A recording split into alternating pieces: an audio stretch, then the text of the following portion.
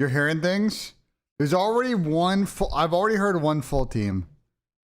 I've already heard one full team, and I didn't like it, so... I think that may leak today. But there's one full team I heard. And I did not like it. So let's talk about the pimp thing, because I think people... Dill leaked it? What did Dill leak? What did Dill leak? I'll tell you if it's the same thing that I've heard. What did Dill leak?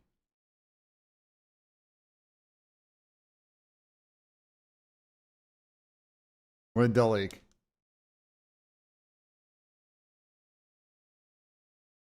Okay, well, yeah, go on. Nice try. Fucking moron. EU players getting opportunities? Yes. In fact, on the team that I heard, there would be a EU player. But I think the EU player is getting fucking set up, so I'm sure it'll come out. I think there's going to be a lot of EU players making the jump to NA this year. I think this is only the start. So, all the EU fucking crybaby people that come to my chat and say, oh, EU players don't get fucking chances. They're going to get chances. I think some of them are making bad decisions, though. We'll see. A lot could change. I don't know if these teams are, you know what I'm saying? Flankcast with a $2 super chat for the stream. Fight kids in a major one. Why the fuck would I fight kids? Why would I fight kids, chat? What? Why would I fight kids? All right, let's talk about the pimp, bro. Let's talk about the full pimp.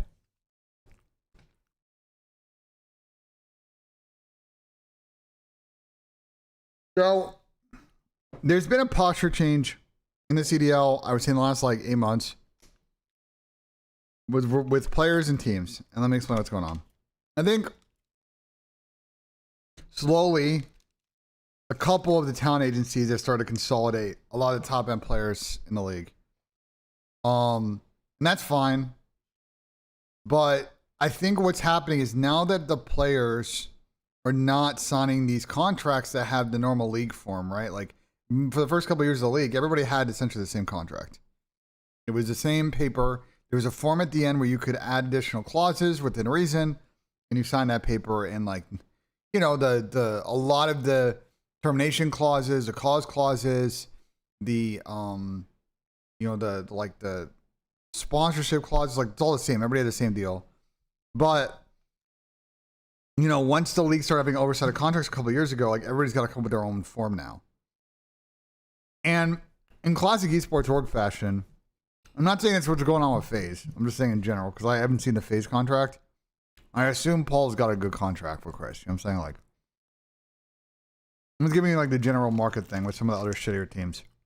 Like the C9 contract I saw, for example. Jay said tier 1 Simp signs blockbuster with Tyrod Bush. I mean, I fear you guys can't afford him, Jace. And Dave would have to put up a lot of money on that one. But I appreciate the fucking tier 1 sub. So, you got that going on, which is like, I think Chris, you know, I think you've obviously got a lot of agents now trying to, or I think agents probably doing a better job now, kind of using the offseason to kind of leverage their players. Now they have more room to negotiate off those league paper. This is where I would have to get like Freudy on probably after the offseason. He can kind of walk you guys through it. But that's like a September thing. Anyway, so what's going on with Chris? Because it's the same thing. So you have all of that. Chris is at maximum leverage. RJ and Crowder at maximum leverage. Let me explain what I mean by that. There's never been a better, outside of year 0, there's never been a better situation for everybody involved to negotiate a better deal. There has never been a better situation for everybody to change the circumstances of their compensation, bonuses, other demands they want because of the following factors, okay?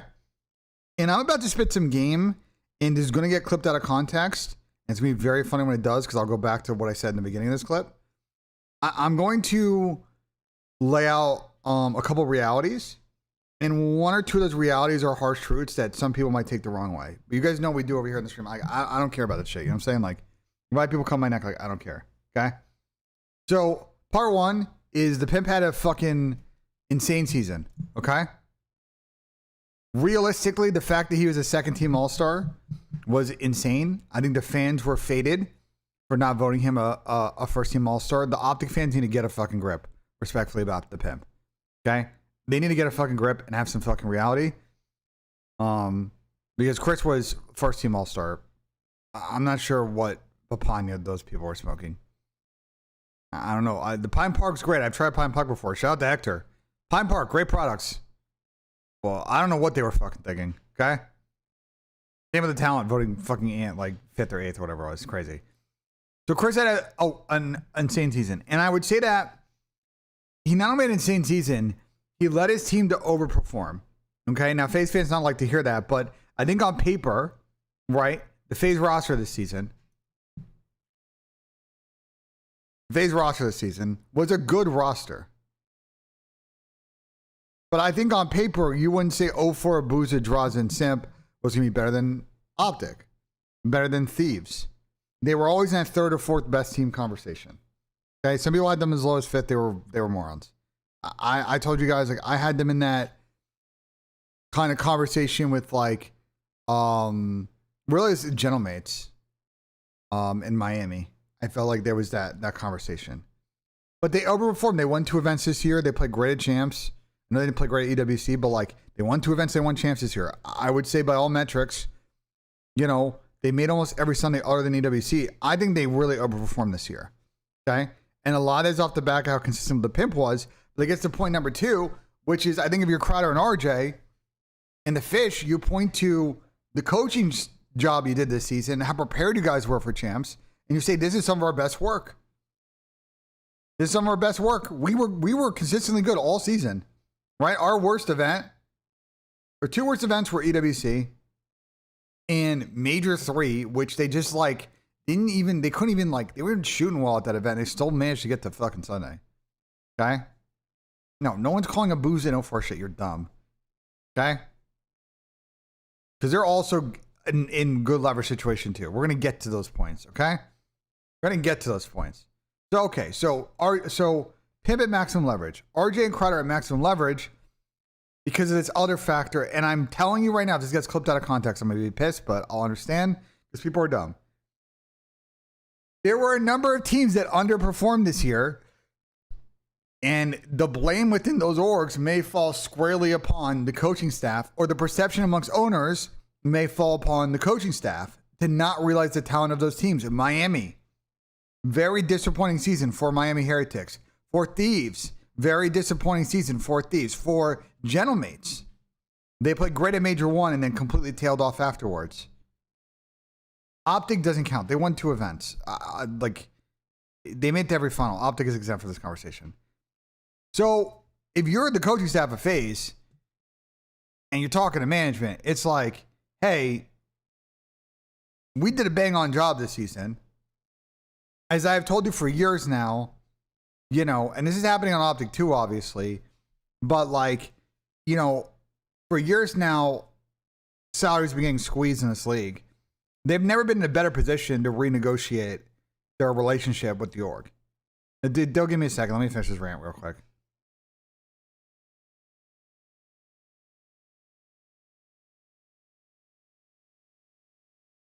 So I think what's going on here is they're making a power play. This is what fucking happens. Like, they're making a power play to change the circumstances of their engagement with FaZe. Now, the kind of ball's in FaZe's court, because I think really all you got to do here, I don't think they have crazy demand. I'll be honest. I talked to RJ yesterday, but I haven't talked to Crowder or the pimp about, you know, this kind of shit. But I know them very well. I don't think their demands are anything crazy. You know what I'm saying? I think the org did a good job. Kill CDL with the tier 1. Appreciate it, man. Thank you so much. I think the org did a really good job, you know, letting them play from Dallas last season. Or I think that was a good play out of FaZe Vegas. To satisfy what the players wanted there. I think that was a good move out of Paul. But I'm sure most of this is just monetary compensation. So really it's just about FaZe hanging, and I think they're good because I think they'll probably get scrap. You know? But here's the thing is if FaZe don't want to pony up and they want to play hardball, The question for me is how willing are Crowder and RJ and the pimp willing to walk away? How willing are they to sever this relationship? Now, it's unclear from this article what Chris's contract situation is. And it's unclear to me as well, asking around.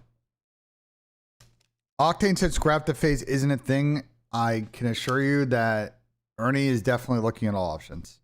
And FaZe can definitely be one of them. I will also say, guys, that Paul Hamilton is fairly wealthy. The investment behind LN Esports Ventures is, I think, some of his money, but also the family that owns Cox Cable, Cox Communications. They are very wealthy people.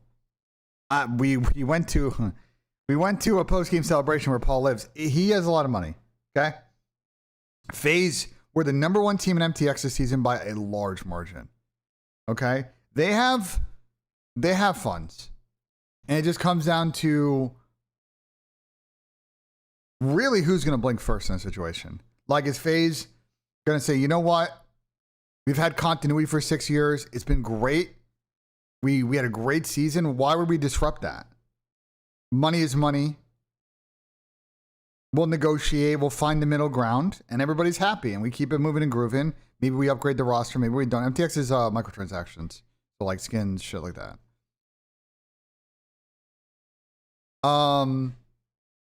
So like, you know, that's one way. It's just like, okay, you know what? Understandable. We don't want to give them their number, but let's give them a counter. Okay, let's go back and forth. And, you know, there you go. There's another world in which FaZe is like, look, we have our economic restraints in a situation. Other orgs are willing to exceed that. We still think we can operate a plan B and C and D. And if, you know, this is a complete like kind of rebuild situation, whatever. Put your mouth on one side. I've never heard that expression before. What the fuck does that mean? Your mouth on one side? The fuck? Hey, yo. FaZe was the #1 team in skin sales, correct? Big Keith.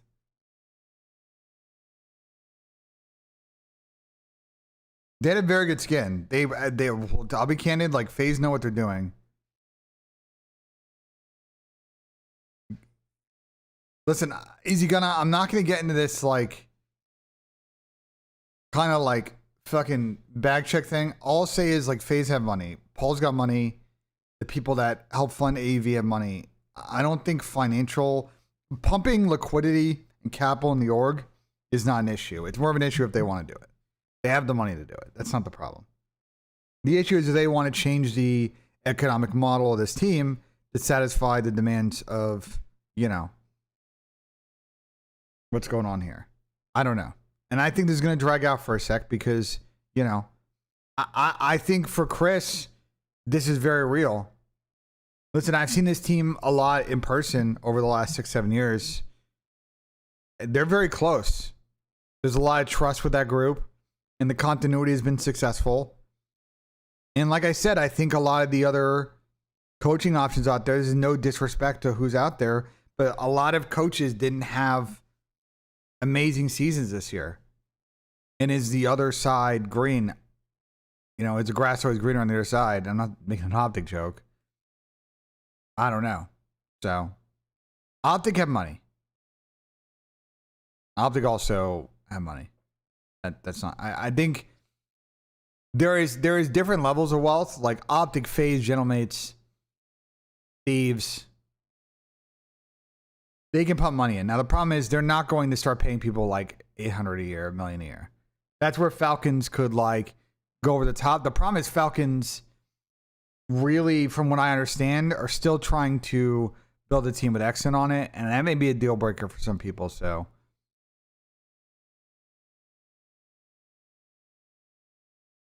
Hector's live streaming on IG and confirm what? What did Hector confirm? Guys, Henny, I think what you're missing is that this is very early on in this conversation. I think people are too focused on. Oh, who would be the team on FaZe, who the team on Gentlemen's. That's not what's going on here. This is purely like an economic conversation of like, look, X Infernity's paid what? I don't know what the fuck that means.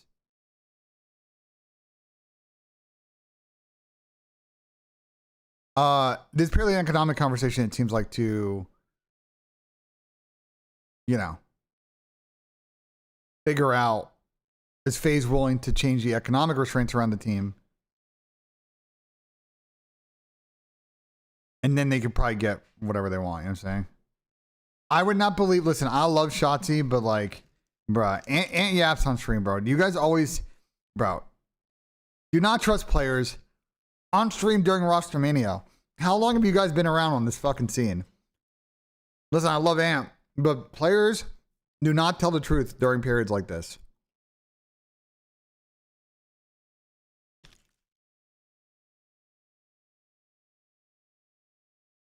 Guarantee they haven't talked about Paco. Here's going to be the problem for Optic. Is I understand the political reality of the situation they're in, where it's Optic Legacy Week. There's a political problem. They start making roster moves during a week where they're doing a big sponsor, set piece. What's good, Tucker? Here's the problem: is that they may get put on the clock though.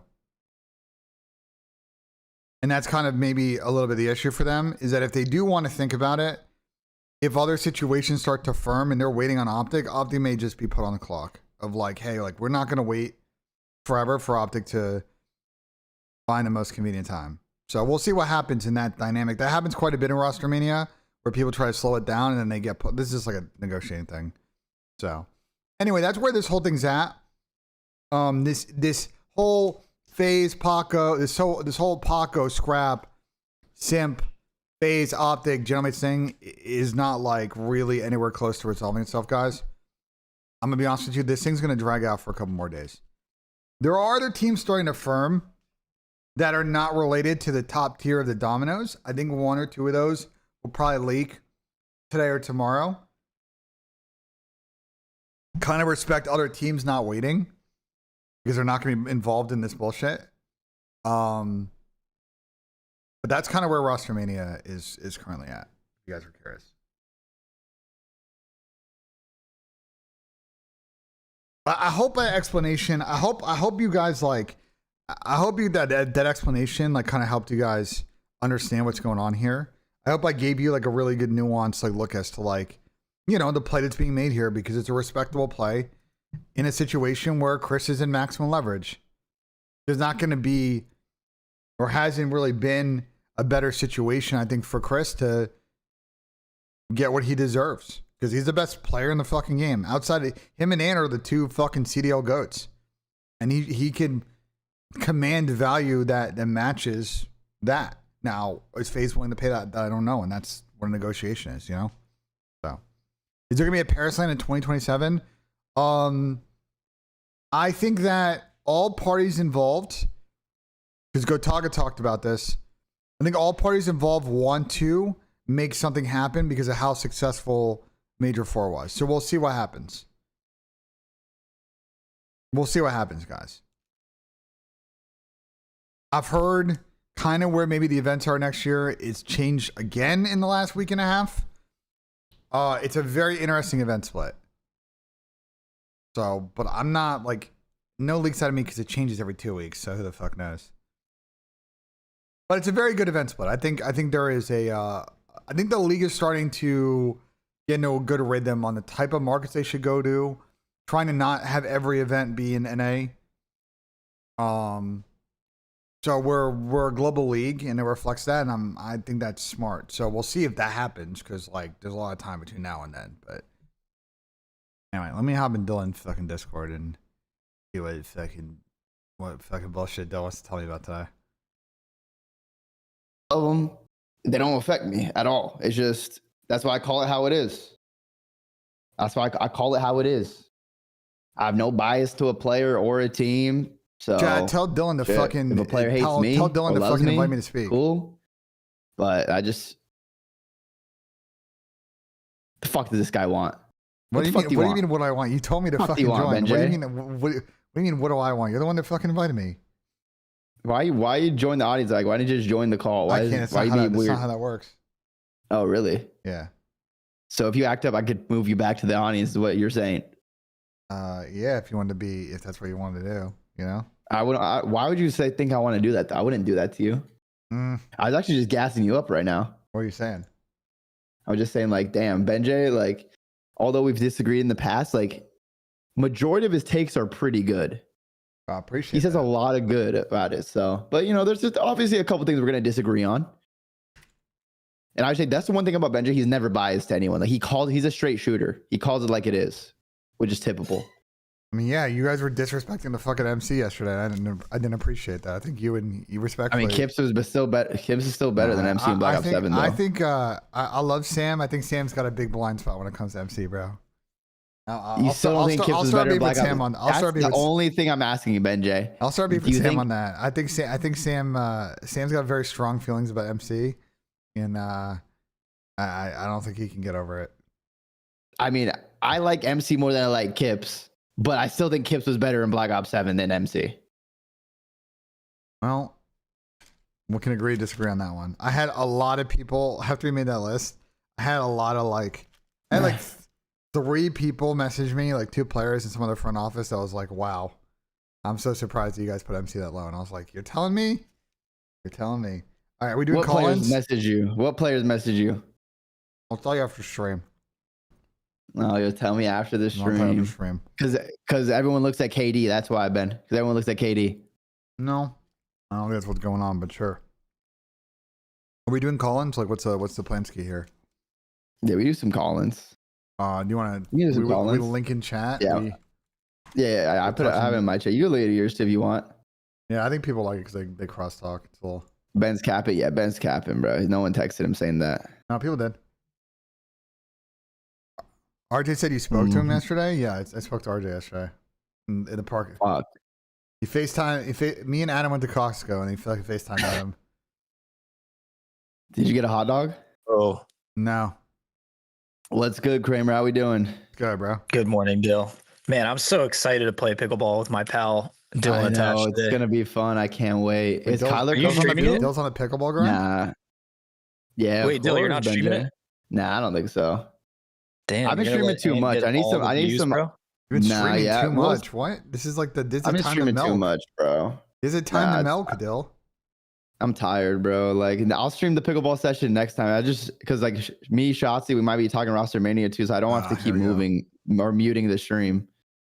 Dude, you can talk about it and not have to mute the stream. I wish that'd be good clips.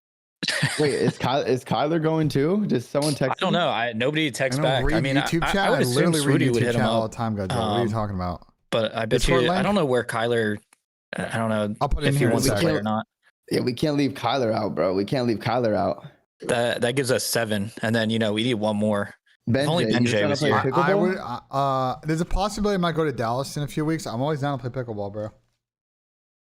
Dude. Thanks. Somebody gifted me a sub. Let's go, dude. I used to play tennis all the time. I definitely. Big W, Brokey your out here. Reynolds, man. Big W, your. Wait, Dill, did you see my text? The screenshot that I sent you? Oh, yeah. I saw that. So he said, send me the resume and gave me his email. Yeah, that's good. That's what you got to do. Yeah. You got to do that with everyone. Dang. Well, I just wanted to say what's up to you, Dill, and I'll see you soon, bro. Yeah, I'll see you soon. I can't believe you're not going to stream it, though. I'm appalled, bro. Is it 19,000 degrees in Dallas right now? Yeah, it's pretty hot. Pretty hot. It's 100. It's the perfect weather. We're going to play indoors instead of outdoors. So, Okay. yeah, man. All right, Dill. I'll see you soon. I'll see you later, bro. Yeah. Peace. BenJ, drag someone else in here. Listen, Dill, I play pickle, bro. Yeah, pull up. When you're in Texas, we'll play. I'm down. We have a lot of people that play. It'll be a good time. I'm a big racket sports guys. We're getting people like racket sports. We're getting into prime racket sports season here. U.S. Open starts in like 2 weeks. Tennis? Yeah. U.S. Open starts in like 2 weeks. Oh shit.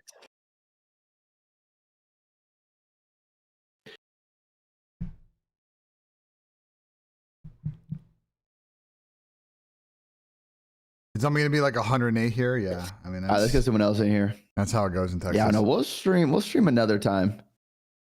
I just don't feel like IRL streaming right now, but we'll next pickleball session. They're What's building this good? pickleball complex by me and lay down street. Yeah, it'll be good if it's indoor. I'm assuming it is in Ohio. It's outdoors, but it's by the soccer stadium. Yeah, it'll be fire. It'll be fun. It's always a good time. Yo, C, you here? Yo, what's up? What's up? How we doing, man? I'm good. How about you? Fantastic, bro. I'm here with my Good. best friend, answering Right. questions, streaming. that's You know, very I nice can't of you, Dale. complain. Same, bro. Right. Rip For Tom. sure. For sure. No, MC's your best friend, bro. I'm second, All third. right, here we go. All right, what's up, C? All right. My question is, I was in kind of other day when you had methods and somebody else in, but I'm back again for the question. I'm kind of wondering about Miami Heretics. Do they ever go a different direction with a not Spanish speaking team now that they dropped Marine Corps and Super? Ooh, I bet you could start off with this. What you think? Yes, I think it's definitely possible. I'm not really sure. And asking around, I don't think anyone really knows what that Miami situation is going to be next year. They may just full blow it up and go in a completely different direction. They may try to keep the Spanish thing going.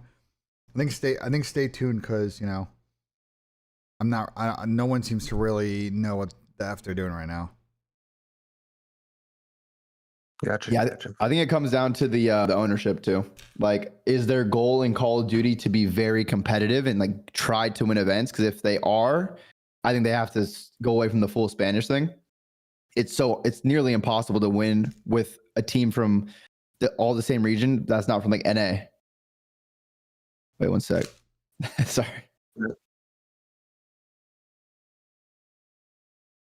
Bet we'll read that in a second. But I was just saying, like, it's so hard to like win. Like it's so hard to build a team from a full Saudi Arabian team and win a chip. Same thing with Spain. You can't really do it. The only country you can do that is NA, but that's just because COD's based here. Yeah. And even now, every team has mixtures of players. You look at FaZe, they have. One sec. Thank you guys for the super chat. We'll read those in a second. But like, you just have players mixed and matched in. So you definitely need to get some NA players too. If you're Heretics, if you want to like be more competitive and just have more opportunity. Because right now the issue they're running into, there's good sub players. There's fucking Trakes. There's Eric Boom. There's Snoopy. But who are the Spanish speaking ARs? I think people were saying Pro speaks a little bit, speaks some Spanish. And then like Rupert KB. But like after that, like who is there really? Like I don't think COD is growing as much in those regions. And in in France and England and NA is like where it's biggest right now, or the US/Canada. So like it's hard to get players out of Spain. I don't think there's very many people in Spain trying to go pro in COD right now, unfortunately. So I feel like the project has to come to an end if they want to be competitive. The problem is I don't think Miami, even during this run deal, was really paying high salaries. I think most of those guys they don't. We're making probably high 5 to maybe low 6. And I don't see that economic situation realigning. So the reality of it is if they pivot away from it, they're going to be like very likely near the bottom of the league. And I know Heretics fans don't want to hear that, but like there's a good chance they're with Boston and Carolina where we're just, I don't want to be disrespectful, but they're just an afterthought in what's going on in the league. So they need to have a rethink on what their long-term and short-term plan is here.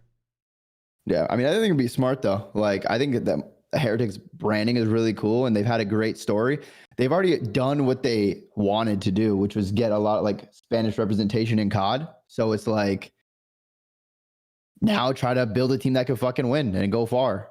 Like that would be really cool to see too, while still having Miami Heretics having some Spanish players. But you just add some NA people into it, and it helps them long term as well.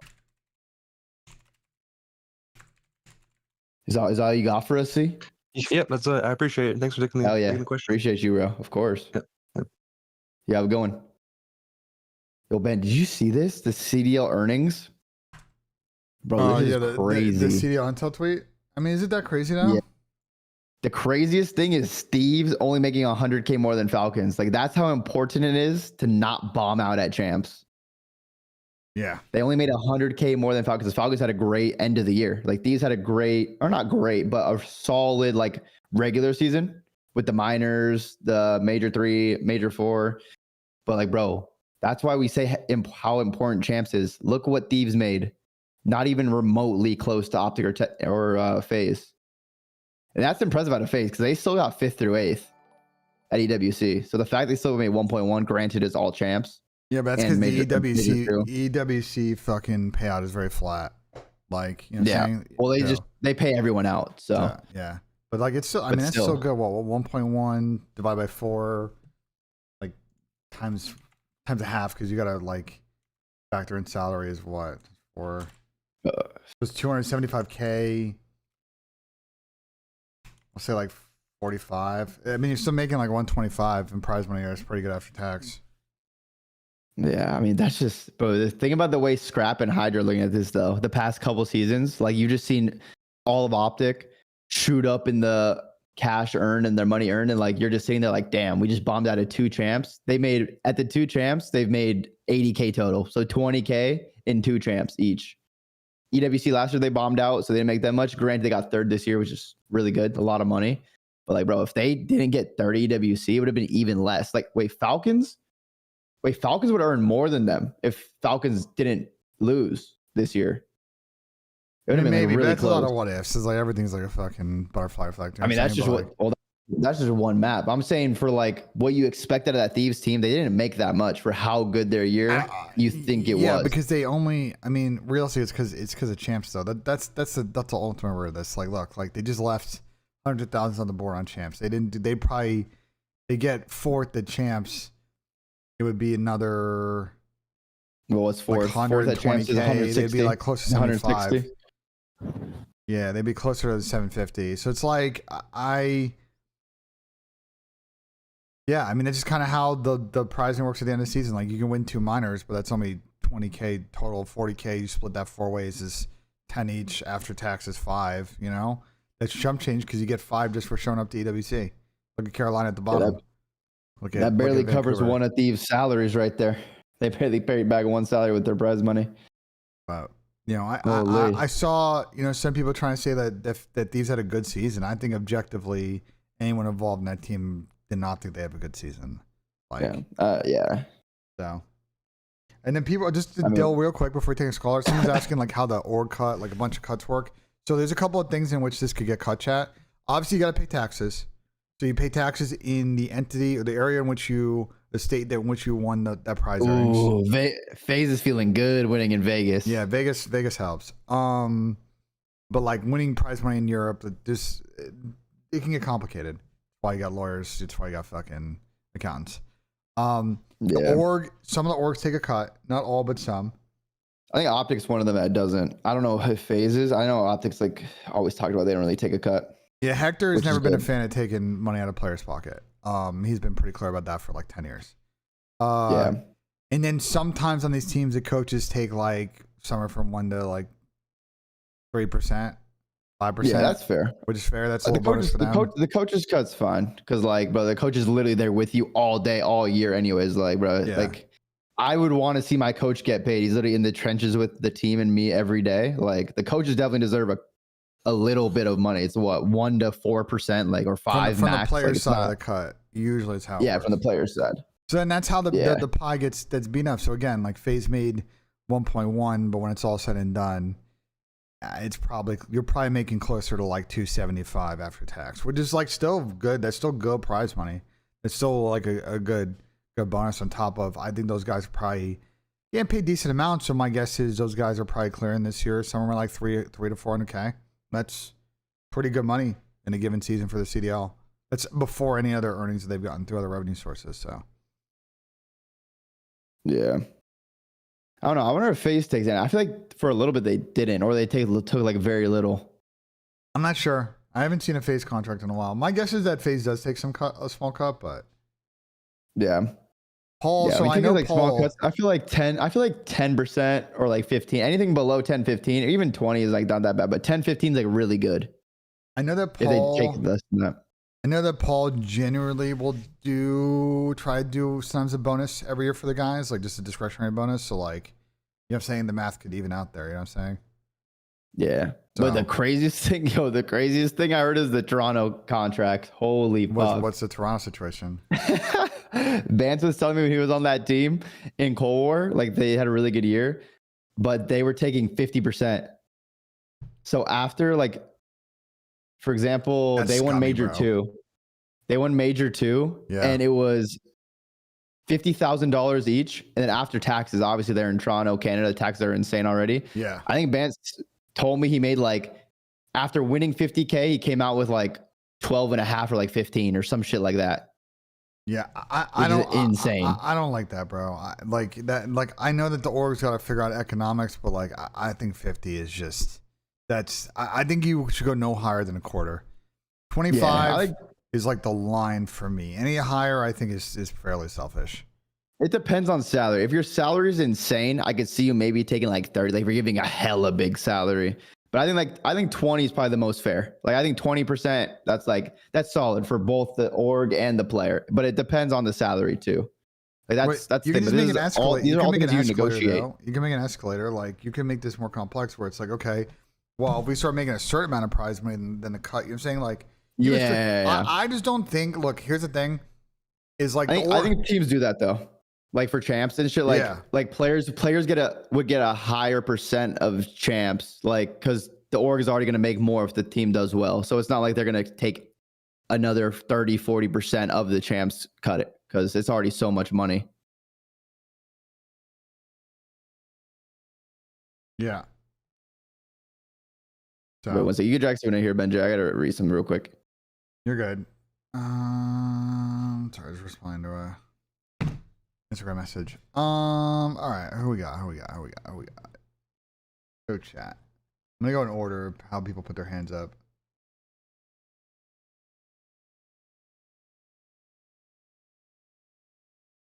Escalator, Ben knows biz. Yeah, I mean, I know ball.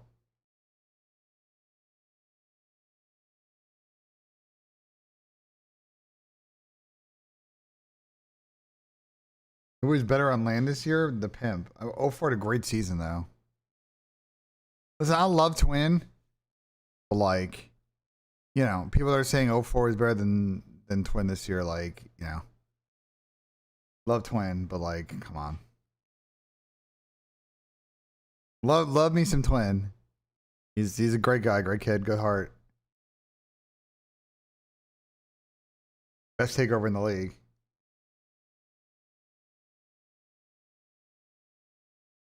All right, invited Henny, but like, he didn't respond. So go next on the list.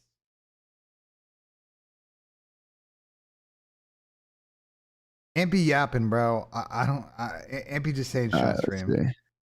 I have two people's hands. I invited two people, so hopefully they're here. Oh shit. Okay, then I'm by a year. He's been waiting. Oh, he's ready. Yo, Oh, sorry. Oh my god, everyone's in here. Oh my god, everyone joined at the same time. Join at the same time. All right, let's. It's okay. We could get organized. Who would like to answer first, second, or third? Does anyone have any time constraints? I don't. I can go last. No, I can go last too. I don't really care. I got rapid fire questions. So Okay, rapid fire. Let's go. Let's just rapid fire it you off. said, first of all, big fan. Hey, hell yeah, and, appreciate you. Yeah. So since these say hot takes, I just made some questions. And these are probably better with more formatted or like more rosters that are already formed. But just give me what you think. One team will completely rebuild or keep at least one player and become a top 4 team within one season. Who is that? Just like one org, like a complete rebuild. Yeah, who do you think that's gonna be that does the rebuild strat? Like fully blows up their team and like it's whole new players. Mm-hmm. So it kind of has to be like a mid-tier to bottom pack. G2, Cloud9, Boston, Vancouver. I think we'll all M8 have. or if an 80. If one of them's M8 or whatever, we'll all probably have new rosters. What would count as a rebuild? Like, dude, because Thieves would technically be a rebuild if they only have a BZ. Like, does that count as a rebuild if they have to get 2 players, or are you talking about like? Yeah, like most of them are probably gonna keep one of their all stars. Yeah, I feel like the 2 biggest ones. I mean, I don't know. For me, it'd probably be like Toronto or Thieves. to be honest, because like, I think they're gonna both end up with rosters that aren't the best on paper that have potential, and we'll just see how the team meshes together and if they can actually become like a championship contending team. Because like they're gonna have solid players, but just not like they're not gonna have the best. Like they're not having a scrap Hydra on paper like they did last year, where you're expecting that team to be top 3 all year. So I'd probably say Koi or Thieves, depending on what happens. Okay. Now I got another one. This Rostermania will create a super team that completely fails. Who do you think that's going to be? Super team that completely fails. What do you? There's a team. There's a rumored team, and Dill's probably heard the same. That I wouldn't necessarily define as a super team, but I think that team is potentially gonna be the most disappointing team this season. I'm not gonna lie, I didn't even heard about that. What is it, BENJ? I'll text you. Oh shit, let me see. Oh shit. Chat. 100 gifted all league. No, I'm just kidding. But yeah, it depends. Cause like it depends because when you build the super team, you also need to have well, that team's not a super team though. No, that's why I'm saying it's not, but I'm just saying like I just think the super teams, here's the thing, is kind of hard to answer this without knowing what the super teams are gonna be, because like the whole General Mates, Falcons, Thieves, FaZe, Optic thing is not even close to being anywhere like firm. So we like really can't answer that question like right now. You have to set expectations too for the super team. Like if a team like, let's say the Simp, Hydra, Joe, Scrap form, for example, if that team wins 2 majors and doesn't win champs or UWC, that's a failure for a super team. Yeah. If a team like that forms, they are expected to win 1 of champs or UWC, and at minimum probably 3 events. Like when your team is really that good, you have to have expectations for that team, and like that team should win half of the events. And if they don't, it's a failure. And if they don't even win the big ones, it's a failure. Like you have to clutch up in the biggest moments, and that's what at least LA Thieves the last 2 years, they've kind of been considered a super team. I think a lot of people have said that, and they did not live up to the expectations. They won events, the majors and the minors, but in the biggest moments when you expect a super team to do good and make a run, they bombed out of it. I see what you mean. Okay, last one is one superstar will leave a winning team for a worse roster. So like, who gets the shorter end of the stick after all this? One superstar will leave a winning team? Yeah, like they just basically downgrade. Ooh. I don't know if it'd be like a superstar, maybe like a star. But leave or get dropped? Like, does getting dropped count? Neptune. They think that with the intention of improving, they end up not working out. I don't think that's. I don't think anyone. But if the question is like, is someone who was on a good team gets on a worse team this year? Neptune. I don't think anyone is like making the move. General Mates players. I think I think I could see like whether it's Nep, Ghosty, Sib, like one of the older General Mates players going to a team and just having a worse season, because like they still had decent enough placings this season, but I don't know if they're going to stick together, and I think they're all going to probably go their separate ways. So like one of them just has to be on a team that doesn't do good. Yeah, in my opinion.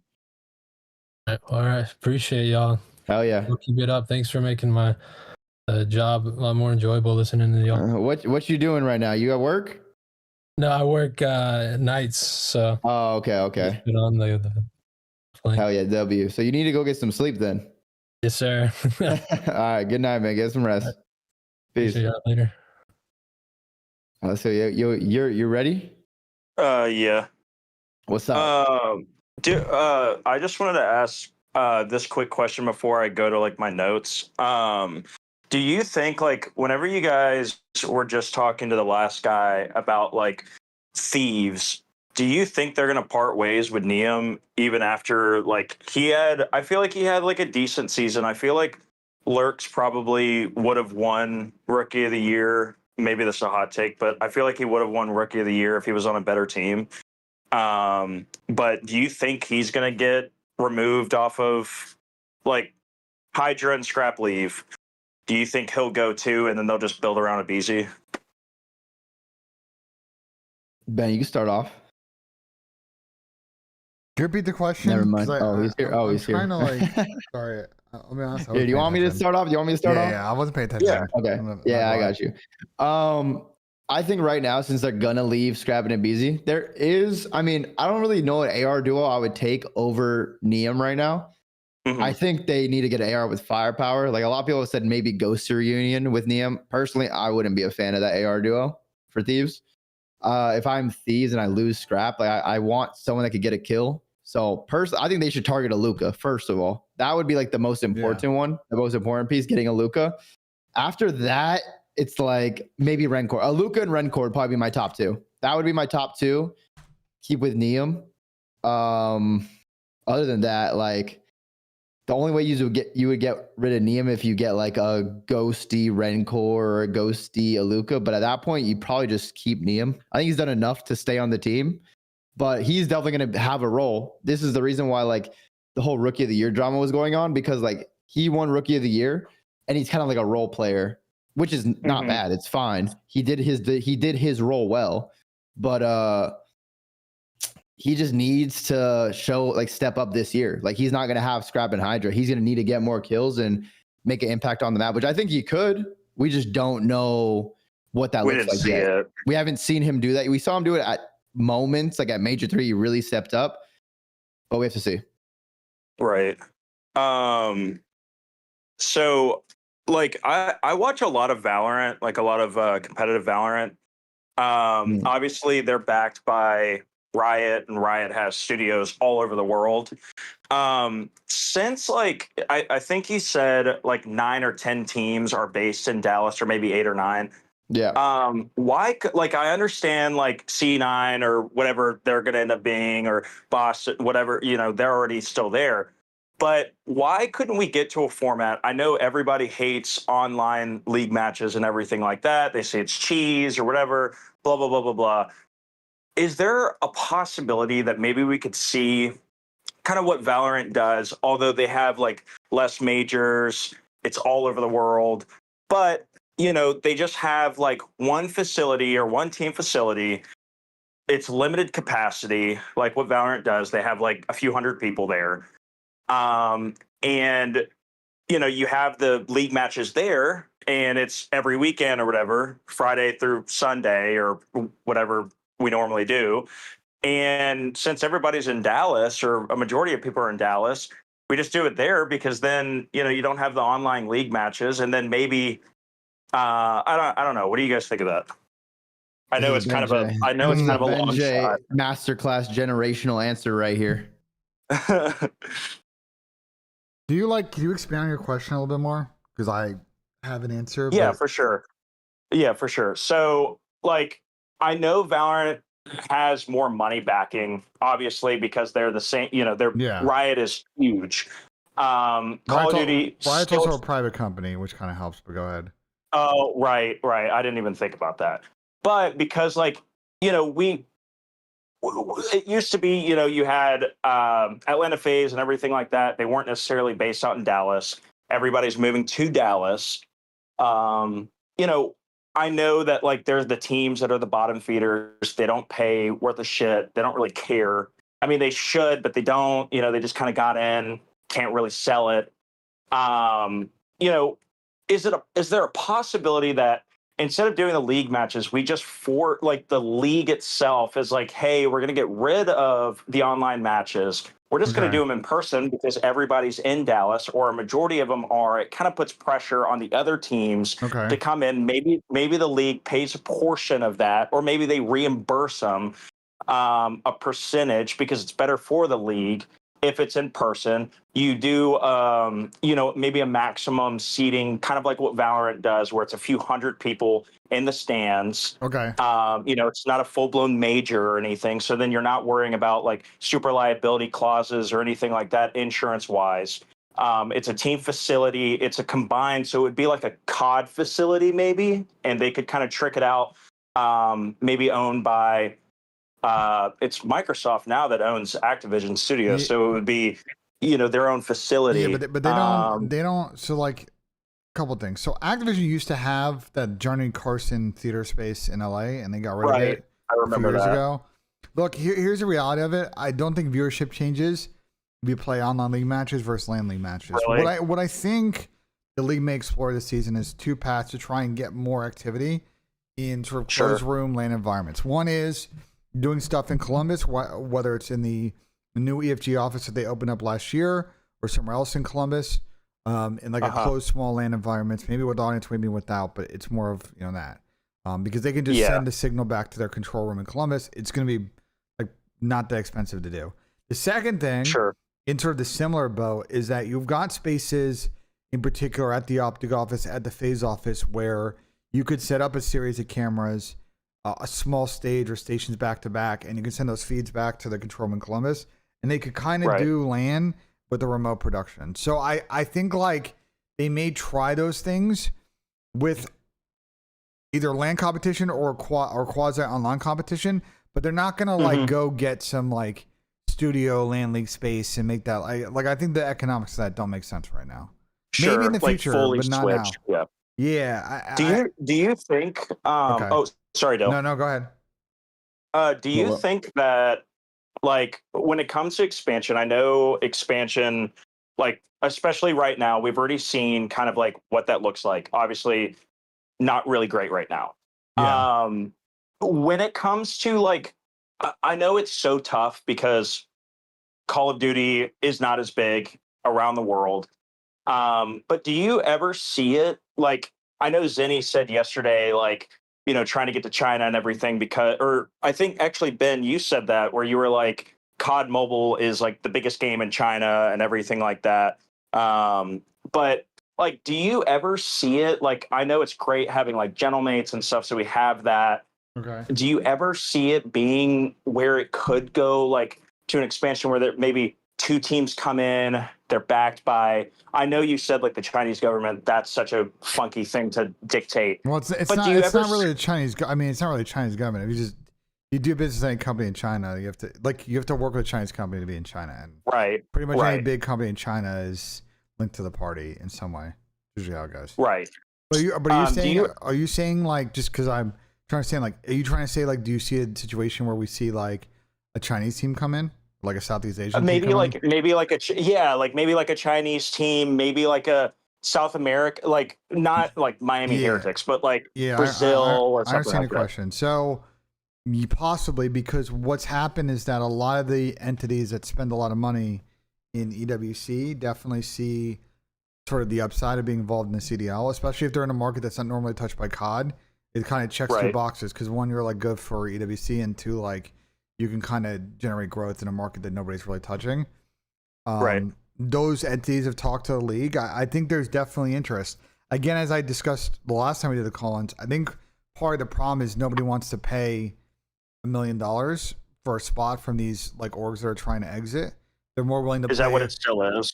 Well, it's kinda. I mean, these are like, bro, part of the problem is Carolina, Vancouver, Boston are trying to like minimize their losses on the way out and try and get like some decent exit, but like it's not at a market, like the value that the market thinks on those spots is like way less, and like there's a sucker or two that ends up willing to pay that price.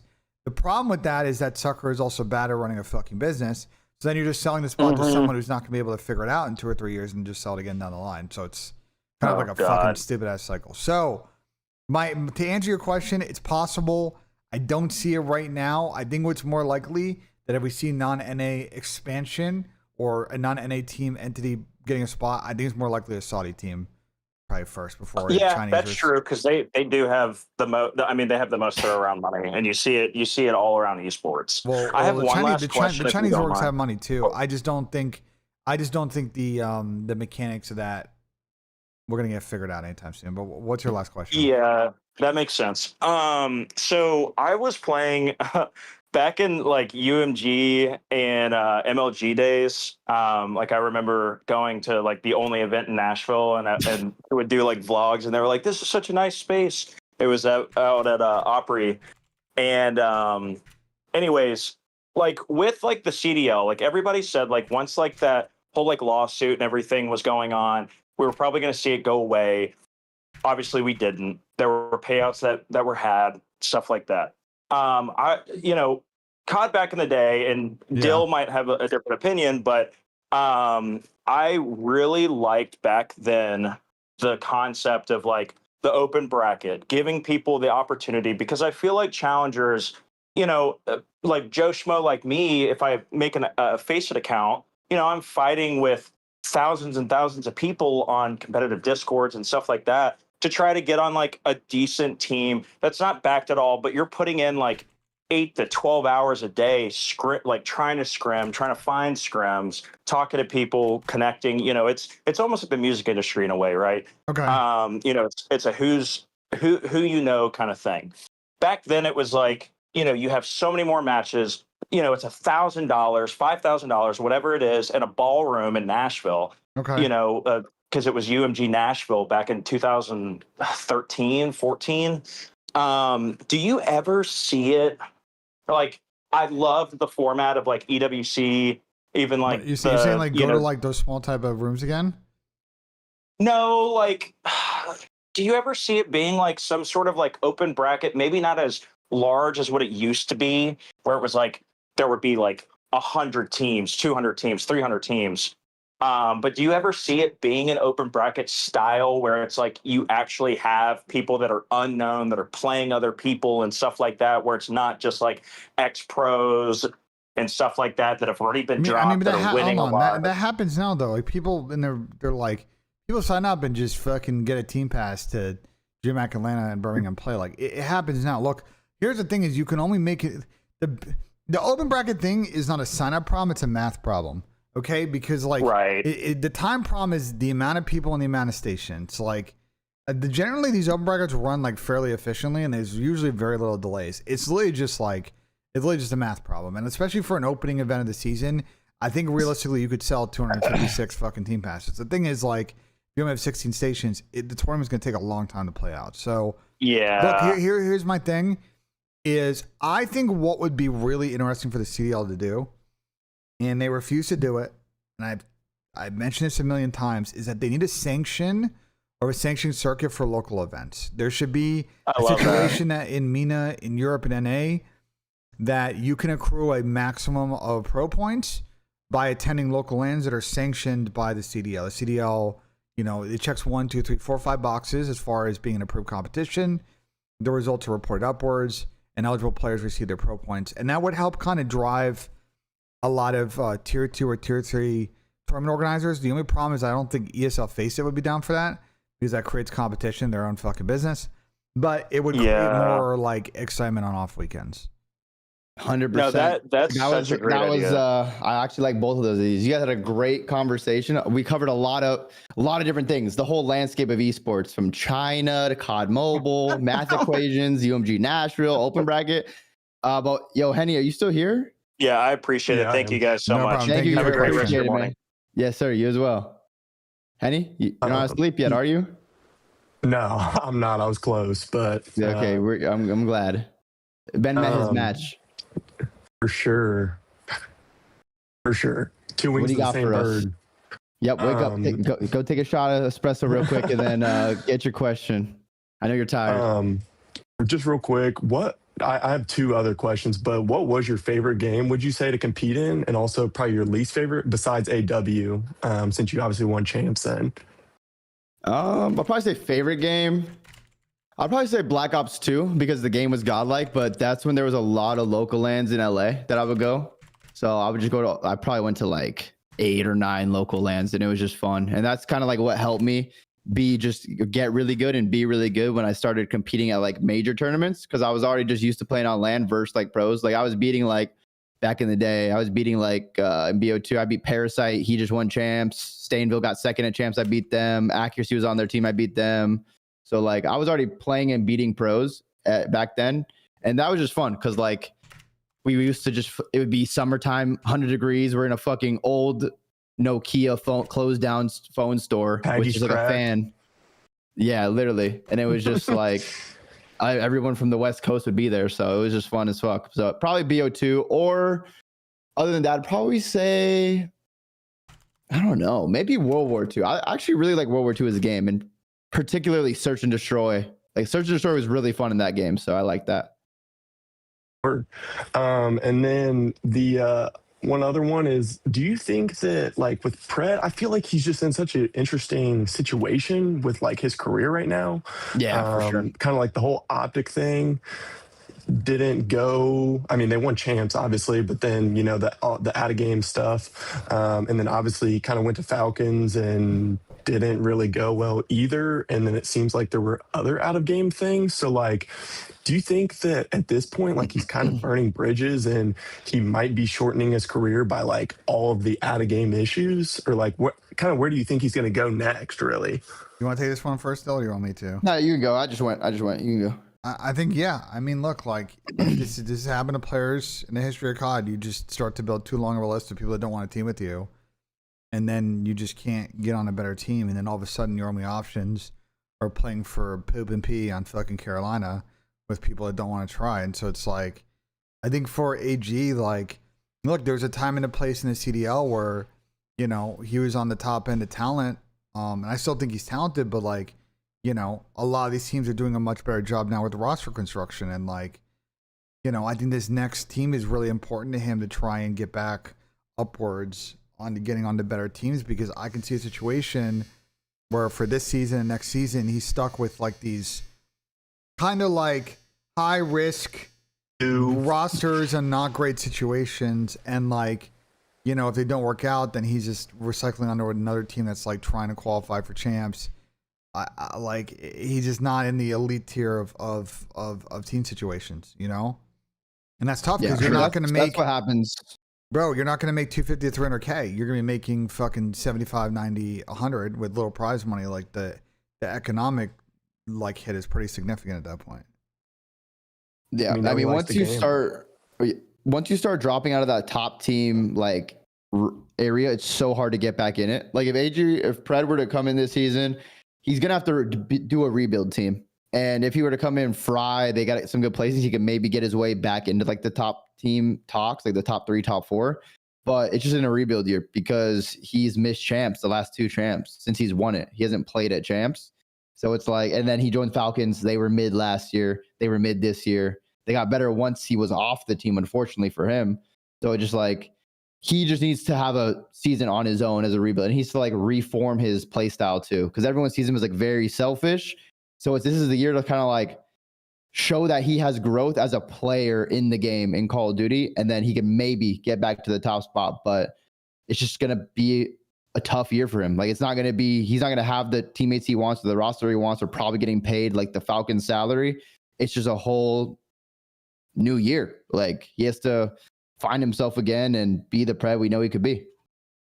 Right. Yeah, no, I think that one of the daggers I feel like was him getting benched on Falcons and then Aluka coming in and automatically like turning up, like not a great look at all, especially after they had basically been pretty mid all season. And then they got 3rd at champs in EWC, right? 3rd? Yeah, 3rd and 4th. Well, no, 4th. Yeah, 4th. Yeah, close to same shit. But then last question, just kind of like not random, but pretty unserious. But if you had to pick right now, super, super, super early, who do you think will win the first event of the season? Whether like, I guess I mean major, not like if Kason throws a LAN or something like that. Bro, we don't even have teams yet. How the fuck am I? I know, but if you that question? just had to throw it out. I think Joe Hydra, Simp, and Scrap win it. I think Joe Hydra, Scrap, and Simp win it. If they're a team, we don't even know if they're going to be a fucking team. I mean, all I know is can we save this question for the end of August? The finals. Can we save this question for the end of August? Like once we know like what the fuck we're dealing with here, please, I beg. Said it was Optics, super. Optics it was making super it. We don't even have teams. We have one team. It's Optic right now. Everybody else, we don't even know if they're going to be a squad. That's why you have to guess, BenJ. You have to guess. Yeah, but it's all just speculative. Okay, it's like I'm not even going to attempt to answer that question. Bro, it's the same thing with fantasy football. Like you're trying to build. You don't know how everyone's going to do. Yeah, but you know who like, the teams are. That's a dumb fucking analogy. Because it's not like people are starting from zero. Calm down, BenJ. Holy fuck. No, I see your question. It's an impossible question to answer because we only have one firm team. Everybody else is a team of 2 or 1, and this Rostermania could have a million fucking twists and turns. You kind of just throw a roster out there as a joke and answer real quick, and then we move on. If you want to do that, go ahead. Yeah. I ain't doing that, bro. I ain't doing that. Listen, if Optical win it if they win their searches. If not, Scrap, Hydra, fucking Joe Deceive Simp is going. They're winning. Word. Yeah, I mean, it was mostly just to also see if you guys would say anything about, I think that this roster would form and whatever. But all right, I appreciate the time. You guys have a good one. Yeah, have a good one, Henny. Ben, calm down, bro. Fuck. Why are you yelling at the people? Don't fucking bait, bro. Listen, These are the people I thought it was a bad question. I'm not gonna lie. I thought it was a bad question. Like, can we? I mean, 2 bro, weeks is a it's good not- you're just question. Right now, taking it's a bad question. You're taking it so serious. You're just taking it too serious. It's literally obviously that's when the people make the way too early rosters or way too early shit. That's literally what it was. You're just a bully. I'm a bully. Let's get the next guy in here. You're a bully. Oh shit, we're in here. You're up, in gentlemen? here. Scrap smoking a joint. What's up? That's an old one. I forgot about that. All right, gentlemen. So, as opposed to the same old Rostermania questions, I have a more specific question on what do you guys think players need to do to actually be considered a more top tier player? And the person I'm looking at, which I'm sure you guys hear all the time, is someone like Estriel. And the reason being, because if you look at, I know stats aren't everything, but his stats, he's 13th in the league in KD. His true engagement success is one of the highest. If you look at his hill time, he was way above Joe. He's out there for when he was on G2. He's fighting for Kremp for his kills and everything like that, still providing damage, kills, everything like that for his team. He pops off when he needs to. You guys always are calling out when he clutches up. So I'm wondering, what exactly does someone like that actually need to do to raise their stock? Rather than just be considered like a B tier player, is do that at the business end of tournaments. Like, it's all fun and games. You do that online, but the thing for Justice is like doing that in the winners finals, losers finals, grand finals. That's where you boost your stock. Look what happened in 04 this year, right? Like, I think everybody liked Twin, but like, bro, Twin balled out in big series this year. Like, he showed up when the moment was bright and did it. Same with Abuza, and that's what boosts your stock, because people say, oh, you can do it, online in your fucking facility on a rainy Thursday, but you can also do it in front of 7,000 people in a fucking venue on a Sunday, and like, you're an all tools player at that point. Yeah, I mean, realistically, you have to do it versus like Optic and FaZe. Like, you have the teams that are winning. Once you go out there and show that you could run them and dominate them, that's when people will be like, oh shit, like this guy's like the real deal. And that will like boost you up into that category, that ranking of those top tier players. Like, and you have to do it a couple times too. Cause that's the thing with Joe. A lot of people are giving Joe flack saying he didn't play well versus the top teams in the big moments. So that's why when we all say he's godlike, all the people are calling him if man, because they're like, oh, if this, if that. But he didn't have those moments versus Optic, or those moments. He had some versus like FaZe. Like, he just needed those moments where he was like doing a 0-4 takeover. Like 0-4, you could think about it. Map 4 Den, winners finals, COD champs. He dropped 44 and 15 to get his team to game 5 and they end up winning it. So it's like, to grow as a player or to be seen as a better player, you just have to do it in the biggest moments, kind of like Ben said. Yeah. So in that sense, then, I mean, I'll be real quick. My last thing was just so in a player like that, I mean, Joe, for example, first year he was on, what was it, like LAG or some dog shit? I mean, horrible. But okay, he didn't have the opportunity because his team's horrible. Okay, Estriel this time, he finally, for like 2 events, gets on a good team and is I mean, I don't even know if Joe was that much better than him when he was actually on Gentlemates. You know what I mean? Like, towards the end of the year. So my question is, if he's gets put back on like a mediocre team, do they ever get that opportunity to, you know what I mean? Like, to stand out? You like, think, what do you guys think about that? Estriel was better than Joe? Like, He's saying when I'm saying when they were on Gentlemates, not overall as a player. Joe is fucking gross.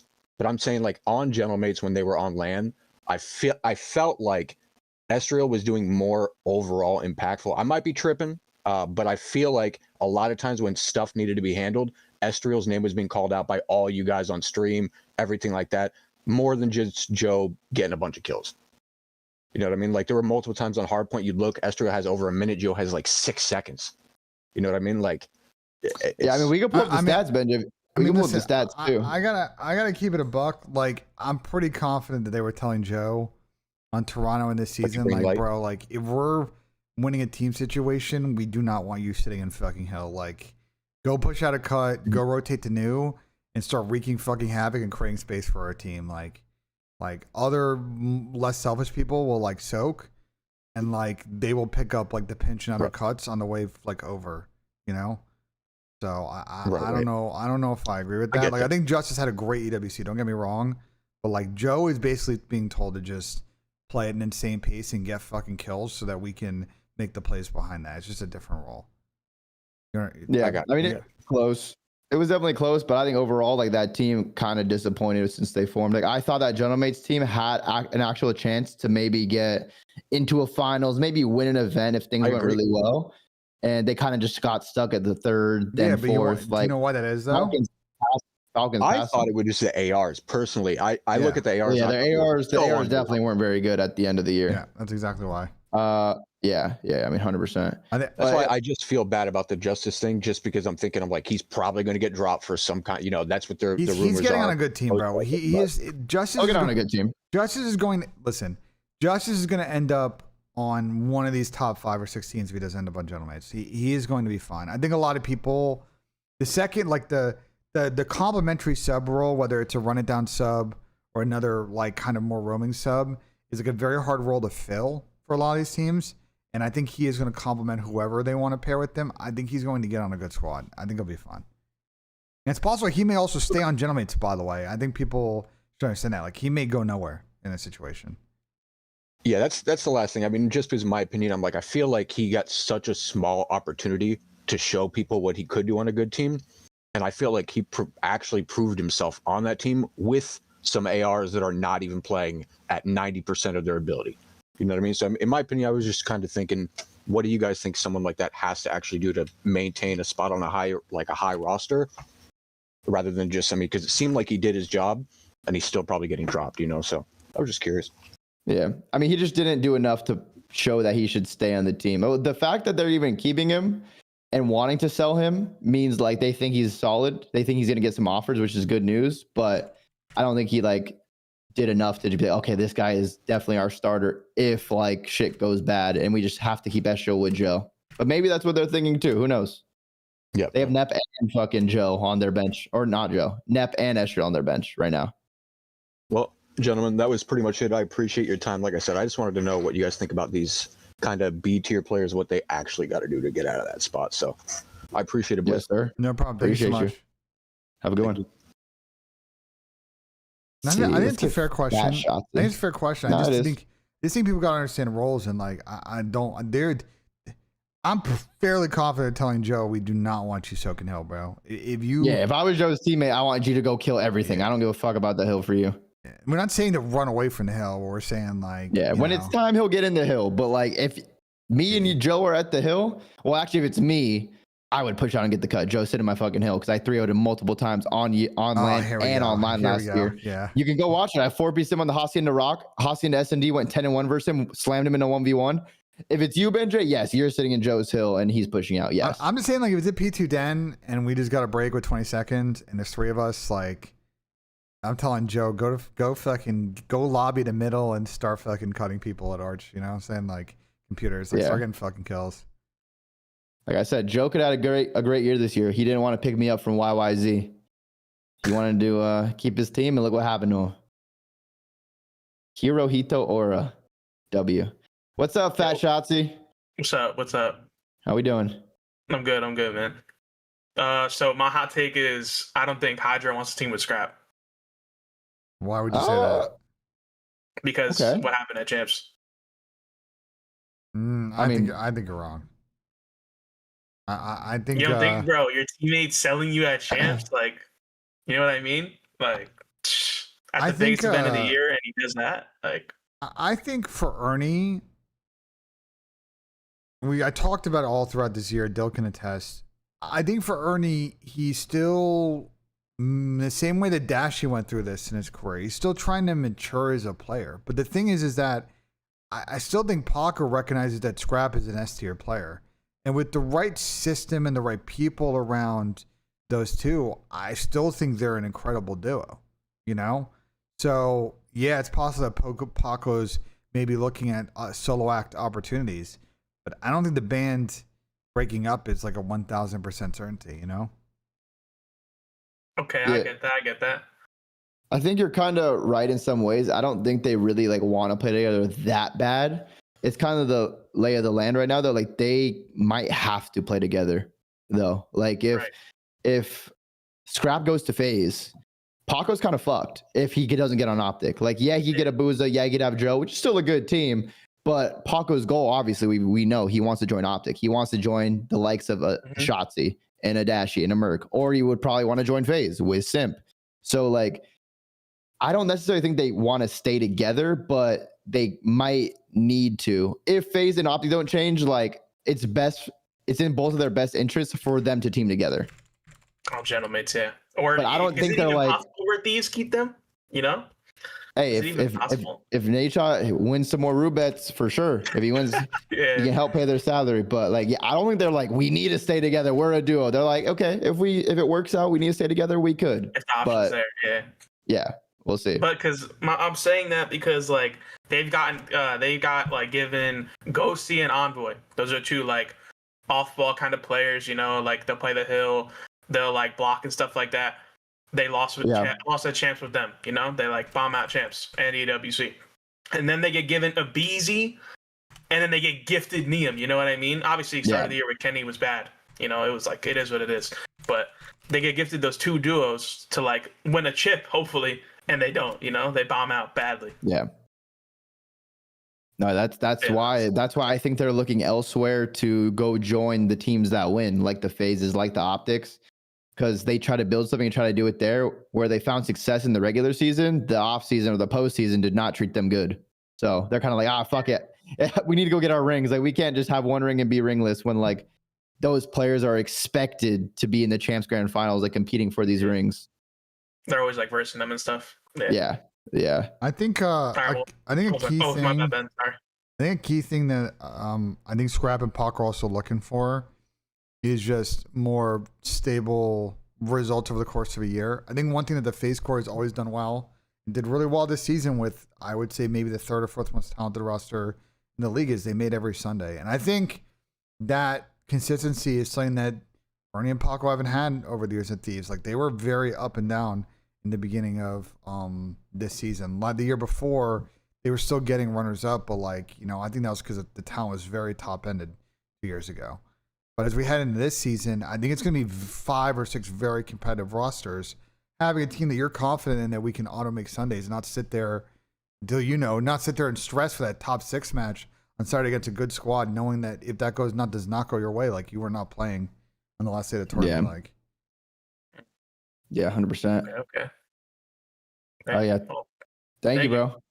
Thank you have for a good one. the opportunity, man. Appreciate it. Of course. Can I address what Ventity said in chat real quick, though? He said, what did he say? Thieves are getting $800K from club earnings for EWC currently based on the standings. Don't doubt that we use that to keep scrapping Paco. I don't think the problem for Thieves is money. It's not Thieves can't pay the guys. The problem is that they've been on the org for 2 years, and candidly, the evaluation of those 2 years is that it was extremely disappointing. There is minimal success that you can point to. The missing with they won 1 million online minors.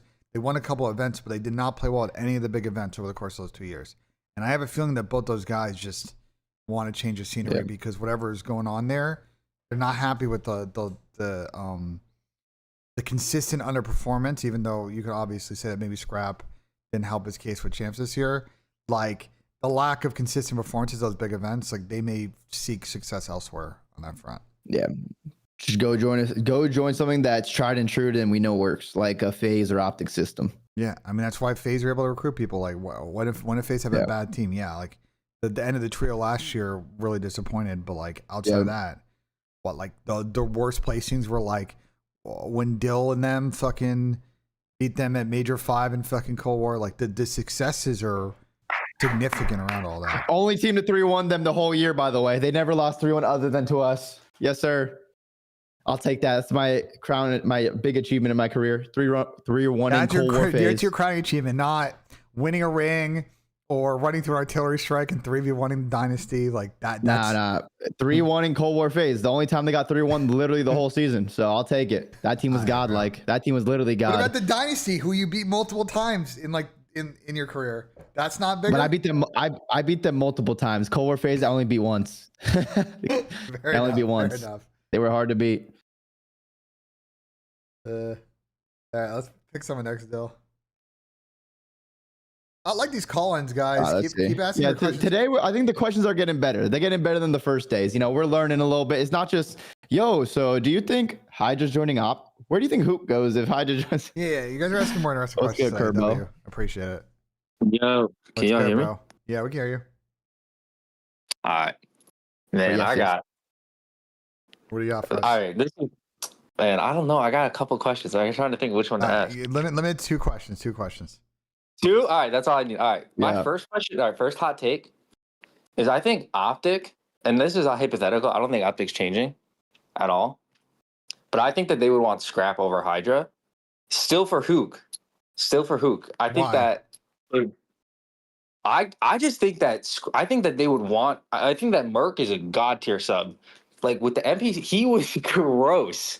Shotzi, Merc, Dashy, and Scrap. I just think Here, that team would be Yeah, insane. Dill, you take I'll this take it one. from this point. Is Merc able to run a sub and an AR at the top level? Yes. Is Merc able to be an entry sub where he only runs a sub and never really pulls out an AR? He probably could do it pretty damn well. Probably. I don't think he'd be as good as Hook though, and I don't think he'd be as good as like the Simp and the other players running a full-time sub, because that completely changes his role and how he looks at the game as a player. Like, he has to change everything about his game. He's looked at by his teammates differently because he needs to be running in first and running it down. Like, he's not the guy that could just finesse, take his time. Like, how does Hook play? He just runs it down and calls out everything and gets kills. So Merc could do that, but it changes the whole dynamic of the team, and we're probably going to see his gameplay fall off a little bit. He'd still be great, but you would definitely see some moments where it's like, this just looks weird. Merc is just a guy you let run whatever he wants and go kill everything with whatever you want. You want a sub for a life? Cool. You want an AR for a life? Cool. He's proven that he could do that at the top level, so that's why change. No, listen, I hear you. I don't think I wouldn't change for anyone. I think they should keep Hook. I mean, we don't have to keep talking about this because I know, like, we talk, Yeah. But I was just saying that I think, like, people are, I don't know. I just think that there's, if Optic were to change, I don't know if they wouldn't consider Scrap. That was all. That was all I was thinking. Yeah. And then other question, we can move past that, is like, and this is bad timing after yesterday's whole talks with Celium, and like, BENJ's, we already know. His outburst. Yeah. but I do have a question about, like, Celium's, like, so first, like, his contract is 2 years for that $800K. He's got that salary for 2 years. He probably hopes so. He probably hopes they keep him, which I think they probably will. So he's caking it. They're gonna keep MC, and I'm not sure I'm not sure the year 2 situation with his contract, but I'm pretty sure he's getting paid some good coin. I think it'll be fine. Okay, my question is like, does he have, like, did Celium, and I guess for BZ, but really for Celium, because that was the trio, did they, like, lose the aura in terms of people wanting to go play with them? Because, like, everyone's talking about Falcons in terms of money. Like, yeah, the Falcons will throw the bag out, but no one's talking about, like wanting to play with Celium, who, like, literally less than a year ago, everyone in free agent was like, who's going to go team with Celium? Like, like, everyone's talking about teaming with Joe Disease now as the piece, or obviously Simp. And I'm not saying that obviously those are, like, that's understandable, but, like, no one's talking about, like, the push to go team with MC. Let me answer your question.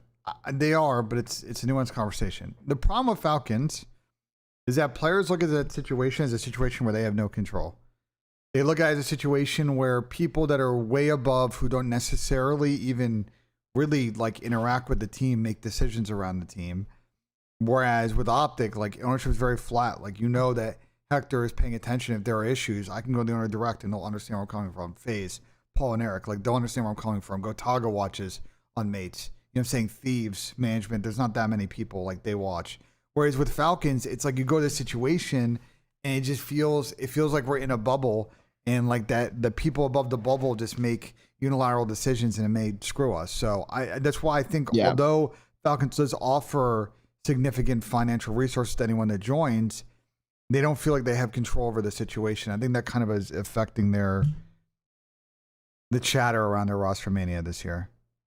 Yeah, I mean, to put it like this, Falcons was trying to make changes since after Major 1 this past season, and they weren't able to. So, they wanted a lot of changes, and we saw the year when they stuck together for the first 4 majors. Once they finally made a change, they got a little bit better. But yeah, the higher ups control the whole org. So if you're there, you kind of have to listen to them. I guess like, just one last, like, question. So, like, you don't think, though, like, let's say the pay is higher let's just say, I don't know if it's true or not, but let's just say this, the bag is higher to sign with them. So you don't think Scrap and Hydra would consider going there with all that, managerial, whatever, suit stuff that's blocking it? You don't think that if the salary was higher and they get to play with MC, even if X is there, maybe not, whatever, you don't think that they would consider that, like, over some of the other teams? There's a certain number. It depends. Yeah, there's a certain number, but I think if they paid him $1 million each, maybe. But other than that, probably not. Yeah, because then once you factor in happiness, what you make from prize money, it's not worth it. But there's always a number at which like those guys can't turn down. You know what I'm saying? And by the way, I think Saud's good. The issue is that like, is Saud better than Joe? No. Is Saud better than No, he's Chris? just not. He's not a top tier player yet. He's still growing. He's like, we have him C tier. Like he's growing. He improved since last year, but he still has a ways to go before becoming a dominant sub in the game that can win championships. He's just not there yet, but he's making progress to get there. So it's going to be a big third season for him coming up. Yeah, I know. So what would you think of that team of Scrap, Hydra, Celium, Xnid? I mean, they'd be good. That team's gone. Like, no? I think that'd be that good. That team's top 2. I think Saud in particular is going. I mean, that's just a worse. I think it's like a worse Steve's though, because I think Abizi's like far better than Xnid, and Celium's definitely better getting kills than Nissim. They have a very different play styles, but I don't think that team would win an event. They would have some moments where they maybe get like a top 3, maybe a top 2, but I don't think they would really win that. The issue is this, right? Like, if Chris is the last player on the team, like he's not determining your fucking ceiling. With Joe, that shouldn't be the case. With Saud, even if you got MC, Scrap, and Paco, like whether or not you win or lose an event is probably coming down to accident. And like I think Saud may eventually, like just like Joe did, and after that first IG year, like get to a point where like he's an elite talent. But you just don't know, and there's just uncertainty there. I know though, talking to Saud, one thing he's going to work hard this summer is he's going to go hard in the English books again. Like he's continuing to try and very much put as much effort as he can every day to like improve his English. Yeah, I think knowing Saud as a person, like I think he's one of those players that works really hard. He really is passionate. We all see that, and he's improved. Like Ben said, Jodeci's had 4 years. Like this is Jodeci's 4th year in the league. This is Saud's like second, pretty much. Last year probably kind of didn't even really count because that was some crazy shit. So like he's making good progress. It's just if he can keep it up. And by the way, Joe got benched on Thieves. People forget that. He went and then he went back to Challengers. Yeah. They basically told Joe like you're not listening to what we're. Basically, like they were saying that Joe were like taking what they were doing in VOD and was making the same mistakes over, and they benched him. Like, I think Exxon will develop. He's just limiting Falcon's ability to make a super team this offseason quite significantly. Yeah. I mean, last thing, I'll go. I just think he's got crazy takeover. Exxon. I think he's. I mean, I know y'all agree too. Like, he's got really high ceiling, like really high potential. Like, so I don't think that situation is as bad as I feel like people on the outside, like they're just not even really in the talking point. I know you guys said like the reasons why, but I just think like a duo, even if it's MC and Xnit, is like not a bad landing spot for a lot of teams. But yeah, but the issue is that Saud was statistically one of the worst search players this season. Like he has to get better S&D. S&D wins championships. No, there's no doubt. And he was, and I would tell Saud to his face, like he was just not good at S&D this year. I know they had a lot of other chemistry issues in S&D didn't come together really to the end of the season, but like he's got to find his way in that game mode and find an identity. Like if he wants to be an SMG that pulls out a sniper if available, great, but like he's got to be a plus player. Like he's got to stay alive, get multi kills, open up rounds, clutch rounds. Like he basically, his MO in S&D this year is either he died very early in rounds or he had the sniper out and then was ineffective at the end of the rounds trying to be a difference maker with the gun. Like that's not a good spot to be in. Yeah. Yeah, no, the English will help with that too, like all that small talk and S&D and stuff. So, all right, y'all. Appreciate y'all time. Appreciate you. Have a good one. See you, bro. Peace. Now, let's see. Get Alexander the Great.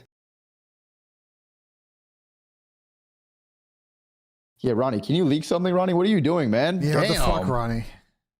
Hey, hello. Things are getting stale. Hey, what's up? How we doing?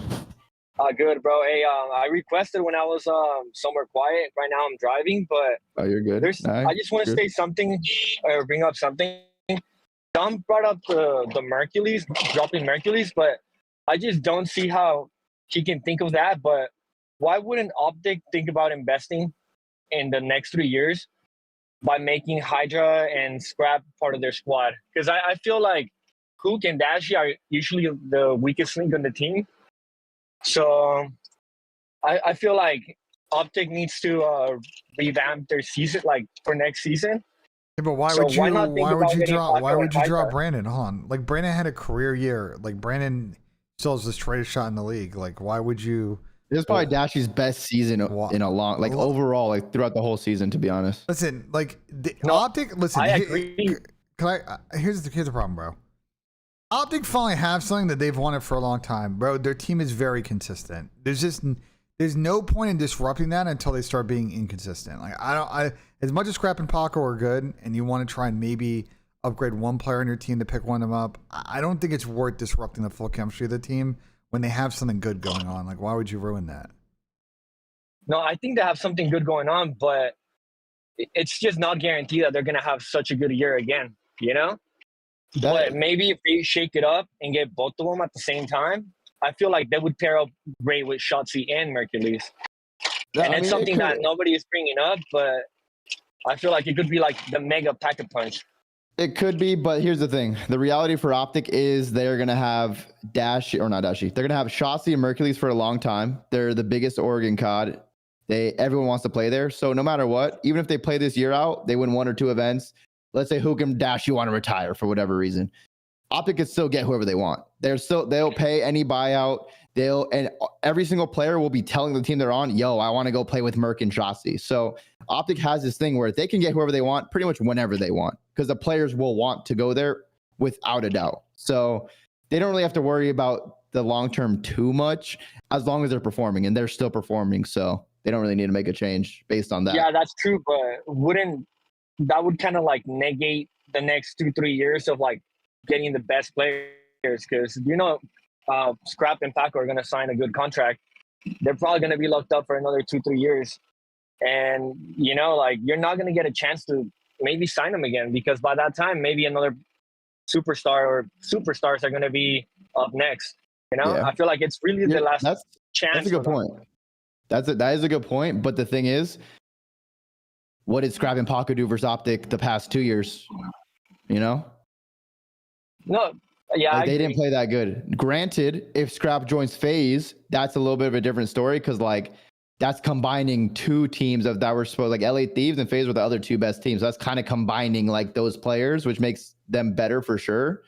But Optic has still handled business with those other teams, so I don't think they're like too worried about that. I don't know. I think they're still going to be fine regardless, whatever they do, whether they stick it or if they get Hydra. I just don't think they're that worried about like other players forming, because no one's been able to form and really give them a challenge, except for that FaZe team, because they beat them in 2 grand finals. Yeah, I agree. Also, I wanted to say, I feel like Toronto could make a good team with Kleenex, Kips, Kismet, and Ghosty, because I feel like those 4 players are just 4 players that play for the team and know how to win. You brought it up earlier that Kismet would be good in Koi, and I feel like I would perfectly agree with that. And Ghosty, since he's gonna leave the Genomates, I don't see him on FaZe or LAT again. Maybe LAT, but I feel like Toronto would be a good destination for him. I don't know if you can give me a take on that. Ben, you want to go? No, you go first on that one. Like are you saying Toronto just in general?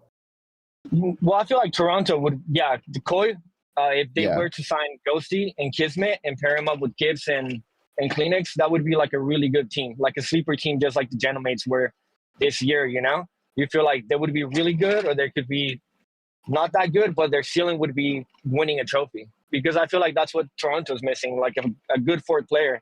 That's what they were lacking the whole year. Yeah, I mean, Toronto is in a really good spot right now because they found Kips. If they didn't find Kips, they'd probably be fucked. But they have Kips under contract, so that could maybe lead to Kleenex staying. And if they want to spend money, they can, to build a good roster, because they could maybe get like a Neptune to pair up with them. They could get a Ghosty, a Rencor, a Sib, Estriel. Like there's a lot of players available, but it comes down to them spending money. And I don't know if they want to do that, because they're starting to go a little cheaper in the direction. But I feel like that would be like a budget team that would actually kind of work. And also Neptune it would be a good bang for your buck team for sure. I feel like Neptune would be like a really good fit with the BZ. And I don't know about Niam. I think he's had like ups and downs throughout the year. But if they can get like another good AR on LAT, it would be like a good budget team as well. Because I know they're kind of in a reconstruction stage. And lastly, I just want to say that I appreciate you guys' shows like the Rostermania and stuff. Keep it up, BENJ, and you as well, Attach. You know, you're bringing good content to like the off season, man. Oh yeah, appreciate. Thank you guys. Have a good one. Peace. Peace. All right, let's see. Home Peace. He's been in the YouTube chat a lot recently, so we'll get him. Yo, what's get good? me in here. Yo, What's good? Hey man, I came here to talk about the Falcons. They ain't winning with X in them, bro. They gotta drop that. They gotta drop him. They gotta get up out of there, dude. It's like, why do they keep him on the roster? I see. You disconnect? Yeah, wait. I think he's lagged out. We'll see if he comes back. But my opinion, I get that they like him. Wait. Home Peace. Actually, to your point, let me cut you off real quick. CDL Arabic just tweeted, the Riyadh Falcons team is studying the idea of submitting offers to each Scrap and Hydra. So dude, the Arabic Falcons, may be becoming a player. Yeah, but they saw Gentleman's trying to drop the bag. They said, listen, we got that oil money. We're ready to drop the bag too. Yeah, yes, sir. I like that. What does that say about your question now? Are you liking that bet a little bit more? Yeah, I'm loving that. I'm loving that. But I'm not gonna lie. Is Kismet still on the team? Is it Hydra gonna play with Kismet? Because I feel like that's like, are they gonna keep Kiz? That's probably not, I would guess, but maybe we'd have to see. I think the Hydra kids do is probably over though. But like, here's the excellent thing, bro. Like, listen, I'll keep it a buck. Like, I think Falcons, right? Like, they have made an MO of across all sports trying to chase this EWC championship by building these like world-class teams in every game. There are only so many games where there is elite, Arabic, Saudi, a talent. Yeah. You have it in FIFA, you have it in Overwatch, you have it in Rocket League. Obviously, the Rocket League team is very good. They beat Gentlemates, I think, this morning in Rocket League, and COD is also one of them. And they want to develop, personalities and talent that are extremely marketable. Because you look at like Optic. Bro, this is Optic's MO, right? Like organically, a little more organically, like they developed cornerstone talent that like became esports athletes and then transitioned to a post-athlete talent career. Same with like, say, Gotaga on Gentlemates. Like, it's a very smart business marketing and like a long-term play. The thing is that Exxon is just way more underdeveloped than everybody else in the league. There was no, bro, they didn't play 44 Respawn. They played 44 S&D and Mina as a competitive format until like 2 or 3 years ago. They're way behind. Like someone like Simp, for example, right?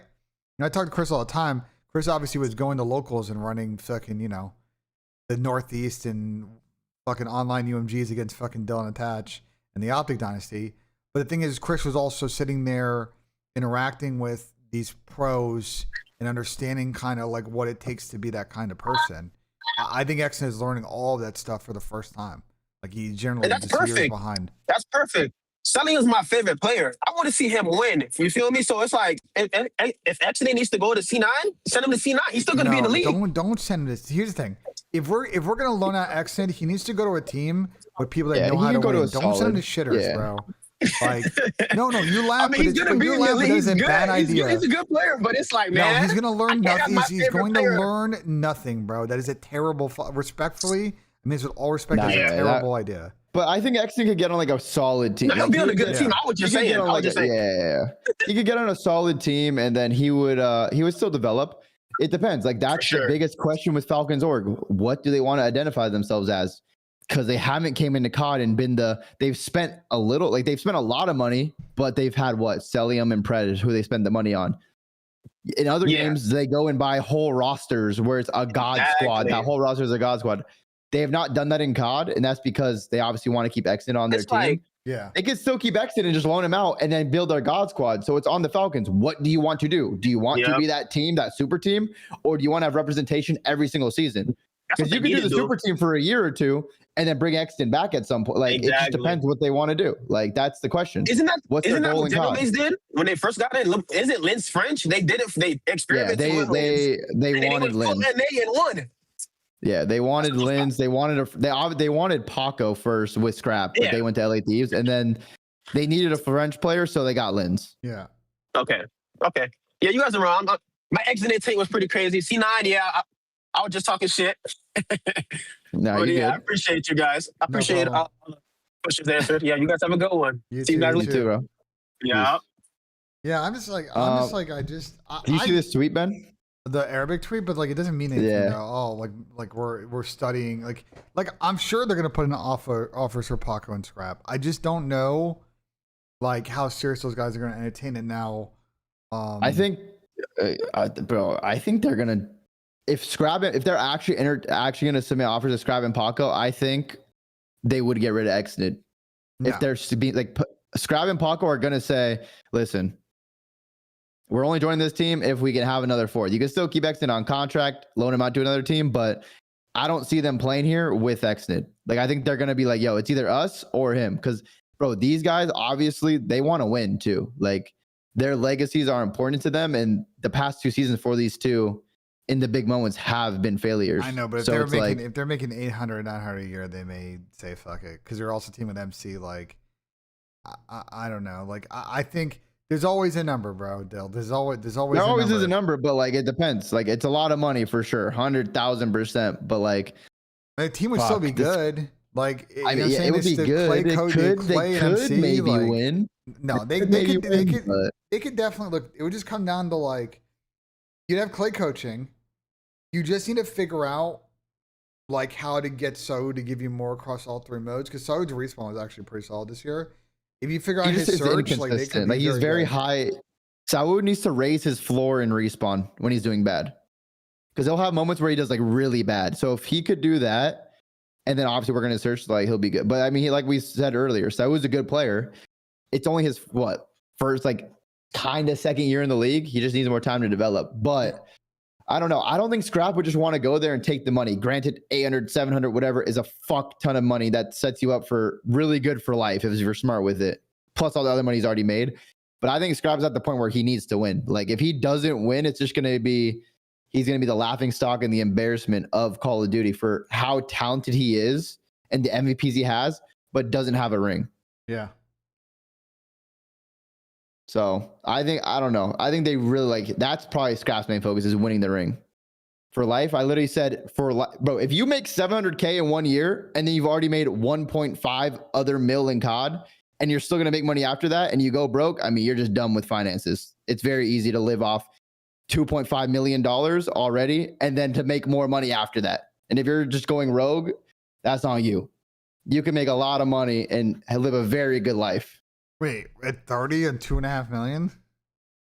Yeah, I'm just saying, like in general, like, bro, if you have a whole COD event or a whole COD career and you've already made hundreds of thousands of dollars every year and then you make 700K another year and you're still going to be pro after that, you end your COD career making 3.5 million. If you invest it properly, you could do whatever you want after and live a very nice life. I'm going to be honest. Let's say you're a COD pro, you retired at 30, you've made 2M in the bank. You're going to invest a good portion of that. It's going to be non-liquid. Yeah, you'll make like 10, 12 a year % on that. But like, you got to then think about, you're still then always drawing money. Like you got to continue to generate like revenue and like you still have to work. The investment. You still got to work, you know? Yeah. If you lose all that, you're just brain dead. Like it is what it is. So if you go to Miami and you're on a boat buying fucking shit, you can't do that. You don't have that much money. It's not an NFL contract, but you know, just be smart with your money and invest and don't go rogue and you'll be fine. Yeah, because you invest in, you know, while that money is non-liquid, you're not paying taxes on it. You know what I'm saying? So like you're building that nest egg with the ideal purpose of that you're putting that in a retirement vehicle. And then when you are going to draw from it, you're not getting creamed by the fucking feds, whatever state you're in. But like, regardless, look, like I think there's always a price that Paco and Ernie will have. Or like eventually if Falcons offer a certain amount of money, it's like, well, I can't say no. You know what I'm saying? Yeah. I don't know. That'd be crazy. I think all the Falcons fans would be creaming if they did get Scrap and Hydra though. Like that would be insane if they signed them. Because like We should get financial. I've told Ben about, financial advisor Ben obviously Dale. Like I've told him like we should get him on a stream at some point in the off season and like explain this like thing of like if you're a pro, like how do you manage this? Because like to your point, like you can invest that money and you get a return on it, but like you still gotta work because you're still gotta pay for food and living and all this other shit. And like $2 million ain't gonna last you 70 years. Well, Ben, they're still gonna work. No one's saying that you could just retire. You're not fucking Tom Brady. You made all that money, or LeBron, you're a billionaire now. Like they're still gonna work, but they have a very nice, comfortable nest egg to where they don't have to stress about everything. They have a place they're gonna live. They have a more than enough money to eat good, have a family, have a house, have a few cars. Like as long as you're not going rogue and trying to live like a luxurious, lavish lifestyle, and you still will continue to work, you'll be fine. Guys, you understand but if you're going rogue, you're cooked. Chad, do you understand? Do you understand how expensive a house is? You make a family. Do you understand how expensive kids are? You have to pay for a wedding. Like, yeah, like having that financial nest egg is really, really good. It's going to help you up long term because with compounding interest over the course of 40 or 50 years, you're going to turn that $2 million into like a good amount of money. But like that money is then going to be non-liquid. Like you still have to figure out what to do with the liquidity that you have. I just like. You still got to work, but it's like you got to still be smart with your money. You can't just spend it indiscriminately. Let's drag someone in. Let's see. La Pioche. Yo. Was good. Wait, let me. Right. I can hear you now. Mine's like a weird question to what everyone else is asking. Mine's more about the intel. Obviously I understand like Simp's one of getting more money for his contract at FaZe. But when it comes to Hydra, like surely there's no flame without fire for Hydra to like interest in Optic, because say like Ronnie gets his sources, right? But what does Hydra benefit of like coming out saying that he wants Optic if like there's nothing been said behind like closed doors? If that makes sense. You gonna take this one, Dale? Like. Oh, like what? Like Hydra saying he wants Optic and that getting leaked? Yeah, yeah, like I don't get it. What part don't you get? How did I get it? Yeah, like what are you asking about that? Like what was it that, like? So that getting leaked. Yeah. Like, are you saying he's losing like leverage? Is that what you mean? Yeah, like is he using it as leverage, or is it like him actually like coming out saying that he wants Optic? Like, well, no, I think he wants Optic. I think he wants Optic. The thing is, Hydra doesn't control Rostermania. Optic controls Rostermania. Optic is the biggest domino. Then after that, it's probably Hydra or even maybe FaZe. But Optic is the actual domino first. So like Hydra does want to join them, but who knows? Maybe his agent's gonna try to finesse some way to put pressure on other teams to get him picked up to where he wants to go. So, I mean, a negotiation is all about who blinks first, right? Like who feels the pressure and the inability to walk away from the situation, to concede ground and give the other party more of what they want so that we come to an agreement. And you see this in professional sports all the time, of especially agents using public opinion and public pressure to push teams and owners to ceding that ground first rather than the player, right? Like you've seen what happens in the NFL with these like holdouts and hold-ins. Like you see what happens with European. For example, I'm a Tottenham fan, right? Like I don't know if anyone's following this Savinho transfer saga with City and Tottenham, but Savinho and his team are like very much trying to publicly pressure Man City to speed up that fucking move because they're dragging their feet. Like, so I think it's all a negotiation ploy. I do think there's genuine interest. I don't think they're just creating like bullshit, you know what I'm saying? But I also think they're trying to generate momentum so they can get a better deal from their client, either from Optic or from someone else. Okay. Second to that, so say the agent goes to Optic and says Hydra wants to come, like, and they come back and they say no. Is the agent still going to come out and say that he wants it, and they're like, "You're still interested"? I mean, like, surely it has to be a two-way thing to be said. Yeah. Right? I mean, you could say that Optic was interested to be technically true because they took the call. You know, like yeah, that means interest. That's what I'm asking. Yeah, they could get on the call and say fuck no, fuck off, but they still took the call regardless. You know. But it's just the agents. The agents are gonna do what they got to do to like get their clients more money. Are the COD agents actually good? Are they like really good agents? Or like, what's the standard of agent? They're, I mean, you take this one, Ben. So in America, right, the premier talent agencies are like WME, like Shibby, for example. Tom and I, or me and Dylan know Shibby, and it's Tom's agent. Shibby works for WME Endeavor. It's one of the biggest talent agencies in the world, right? It's one of the big three agencies in California. There are some COD pros, I think like maybe one or two that are rep by those guys, but most everybody's rep by more boutiques that are very focused on digital creators, esport athletes. They're very experienced agents. They operate across a lot of different esports. I said this earlier. What has kind of changed in COD is the first couple of years, and Dill can back me up on this. Everybody had essentially the same contract. It was the same set of paper, and at the end, there was a form where stuff was filled in, your salary, etc., and you could negotiate like some additional clauses. But you really couldn't change the majority of the contracts. The league doesn't have oversight in those deals anymore. So like the paper that you sign now, that form, that contract could be like vastly different from team to team. So if you're an agent, there's a lot more opportunity to negotiate up with your client now, and obviously make them more money. But if you're the agent and you get these bonuses and other shit, that's another, when you factor the 7 or 10% they'll make for negotiating, like that's another 10K, 12K, 15K, etc.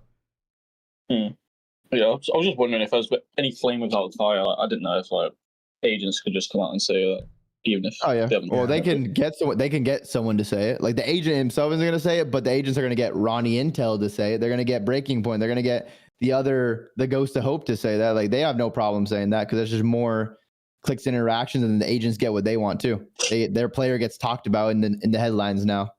But I will say this, guys. Not everybody tells the truth, and that applies to players. That applies to agents. Definitely true. That applies to team owners.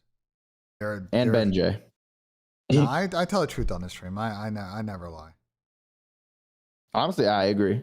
You never lie. But regardless, like, look, like, you know, you guys as an audience gotta have media literacy and read through the lines. But I appreciate the question. Thank you. Dill, like, you agree with me though. Like when you first signed your CDL deal, that contract was pretty fucking ironclad. I read it. It was like, wait, what do you mean? For the like, original like from CDL the CDL deal? Yeah.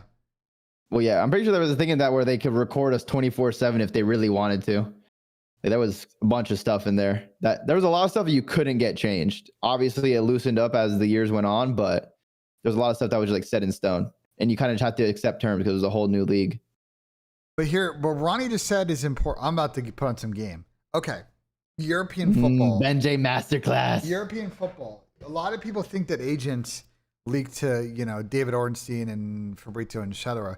But they use cutouts. This is like more of like a clandestine term, but they use people in the middle that then talk to those people, and that way the agents have like plausible deniability. You know what I'm saying? Because there's someone in the middle that will just take the heat and take the fall in a given situation. I'm not saying that's what's going on with Ronnie, because I think like the way the COD scene works, once moves are happening, like people know, challengers people know, girlfriends know, and the challengers and girlfriends fucking all love the Yap on fucking Twitter.com. So it gets back to people like Ronnie. But like, you know, I don't think agents are just like playing that game direct, you know? 100%.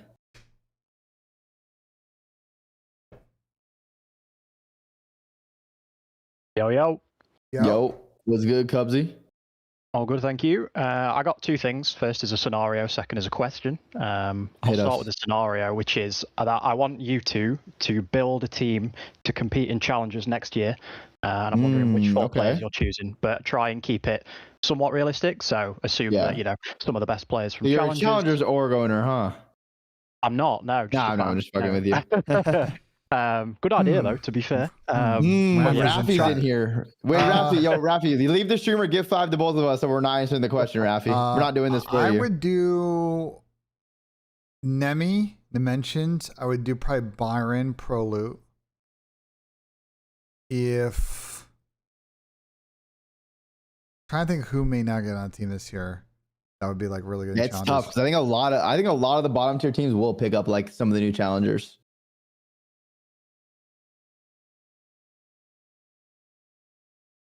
I mean, if Abe doesn't get picked up on a team, I'd probably add him too, and then probably like Cam. I know like I just named 3 Bush players, but like Spart's a good option. Like I'm trying to listen because like there are a lot of D-Gen Challengers players. That's why I'm removing them from the list. We need like a generational sub player, like someone that's gonna run it down. Like that's That's what I'm trying to think. But what do you like? I'm like Nemi, Flames.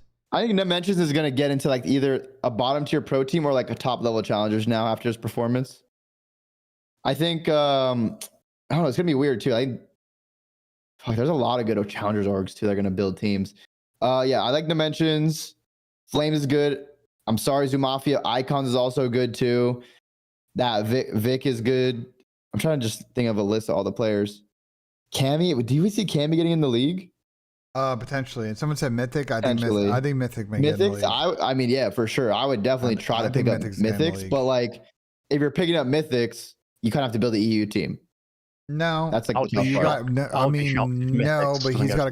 to like come over here. You know what I'm saying? He does. Yeah, that's the tough part. Like people from other countries have to come to NA to like really get their name out there and play. I mean, yeah, I would love to get Mythics for sure. And then, yeah, someone like a Dimensions, maybe another like either Eric Boom or Snoopy. Like I like those two, of course. Skill's a good one. I mean, Skill is definitely like still learning. It's going to be a big year for Skill. Linz is also good. But maybe even Renegade. I think Renegade could have a big year coming up too. I feel like this year is going to be like the time where if he plays good enough early on in the season, he could get to the league. Yeah, but he's got to not team with... Bro, here's the thing. If you're challengers, please don't just be desperate for a league spot. They're playing with fucking dog shit shitters. Like, you got to make sure that you try to get to teams that people that want to try and get better. There's just so many DGen, bottom pros, and top level challengers players. They have no idea how to be a teammate. They live zero fucking idea. What did Rafi say? He said we signed one of the players you mentioned. That's one thing I will say about challengers right now. It's it's the best time to be in challengers by far. If you're a player in challengers and you fry for 2 months, you're going to get picked up. And there's just so many eyes on it. But there's a lot of there's like a resurgence of new COD players coming in that are actually getting their names out there. Like that whole Team War, Swooty got like more serious this year. Renegade got more serious this year. You have like the C9 team that was in the Pro League. If they go back down to challengers, they're going to be pretty good in challengers too. There's a lot of like solid new challengers players coming out of nowhere. That Torn team who was like TK, Mince, Dak and them. I know Dak's been playing for a while, but TK, Mince and them. There's a lot of like new players that we are going to see like take these steps in these coming years and like get into the Pro League. So it's a good time. Yeah. Good time. Yeah, I realized that was kind of difficult because there's a lot to choose from, and obviously. Yeah, and it depends who gets it. It depends who gets in the league too. Which after we know who's in the league, it'll be a lot easier to build a good challengers team. For sure. And then my second thing, which was more of an actual question, was I started watching the CDL in MW 2019, or competitive COD. And obviously being from England, as you can probably tell from my accent, I was like immediately drawn to the Ravens. It didn't take long for them to dip out, or like 2 or 3 years, something like that. So I'm wondering, considering we've had the Birmingham event in the year just gone, and the fact it seems to be like there's a lot more UK players than at least I can remember since I started watching. Like obviously you've got people like Ethan, Mythics, DK as well that are probably going to be picked up this season. I'm wondering how likely you think it is that we see another English org back in the league, if at all. Look, here's a problem with England, UK esports, bro. The scene is just like they always just self-immolate. A business comes up, starts spending hella money, and then they just go into administration. And this has happened consistently for like 14 years in the UK. Like outside of Fnatic, like nobody else in the UK can run a consistent business that lasts more than like fucking 3 years. So yeah, maybe, but like you're just gonna go the way of Unilad and London Royal Ravens and Red Reserve, like. I can name 19 other fucking esports orgs in EU that just like have never been able to build a fucking business, which is crazy because like if you go creator focused, like there's an appetite for it. Look what you know the some of the creator groups in the UK have been able to do. You know the Sidemen, for example. Like there's a lot of interest. It's just nobody seems to be able to figure out how to build a consistent long-term business in that country. Not sure why. Yeah, it's probably just best to support the players from the spot. It's tough, especially in COD, because Ravens came in at the time where everyone was spending insane amount of cash. So they just those guys on one sec. Those guys on the on the Rave. Oh wait, go ahead. No, I was gonna say those guys like the first year, like all those players were getting paid so much. So but a lot of teams were. And that's probably what kind of screwed a lot of the big teams over in the first years of the CDL when they were just giving out $300,000 plus contracts to multiple players on the team. Guys, Fnatic is based in London. I've really been to their offices in Shoreditch. I wouldn't. It's weird though. They're not necessarily a UK org, but like they ended up settling in the UK before COVID. Yeah, I guess I'll just have to settle for Koi. They're about as close as we get nowadays, I suppose. Again, I would see them potentially picking up a mix of Ethan, Mythics, DK. Feels like the type of player they go for. So hopefully that happens, and I can stop living in fantasy land somewhat. Hey, but at least hopefully there's another major out there too. Maybe Birmingham again. Yeah, for sure. Sounds like it. I mean, they've got an arena next to the NEC where it was held, which people were saying that it has bigger capacity and stuff. So yeah, I'm hoping, not quite Gentlemates level, but similar sort of vibe. That would be cool. And if not, we got the Copper Box in London, which will be cool. And we got to go to the best place, Birmingham, the best place in England, right? I'm saying nothing about Birmingham. Birmingham, oh yeah, appreciate you, Cubsy. Nice one, appreciate it, guys. Thank you. Have a good one. Peace. Birmingham, what a time. I like the Hippodrome though. Get me to London. The fucking Hippodrome. Can a CDO have an event in New Jersey? I've never been there, bro. Wait, to where? Hippodrome. Oh man, the Hippodrome. There's some legendary moments there. There's some good moments. I watched FaZe Rain just play like 4 hands of roulette and just multiply his money every time and walk out with like fucking 20K. There were so many good moments there. Probably because I was also winning some events when I was there too, so that probably made it more fun. But Tommy, we got to chill it. Yeah, Tommy's fam, everyone. Just going out at night in London when we were all young. Good times, good times. I mean, listen, here's the thing with Berm is like, I did it like the NEC is right next to the HS1 and you can get to downtown London in like an hour. Like it's not realistically though, I would love the Copper Box. I would love to go into the Copper Box. Playing there is a vibe. Like at Birmingham obviously sucks, but playing the Copper Box was the best shit. The you can't get to London an hour from Brum. I literally did, so I don't know what you're talking about. I literally did, but I want to ask, is MetLife Stadium? How big is MetLife, Benji? That's a baseball stadium, right? MetLife is 80K. Like what? Yeah. I don't think we're doing an event at MetLife, Poundsy. Maybe if we all turn into Bad Bunny and we can host concerts like that there, or Gentlemates flies out the whole nation of France and fills up the stadium. Other than that, I don't think we're gonna be playing at MetLife ever. And if we do, it'll be a little part of MetLife. It'll be a little sliver of the stadium. But thank you very much for the super chat. Let's get Mom here. I'll say the problem with Copper Box is like it used to be very cheap to run an event there. This is like before COVID, just during COVID. But I think now they've started to really like funnel events in that space, and I don't think it's as like affordable as it used to be. It was like very cheap. Like they were like, yeah, we're so down. They throw in a lot of shit, but now it's like, you know what I'm saying? So, but like I think it was a nice arena. I think the UK event we're getting is just like, it's just going to be Birmingham. It's just central to everything. It's easy for people to travel to. It's not, you have to then take the train if you want to go to London or whatever, but like the space will be available. It's just, it is what it is, you know? What about the men them over there, Ben? Are they kind, like the roadmen? They were good. I loved bro. We had a great time in Major too. Like you were chilling with them. Yeah, me and I had Gabe on my sides. You know what I'm saying? Like I was protected. My God. Like I was good. Ben had the ski mask on with the Nike tech suit. What's good, Mob? How we doing? What's up, bro? Thank you for reading chat. Of course. My question isn't Rostermania related. It's more personal for this upcoming COD season. Do you guys have any goals or aspirations? Obviously, you were on the desk this last weekend. You're doing more stuff with Optic. Ben, you're tapped in with the FaZe group and the flank. Is there anything you guys have planned or like can share with us? We obviously support you guys, and I was just wondering. Just for like overall content, like off-season stuff? Yeah, I mean, off-season, in-season. Or like in-season too? Yeah. Well, with COD, first of all, BENJ's TikTok got brought back, so everyone shows some love for BENJ's TikTok coming back after years of not posting. It's always good to see BENJ on the TikTok, so hopefully he'll be keeping us updated with all the new Rostermania announcements.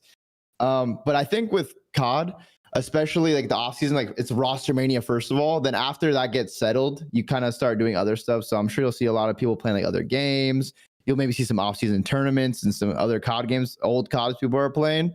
But then when the season starts, like the Race to Master Prestige, you maybe have like Parasite wanting to go back to Challengers. So that could be a thing if other people want to compete too. But yeah, then maybe back to coaching for someone like me. And we'll see what we do with like Challenger stuff. But we can try to think about it. I feel like right now everyone's just so focused on Rostermania. So that's like the big one right now. Just like focus on that and then go from that point. But yeah, I definitely want to bring back my like podcast too, like the interviews, because that's fun. It has always done well. People love it. They get some insight. So I definitely plan on bringing that back. I think you both do a great job at that. I mean, like you with the one-on-one, and then Ben also, like one of my favorite interviews you did was with Hex. And after you did that with Hex, you mentioned bringing Paul Hamilton. I know the guy, right? Because he's just FaZe owner, but I've never heard anything of him. I would love for both of you to get like execs or people that work within these orgs, you know, on a platform. I know maybe they don't do interviews for a reason, but you know, some people are curious of what goes behind all of it. Yeah, I mean, we get owners sometimes on like the flank, for example, so it's just doable. A lot of them are very busy, and you know, a lot of them also don't really like say too much, but we've gotten Paul on the flank, I think at least once, or on our streams. We've gotten Hector on. We had Stroback on the day when he's owner. I did an interview with Adam 2 years ago at Champs. Like, we've gotten other front office people on before, you know what I'm saying? It's just tricky. Like, a lot of them don't like doing interviews, and they're very worried about, like, if we want to talk about like league and league health topics, for example, which is what the audience wants to hear, is COD dying, blah, blah, blah. Like, they don't want to really weigh in on those issues publicly, so it's kind of hard to get a real answer out of them. Yeah, it makes sense. All right, that was all I had. I appreciate you guys. I'll definitely be listening for the rest of the stream. So thank you. Have a good day at work, all right? Appreciate it, man. Thank you. Peace. My God, should we watch BENJ's TikTok? 10,000 views, BENJ? It fucking pop. I saw this morning. I was like, holy shit. I was like, I gotta start doing fucking TikToks again. Like, that shit blew up. Well, I gotta get another 90,000 or to get monetized on TikTok. So yeah, I actually need to do that. Wait, what do you monetize? Because I already have that, and I just don't even like monetize. Like, do you just get paid off the ads and stuff? I'm not sure, and I don't. I need to do that because my TikTok low key is juice, but I just don't post. It's so easy though. Like, I did it yesterday, and like CapCut is like the world's easiest tool, bro. Like, it's actually, you literally just sit there, record the video, chop it up, do the background removal on fucking CapCut, add a background, auto captions, edit the text, and you can literally do it in like 20 minutes. It's actually easy. Low key. So what if someone made an AI video of me and you like they did with Selim and Rencor, and then I upload it to TikTok and gets like 1 million views, and we get rich? You might make some coin. At least throw me a fucking like buck or two then. Give you a $5. I'll give you a $5. Little 5 gifted. All right, let's see. That's it. I mean, we'll see. I don't know the TikTok. What's it called? RPM. I don't know what the payments are. See, I try to get Kate in here. To be fair, chat, if you don't want to watch it on TikTok, I also upload it to my channel on YouTube Shorts. Yeah, what's up, Bill? Thanks for the opportunity. What's good, Kate? How we doing? First of all, I met you like 10, 11 years ago in Long Beach, something like that. In Long Beach? Okay. At a small little inn. It was at some coffee shop upstairs in some. Oh my God, I remember that one. I think. Can we talk about how Long Beach has got like one of the low key nicest airports in the U.S.? It kind of does. I've never been to the Long Beach airport. I've been to Long Beach a few times. It's a very weird layout, but kind of cool because it's like an outdoor airport. I wanted to ask about. I'm sure it's probably like Burbank too. No, it's like way nicer than Burbank because it's like it's bigger, closer like the water. It's just like it's just like it's like kind of one level, but like there's a lot of like outdoor spaces and like the weather's good. So like, why the fuck would I sit inside? You know what I'm saying? Yeah, it's true. What's up, Cade? I wanted to ask about like contract talking. Like I know you were a pro player, so you have a little bit of insight on this, but like why don't players use incentives in their contracts more? They do. No, they do. Like that Seattle Surge team, I just know them for sure. For example, when they formed that team, it was like an underrated team because they picked up rookie Sib, rookie Pred. They had accuracy. They had Mac who were like already proven before, but they had like scaling stuff in their contracts for like a top 3, top 4. If someone got all-star, if they won, and then the next year they all got paid a lot more money because they hit a lot of those incentives. So there's stuff people do too, like where people might take a little bit less salary but have incentives. Like they get an extra if they place 4th, for example. Let's say they get extra 5K. If they place 3rd, they get extra 7.5. They place 2nd, they get 10K. So there is definitely a lot of incentives that get used, especially if orgs aren't willing to fork up a lot of extra salary up front. I had one other question, if possible. If I'm a player like Exceed, who I teamed with back in World War II, like how is it worth it to just like ball out in the game and not care about the score because you know your team is ass? Or like how do you increase your stock if you know the whole team is shit? You're not going to win anything. Go ahead, BENJ. This is all you. Playing well, being a good teammate, and like making big plays and big maps, helping your team win. So like you carry both ends of it. Like you carry like the public side of it because everybody thinks you're gross, and everybody that team with you is like, I would team with that player again. They were a great experience. They really wanted to win. They like worked harder than anybody else. Like that's the 2 things you gotta do. So it's just straight up bootstrap it 110%. Too many players get picked up in the CDL and they're lazy. They just don't know how to develop personal relationships with people. They don't watch VOD. They're just shitty when they get criticized. Like they don't know how to act in a fucking team environment. And then they have a selfish so bad for playstyle. Exceed. He is destined to fall out of this league. I love that man, but he has too big of an ego, and he's not like self-critical. You just know his backstory because you team with him back in the day. Yeah, it's your guy. You want him to succeed, but I played with him like the whole year of World War II.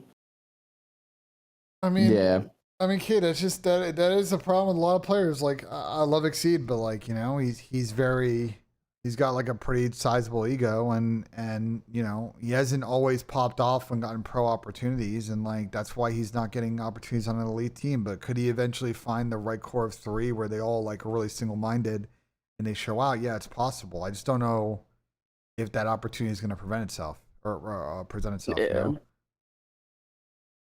Okay. Hell yeah, Cade. Appreciate you, bro. Thank you, man. Yeah, thanks for the show, man. Yes, sir. Cade the fucking go. People may not know about Cade, bro. Cade and Caden. That's why he's his duo, because XC's name's Caden. Yeah. Now we need Nick Proton to fucking appear out of nowhere, and we'll just do the whole fucking E6 thing. Yeah. Hey, how's it going, guys? What's good? Attach just wanted to say I've been a big fan since like 2014, 2015. I remember watching. Hell yeah. I think it was UMG Dallas, I want to say, in AW. Yep. Yeah. I remember watching that. That was a great event. Only lost 2 maps. Yep. Great event. Thank you, bro. I appreciate that. Yeah. I wanted to ask more about the teammate aspect because I know throughout the season, Neptune was a big talking point about, everybody's tweets about him and whatnot. How much stock do you guys put into good teammates? Because I know Aches, for example, said it shouldn't matter, but like growing up playing sports and everything, I know if you have a cancer on your team, it can be a big problem. I know it's a small group of guys. It's only 4 players and then a couple coaches and everything. But throughout your career and then Ben being around FaZe and every other team, how much stock do you guys play into being a good teammate? I put a lot of stock, but there's definitely a lot of stock. But it depends on like what it is, like why you're being toxic. Like, are you toxic because you just want to win? So sometimes you go overboard. Kind of like, I don't know, kind of how we see like icons on the Stallions this year. Like when he was like always wanting to be a perfectionist and be perfect. Like that isn't the end of the world.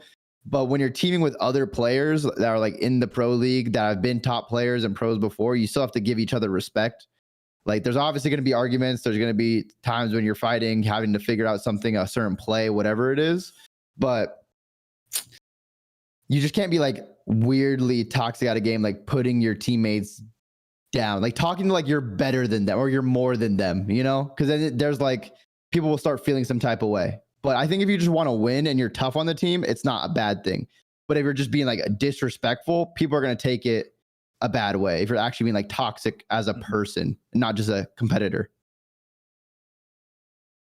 Okay. Ben, what do you think about that, being around any certain guys? If you have any examples or anything you've been around to see?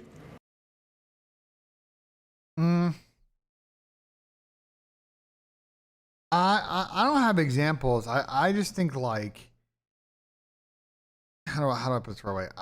I just think as long as if you're a passionate player and you wear your emotion on your sleeve, as long as you know how to have good bedside manner, how to like dap up your teammates, and like not let your outward emotional state affect your teammates, like it's fine. I think the whole game, the whole top level game between these elite teams is just like how to be a quality teammate that people want to run it back with you. You know what I'm saying? And then not build up scar tissue that if we do run it back, like there are issues that we just are never able to fix. Did I answer your question? Yeah, that answers it for sure. Thank you guys. Appreciate it. Oh yeah, appreciate you.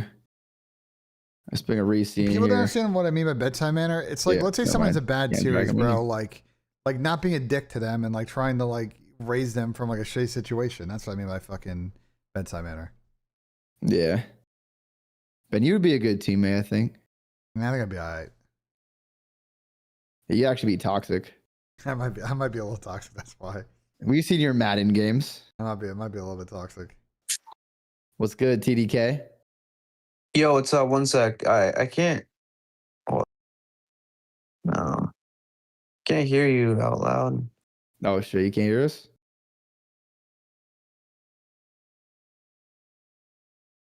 What's going on, BENJ? What's up, Attach? What's good? What's up? I was just wondering, yo, what's the like, why is it that Vancouver and like Boston didn't make any changes at all? Like, I mean, plus like not even having to like pay, like, because back then you had to pay, right? Like the remaining contract of the players. That Like, was that was like the first or second year. Yeah. There's the first contract were just guaranteed contracts. And then Pat finessed everybody, so the rules got fucking Yeah, changed. then Pat only scrimmed for a month and then stopped playing and got his full contract. And so did Nub and a lot of other players that got benched or dropped that first year.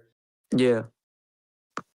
But why is it like players like who are obviously like terrible, like Purge, like why didn't he ever get dropped? Attached? Like I know he's your buddy, but come on, like have you hit him up and like why didn't you drop yourself or something? Because like someone like him, like he's ruined his stock forever. Like I doubt he ever comes in the league.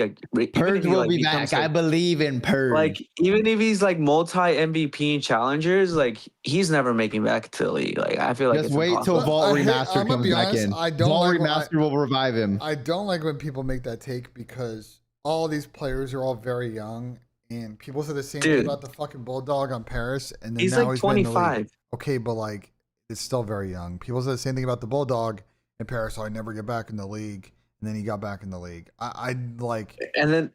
But can I answer? Okay, I know, but you're just trying to talk shit about Purge, and like I get it. It's easy, but like I think saying that he'll never get back in the league is an insane statement. I don't ever like that take.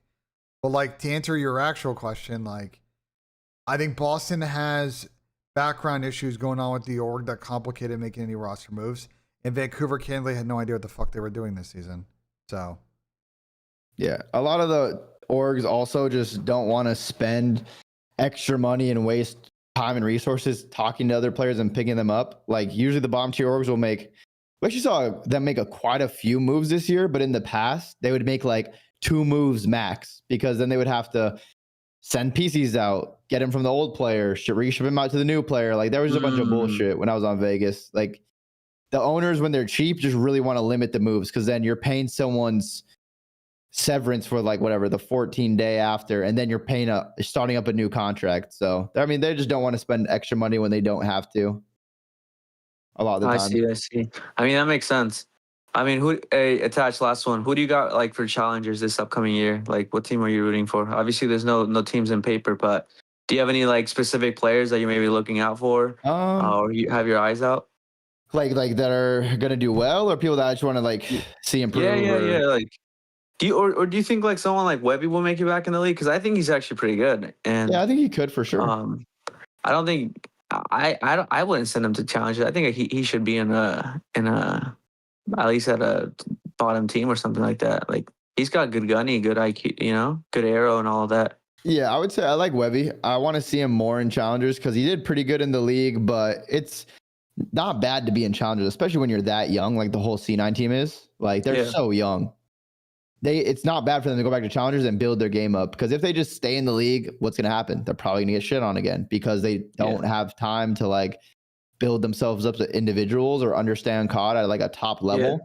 But they learned a lot from scrimming this whole year. So I think some of those players would go back down to challengers and be able to like be really good. Because before that, they were like a top 16 team in challengers, a top 12 team. But now they're probably going, if they go back, they might be a top 6, a top 4. So it's not, challengers isn't like a bad thing. It's really good, especially for the players' development. So I don't want to see them get to the league, because what are they going to do? Stay on a shit league team and then get slammed by the top teams? Like, where's that going to get them? Who knows? Maybe if they build a good roster. But yeah, I like to see a player like someone mentioned in the chat, Jua. He didn't really compete full time this year, but he showed he had potential. Yeah. So I think if he takes this full season seriously, it'll be big for him. Swootie's another one. Like, he proved himself as like a serious competitor last year, because people all looked at him as like content. He's just a funny guy on stream. But he did his thing when he got to Huntsman, and I think he'll like have another good season as well, and then hopefully be able to get a spot in the pro league. Like players like that. But people just have to not rush to the pro league. There's no rush to be there. I would rather be on a top competing challengers team than just join a shit league team and then get slammed and made fun of by everyone in the community. Yeah. Final one, last one, and I'm gone. What's up with Doug? Like, where's he at? Like, literally, the whole scene needs him. Like, I actually genuinely miss him. Like, I don't know if he's gonna compete or like what's up with him. He's just like, I don't know, like in the shadows or something. The scene definitely needs him. Like, he's a big pillar in the scene, in my opinion. I mean, it's possible, depending on the game, maybe Doug tries to play again. Like, I think Doug's value. There's no way, right? I think Doug's value is in a front office role if he wants it, but I don't know. I think he just kind of is enjoying life right now. Yeah, I miss him. Yeah, Doug's a legend, man. Doug's a legend. Shout out to all his videos, him eating food for the first time, all the pull-ups, him being buff and shit. But yeah. Alrighty, you guys have a good one, all right? Have a good rest of your day. No, all right, peace out, bro. Peace out, guys. Man, I hope Doug's okay. I hope he's doing good. All right, this guy, we didn't pick him last time, probably because his avatar is, his profile pics someone with toes in their mouth, but okay, let's see if he joins this time. What's up, man? What's up, gentlemen? How we doing? Good, is that you and your profile pic? No, it's actually my good friend and his now fiance. So I made my profile pic as a joke. Yeah, there's a foot fetish and there's that, because he's putting the whole damn thing in his mouth. Oh, no, he's definitely throwing it for sure. All right, so. What do you got for us? Quick question, actually. So you guys talked about a couple days ago how after, like, obviously the dominoes of Scrap and Hydra, like, those dominoes fall, that next tier player is going to be like a bloodbath for. Now, in this past season, we saw Estriel join Gentlemans and look good, but I don't remember ever hearing much about Estriel getting a real chance with, like, those top teams. So do you think there's, like, players like him to where they just need a chance playing around good players that have shown potential? Maybe the inconsistency was there, but they just haven't had a chance to play with those, like a real structure around them to really shine or have a spotlight on them. Yeah, we kind of talked about this yesterday on our tier list. Okay, like, I missed that. Pretty much the whole B tier that we had is like players that are good, really good, but they're like the pieces on their team. They kind of shine when being on a bad team. Yeah, and I think there's a lot of good like B tier players right now that could take the step up and become an A tier player, join and like create a good team. They're not going to go out there and join Optic or FaZe or like a Gentleman's that they build that God Squad. But it's players like the Estriel, the Kremps, the Kips, the Neums, Celium. We had a Luca in there too. Like all those players have potential and can build a good team and get top 3s, get top 4s, get maybe into grand finals if their team works out and the chemistry is good. So, I mean, Estriel's one of them too. Like he's a good piece. He could join a Toronto team with Kips and Kleenex and be really good. He could join maybe a Thieves. with Abizi. He could like. There's a lot of like Neptune and like players like that are available to like build a good team. Now, who's going to build the best one? That's to be seen after the top 3, top 4 form, and then it'll be like the best of the rest, which is like those B tier players right now. But they could easily become A tier players, or unfortunately, if they go to a bad team and don't work as hard, they become C tier players after. Oh, for sure. I think I was more curious. Like, before Mates or before Eshril went to Mates, did we think about Eshril as necessarily a B tier player, or did we think Before about him Mates? like, yeah, before Mates? I mean, I always thought yeah. that Eshril was like kind of in that next tier up of SMGs. He was just kind of stuck in that like G2 fucking friend group and like never, making an elite jump. But like it was always potentially there. He was a young kid. Yeah. No, for sure. No, I was just curious. That's all I really had. All right, hell yeah. Thank you for your question, bro. Have a good one. Appreciate Oh wait, you. also What's Ben, up? also waiting for the Spain vlog still. So looking forward to popping my YouTube inbox. Spain vlog is fucking shocked, brother. L Ben, man, he deleted the files. That shit shocked, brother. Still waiting for it. He finessed the first class seat and didn't even upload the vlog. Oh man, Give me waiting BENJ. forever on that one, bro. All right, peace out. Fucking BENJ, how could you not upload the Spain vlog? That was good. I actually have my Madrid vlog. I didn't upload it. I have all the files though. I might need to upload it one day. My last. Well, that was what, Major 1? Hey, shit, we got 8th. That's not that bad.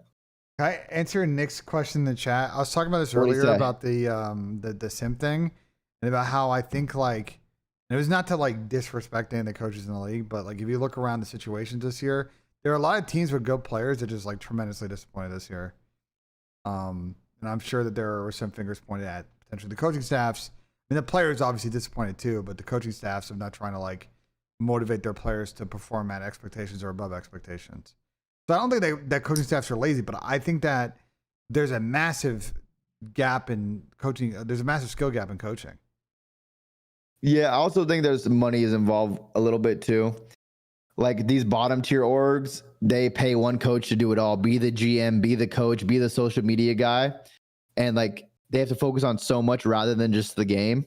And like these top tier orgs actually know how important it is to build a good culture with coaching staffs to like make your players comfortable. They can go talk to the coaches for anything.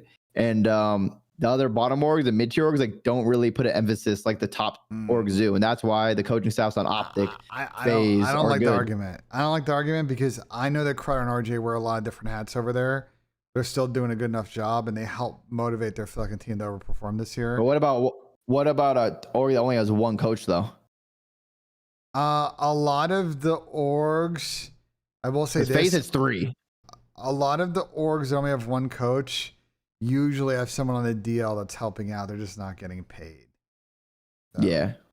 But even then, it doesn't really incentivize.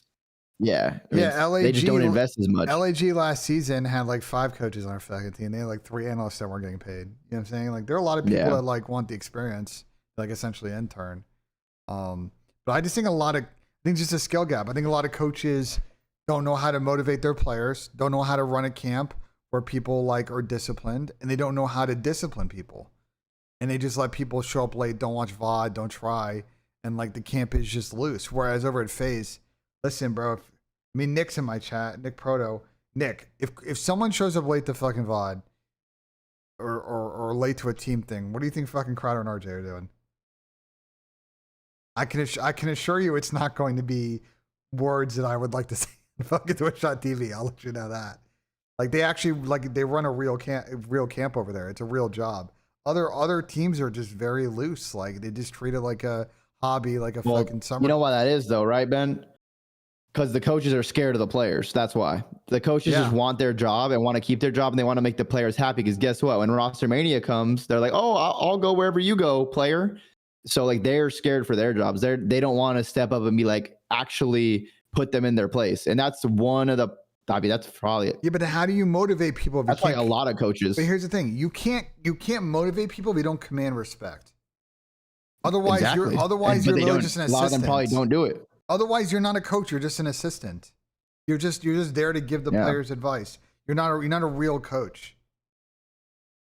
So you basically don't know how to do your fucking job. I'm not trying to be a dick, But like at that point, like you are not fulfilling the requirement of being a head coach because you are not helping top down like direct and push people in a certain direction. You are there to mediate. Like you're just not checking all the boxes, and that's the gap. I think there are a lot of coaches I think there are a lot of coaches in the league who are very good at identifying problems. They know how to watch a mini map. They understand play interaction. They can see the problems, but they don't know how to fix the problems. Yeah. Let's get some winning. Let's get a Reese in here. Yo. What's good? Nothing much. How y'all doing? Nothing's good? Fuck. Oh, well, everything's good. Hell yeah. I just had a question. Something that I got brought up on in like Twitter was, does Merc like Hook? Like, do you think that like Merc will try to get rid of Hook? Bro, what? Nobody on that team hates Kyler. What? I just from my sources. I will tell I'm gonna step in. I will tell a personal story. Okay, personal BENJ story. Okay, I went and did an episode. You got him started now. I went and did an episode of.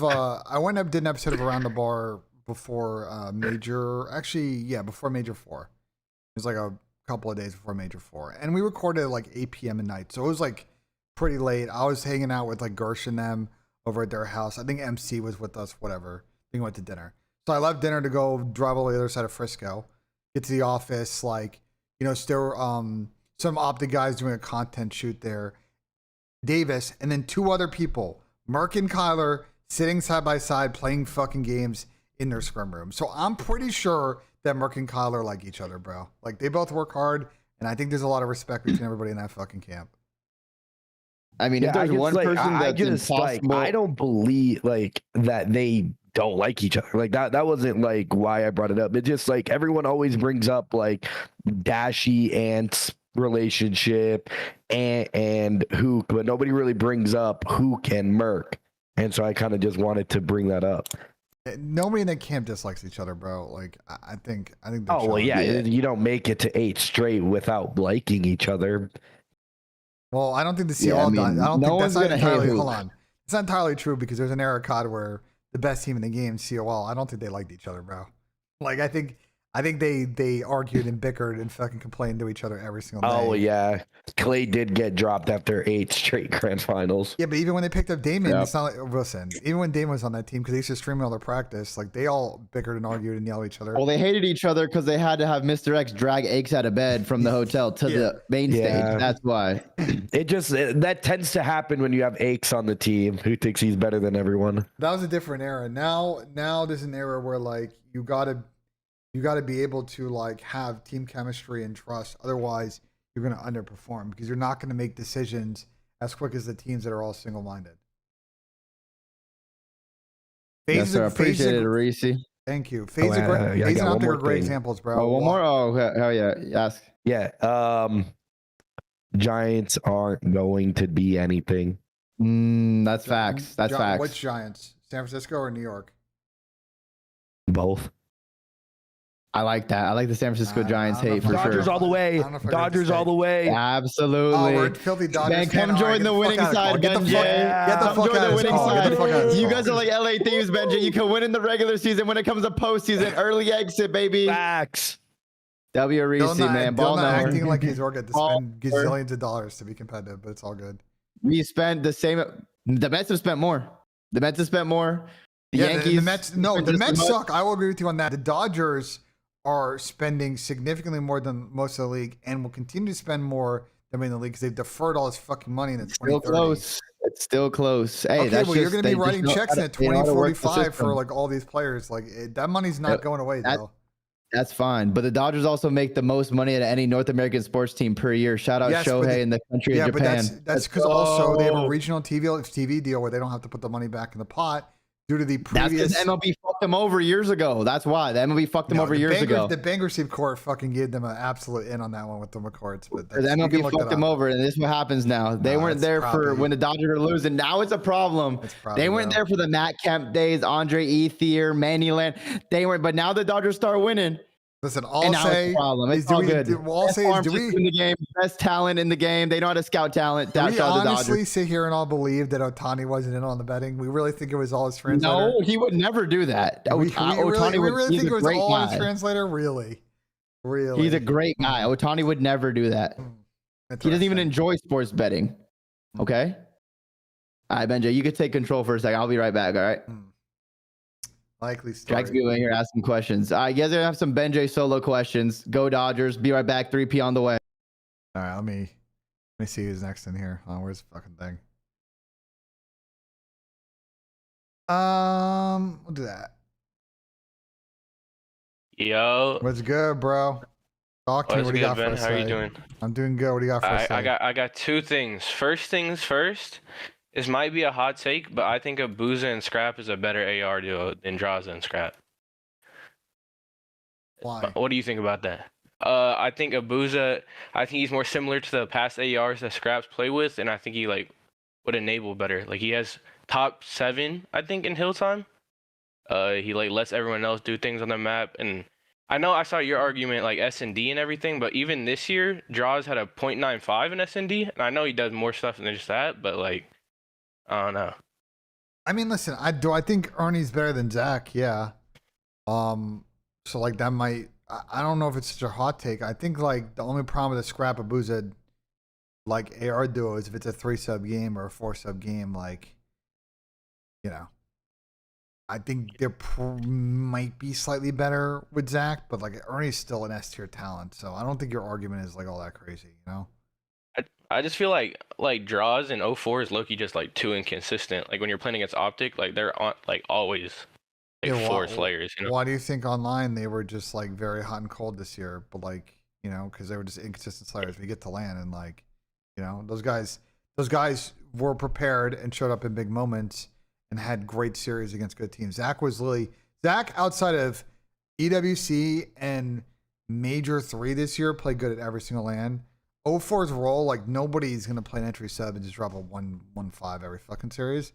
But when they needed 04 to step up this season, he literally cooked. So second thing I wanted to say is do you ever think teams would invest into U18 talent or anything like that? Teams you see Omid does stuff like that. Do you think league teams could? Because you see people like Wevy and Skill come up.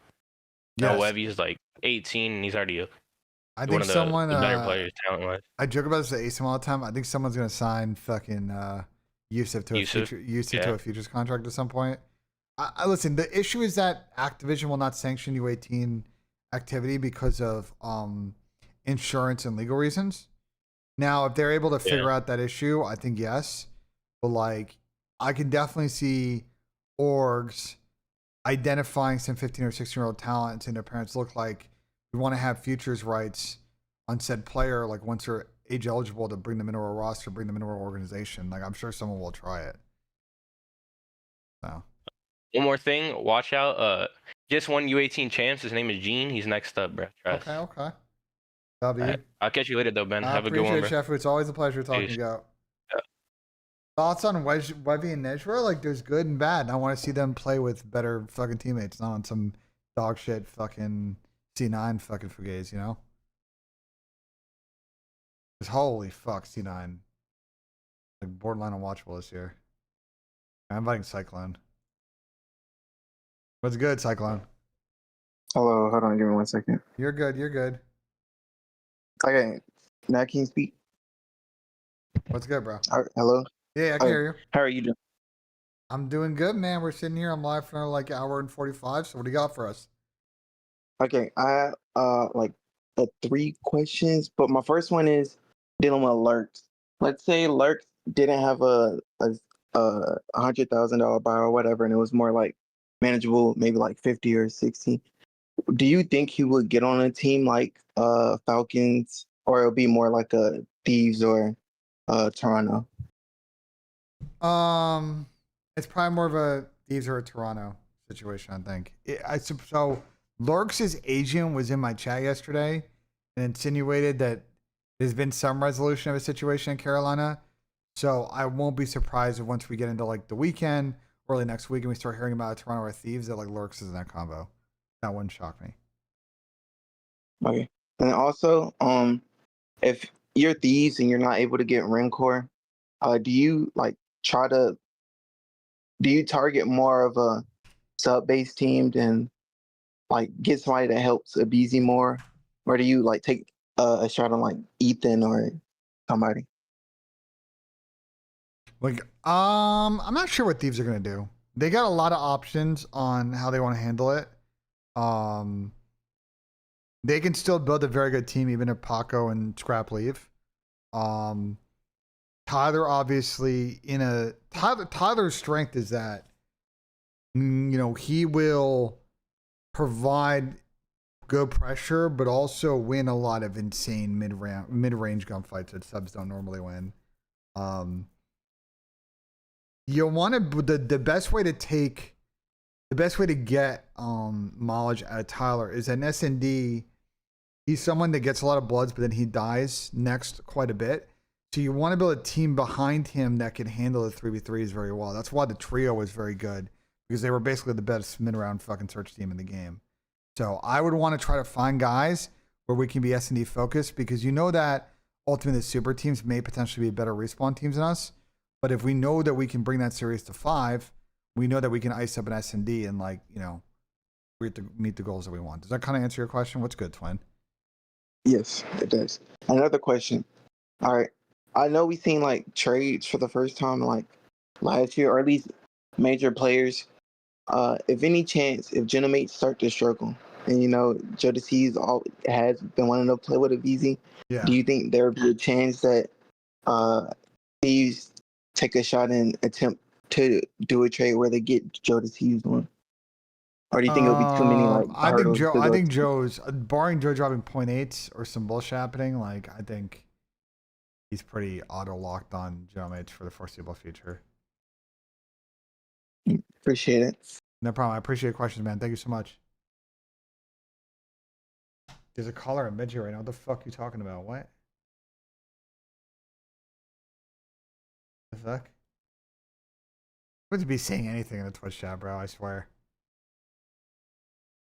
No, let's get Joser in here.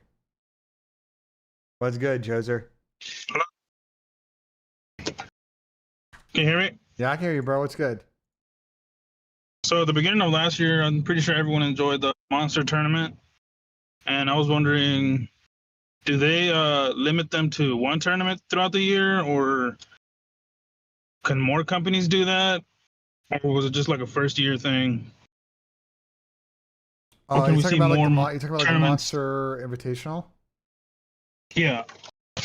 Was it a 1 year thing, or is it going to be, can they do multiple, or are they only limited to one per year? I think that I gotta be careful how I answer this question. I don't think there's any limits. I think Monster's one of those sponsors that I think really probably sees a preseason tournament as a really good set piece for them to sponsor. And I'm sure they're open to all ideas. When I've talked to people about how the preseason tournament went, I think they really want to expand it and try and maybe have it culminate in some kind of LAN final, like have an online portion with amateur teams and pro teams, and then there's some kind of invitational payoff at the end. It's like a kickoff.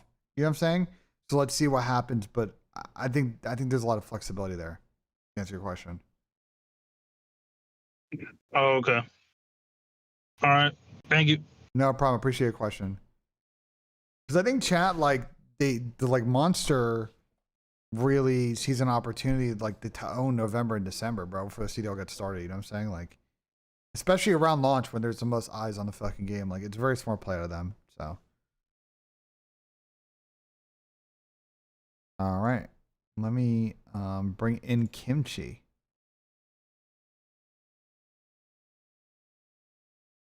Guys, the Discord that you can join is pinned to the top of the chat. Make sure to check it out. What's good, Kimchi? Can you hear me? Yeah, I can hear you, brother. Yo, what's up? What's good? What's up, dude? How's BENJ? How's BENJ? How's life, man? BENJ's good. We're streaming. You know, got a call later. Maybe. Hey, man, I didn't catch you at Luxor, bro. I was at Luxor. I wanted to play some blackjack with you. I heard you're the blackjack. I gotta. Mr. Yeah, I was over at the Blackjack. Luxor. I gambled a bit at the Mandalay, and okay. at the Aria because a lot of COD people are at the Aria. I met your boy Sel, man. He's a super nice guy. He didn't push me. Did he make money at the table, or was he holding L's? I mean, he got that Falcons bag, bro. He was dropping dollars on there. I mean, I wasn't winning, but he looked like he had a good time. Fair play. What do you got for us? No, okay. So my question is specifically for you, I guess, a little bit, because you have a little more knowledge about the financial side. What's going on here? Obviously, yo, what up, Attach? What's up? What's up, my denial goat? Hey, how we doing? You're the first. You're the first champs winner I've ever seen. Like, watched. It was an honor. Anyways, my question is this. Black Ops 7, right? The sales weren't too good. Obviously, one of the worst selling CODs probably of all time, or one of them. But on the other hand, the CDL, in my perspective, and probably you guys' perspective as well, there's been some growth, right? Some viewership numbers breaking, some new teams wanted to enter the league, a lot of co-activations.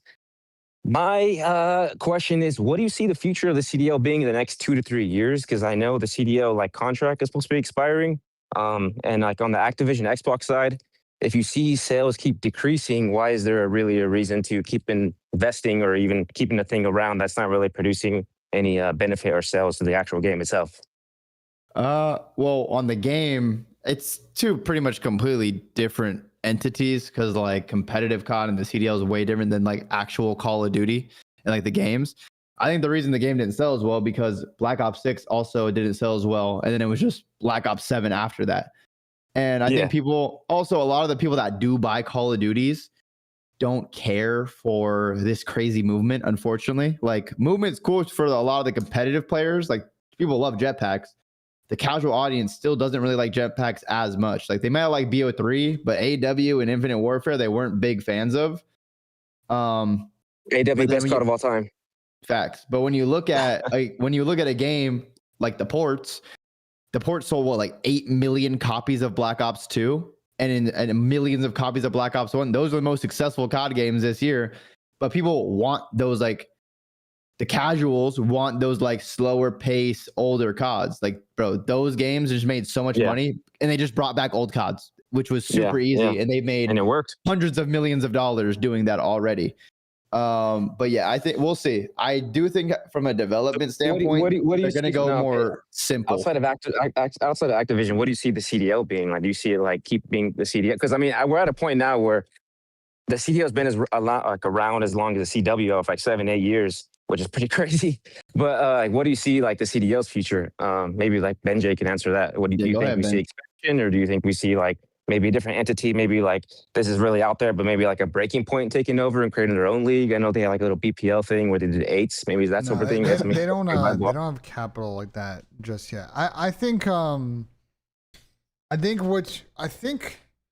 what will probably happen long term with the CDL is they're gonna really dip their toe into the Pro-Am stuff more and truly understand that at 12 plus format, your 4 teams that qualify in and out every year, would be a very good way to get your cake and eat it too. You have these franchise partner teams that have the exclusive ability to sell in-game skins and in-game items. But you're gonna have people you can invite into the club that are gonna play against pro teams, create content. You know what I'm saying? And so I think down with that, could I see Activision saying, well, we're not gonna put up a check for 10, 20, 15 million a year and say ESL Face It or the Saudis or whoever, Blast or somebody pay for it, sure. But I think we're still quite a few years away from that, maybe eventuality. Yeah. Just 2 more things. My perspective is I think they're leaving a lot of money on the table, treating the esport more to be more entertainment, WWE sort of thing. I think they need to be investing way more in the actual storylines of these players.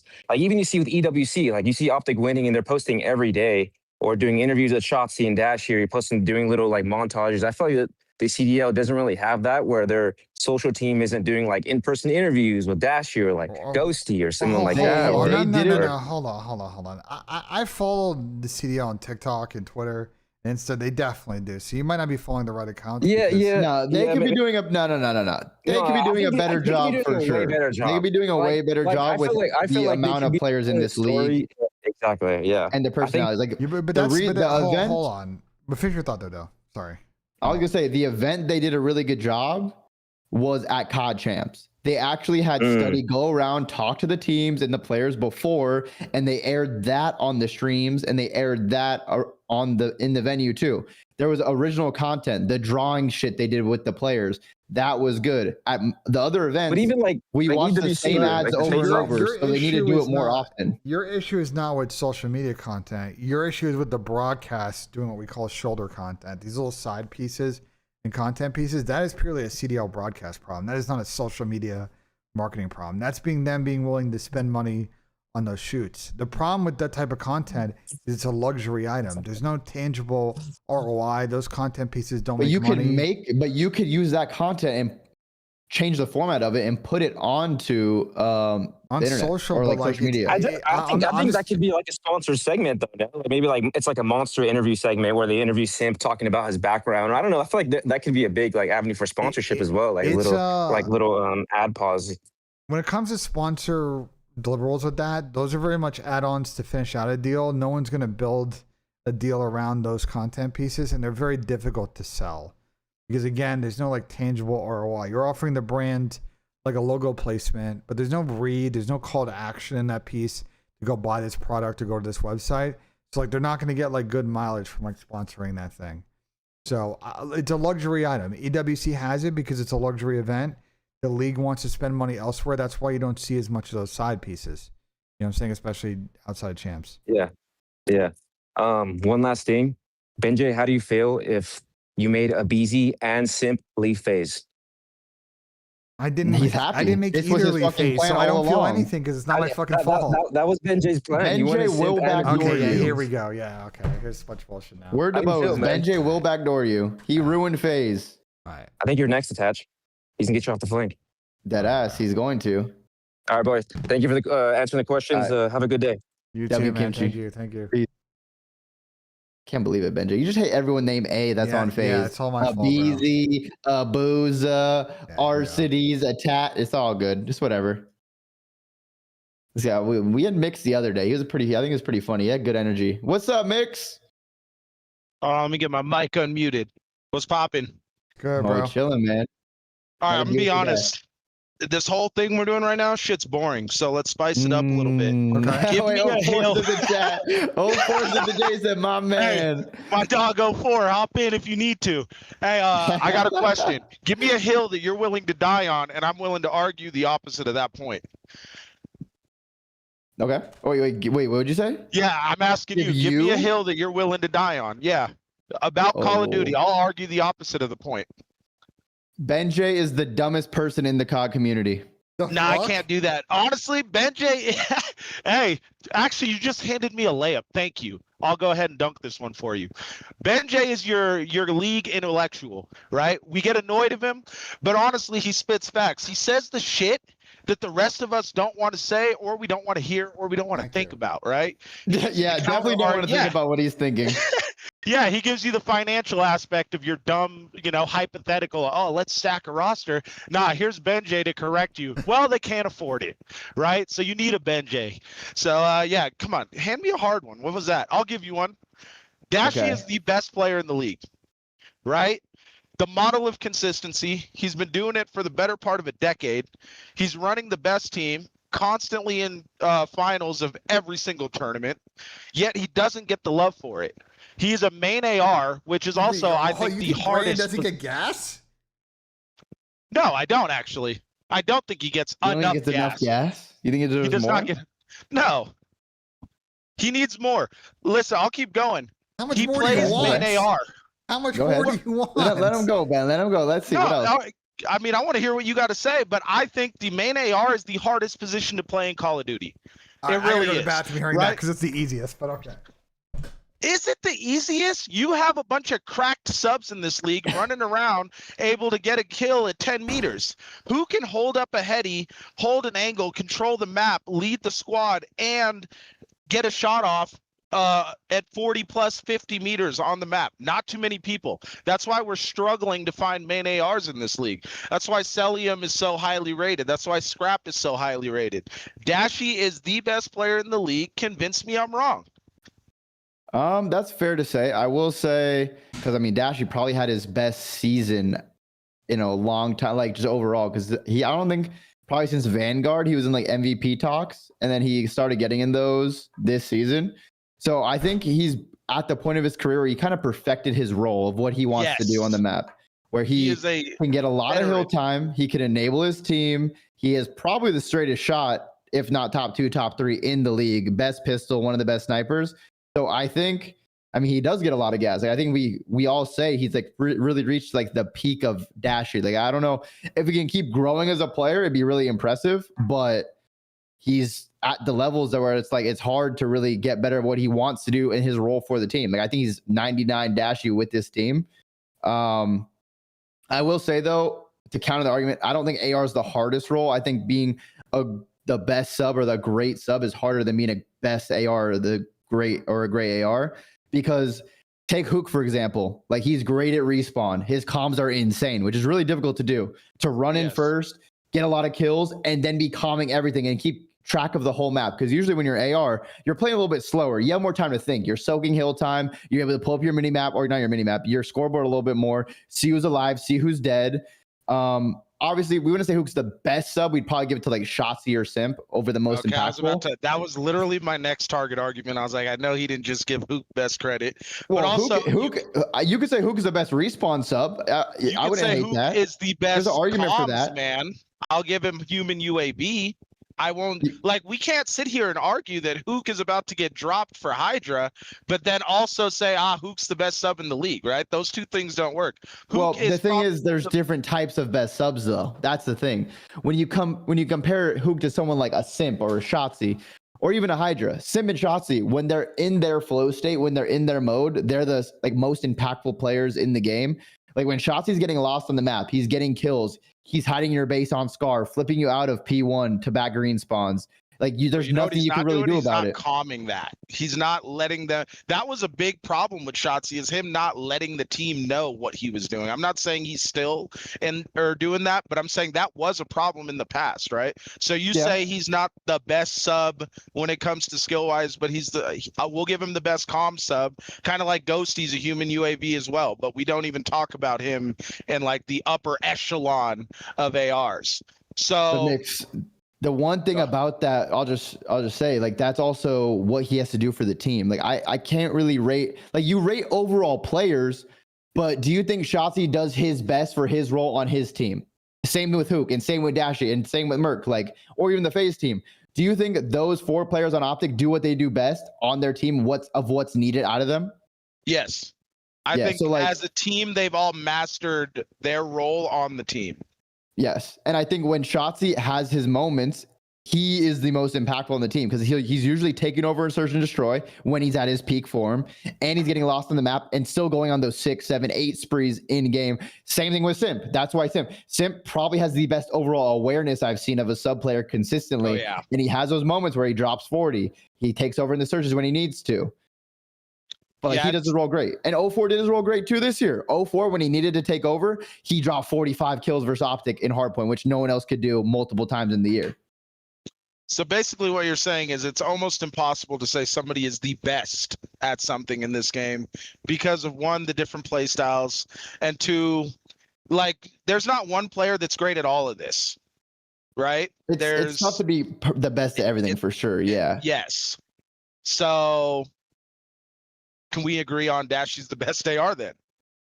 Because I didn't hear a counter argument. Yeah, I didn't hear a counter argument. Well, I put Dash as the best AR after EWC and Champs. Before EWC and Champs, I had Scrap still, because his stats were insane. His S&D was insane. His first blood percentage, his win rate, his hardpoint KD, or not his hardpoint KD, his hardpoint kills per 10, his damage, and he was top 4 hill time.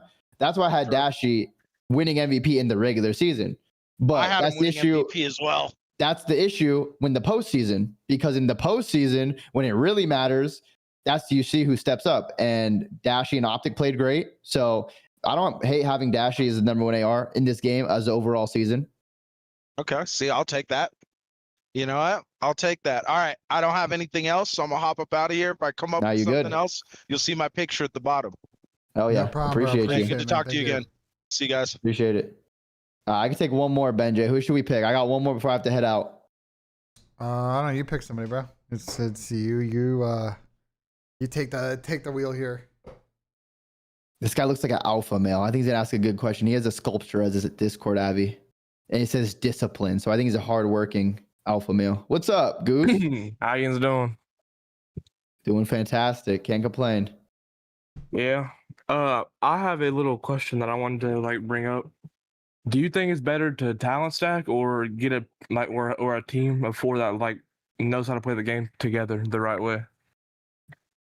Go ahead, Benja. I just yapped a lot. You need both. You can't the last one will help you, but maybe you're getting maximum top 4. You know what I'm saying, or third. You still need talent to get into a final. But if you have talent and no teamwork, then you're getting third as well. You need both. That's how you fucking win. Because I feel like all these newer people coming in the league are just talent, trying to talent diff everybody. Like Genomates this year, they had all this talent on their roster, but it eventually imploded from the inside. I mean, dude, you go ahead. Go ahead. No, you go. No. Or you want me to go? You go first, and then I'll.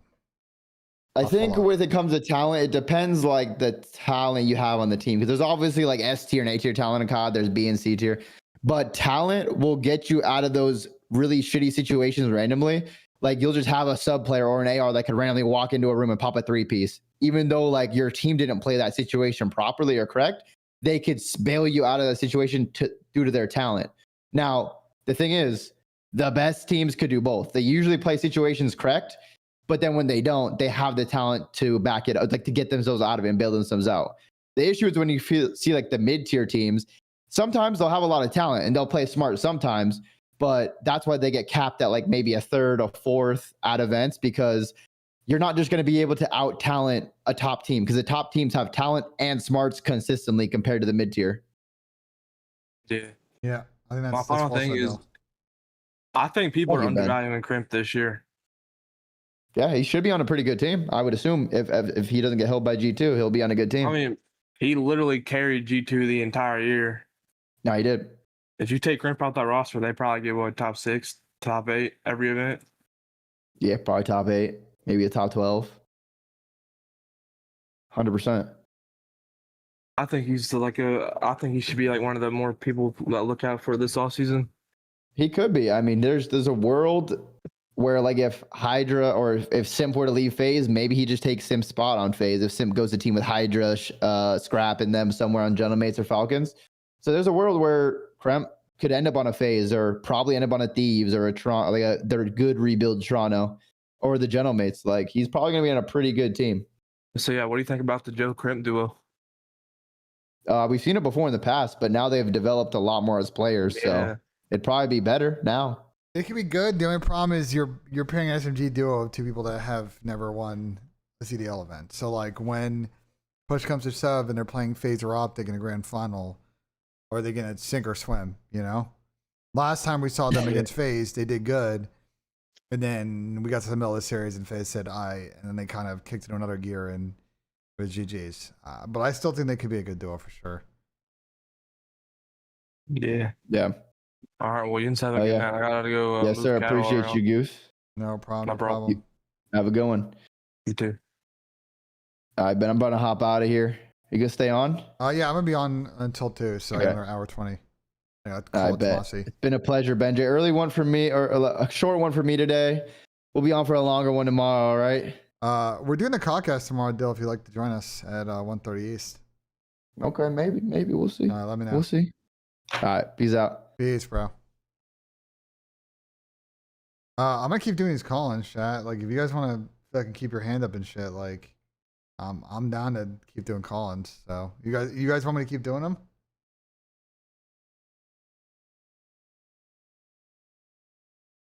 All right.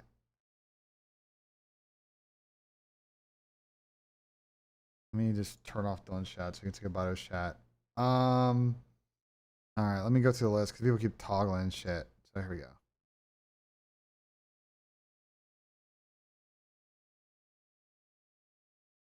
Which Discord should be pinned? If not, I'm gonna repin it right now.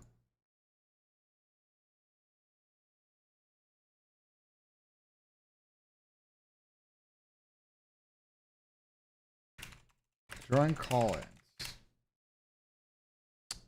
Let me make a link real quick. I'm gonna give this guy about 1 minute, and then I'm gonna invite somebody else. Dylan with the raid, appreciate it. Dilgo, thank you so much for the fucking raid, brother. W fucking Dylan. Thank you, Mr. Dilsky. Are you in there, guys? Click the link. I just put it in Twitch chat and in YouTube chat. Like, click the link to join.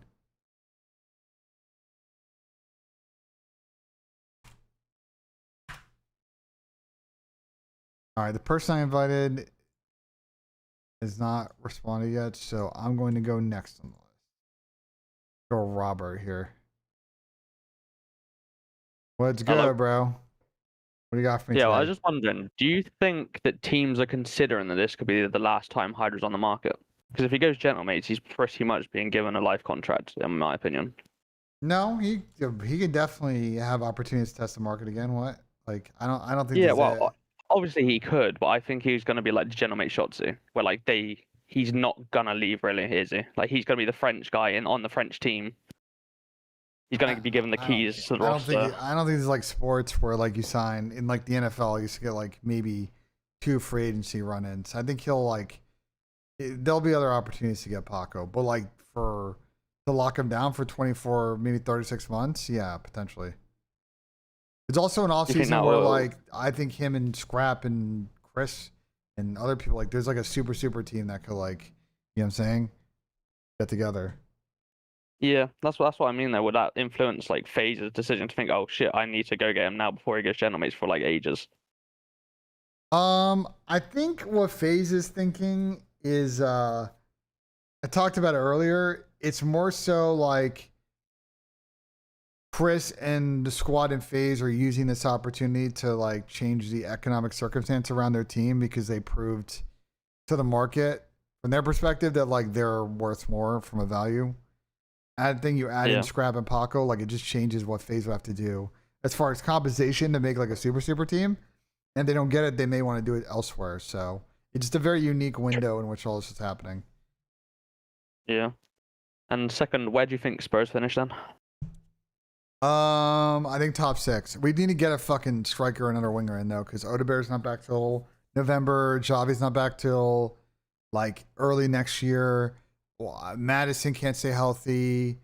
Kudus is just coming back off an injury. They need attackers because I think the midfield is really good. I think this Tonali, Fernandez. Now insane. I think specifically Bentancur, Fernando, Tonali, Archie Gray is like a good 4. You know what I'm saying?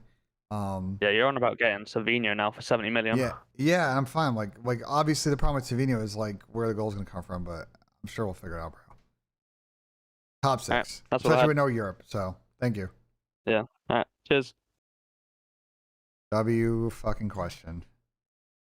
Here comes all the banter. Spurs suck. Spurs are dog shit. Blah blah blah blah blah blah blah blah blah blah. I always am fucking fugazi. I think actually Torin. Yo, it's good, Torin. Yo, what's up? What's up? What do you got for me? All right, wildest take. I'm gonna be honest, I'm an LA Thieves fan. Okay. But I'm gonna be honest with you, man. Okay. I think Scrap is the new Zuma, man. Wait, what does that mean?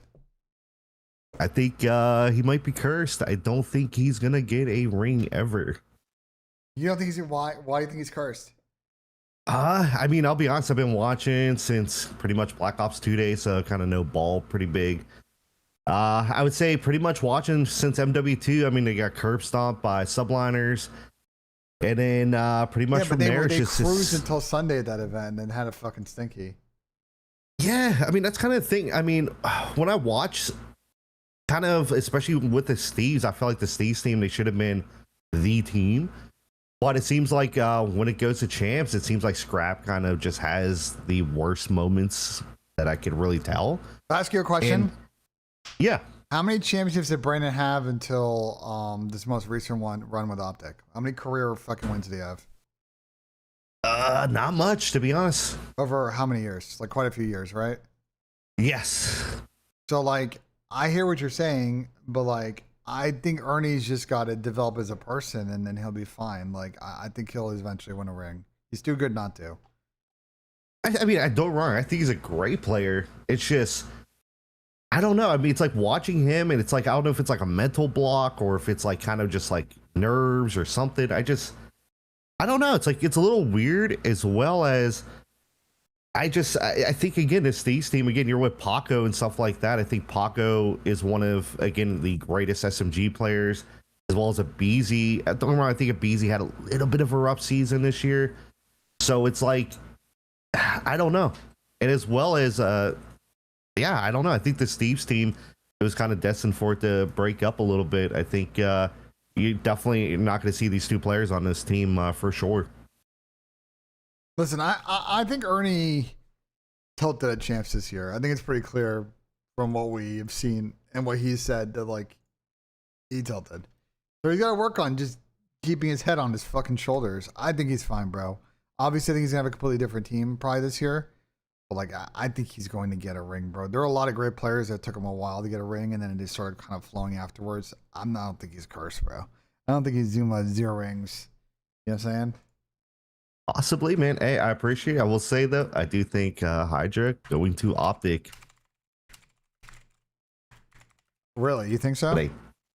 Oh, yeah, 100%. I mean, I'll say this. I think Optic right now, if you look at it, don't get me wrong, I love Hook, big Hook guy, but I think Hook in S&D is not the right pacing that they're looking for, and I think Hydra is going to be the best piece to finally get their S&D in order, to where they can actually start slaying in the S&D category, and then kind of hard points, they just got to figure that part out, I will say, because that's going to be a little bit of a mixture. I mean, again, are you going to be like, hey, Hydra, just go slay, while Shotzi just keeps, again, flanking, doing stuff like that. That's the only thing I think they really have to worry about. But the S&D game, I think, yes, by far, if it's me, I'm definitely going Paco for S&D. Sure. I don't know if I agree with you, but I appreciate the thoughts, man. Thank you so much. Hey, not a problem, man. Hey, I appreciate it. Yeah, I don't know about that one, boys. I don't know about that one, boys. Optic might change, guys. I'm gonna be honest. I think they're gonna really think about it. I don't know if they will.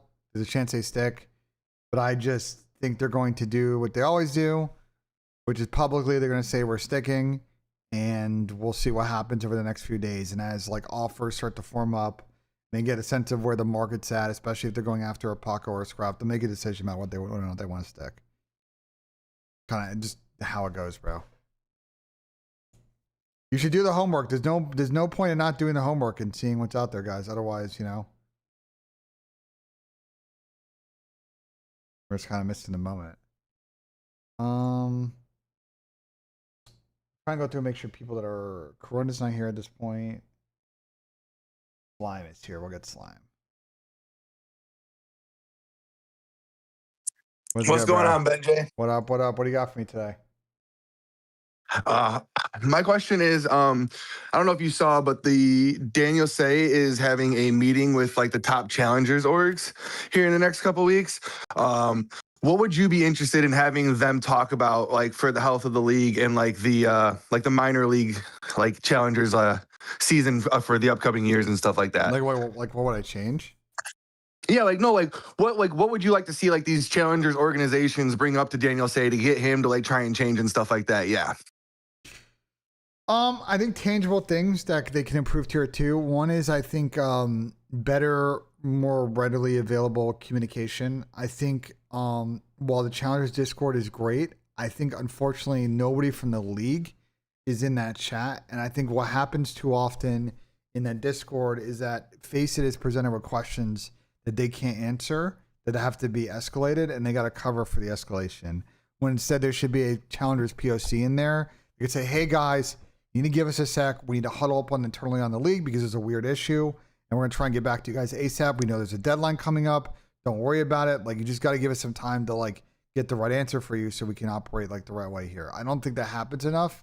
And like the challengers admins that I don't think, getting paid like infinite amount of money or like trying to like cover for that. So I think that's one tangible thing that I think the league could probably do better.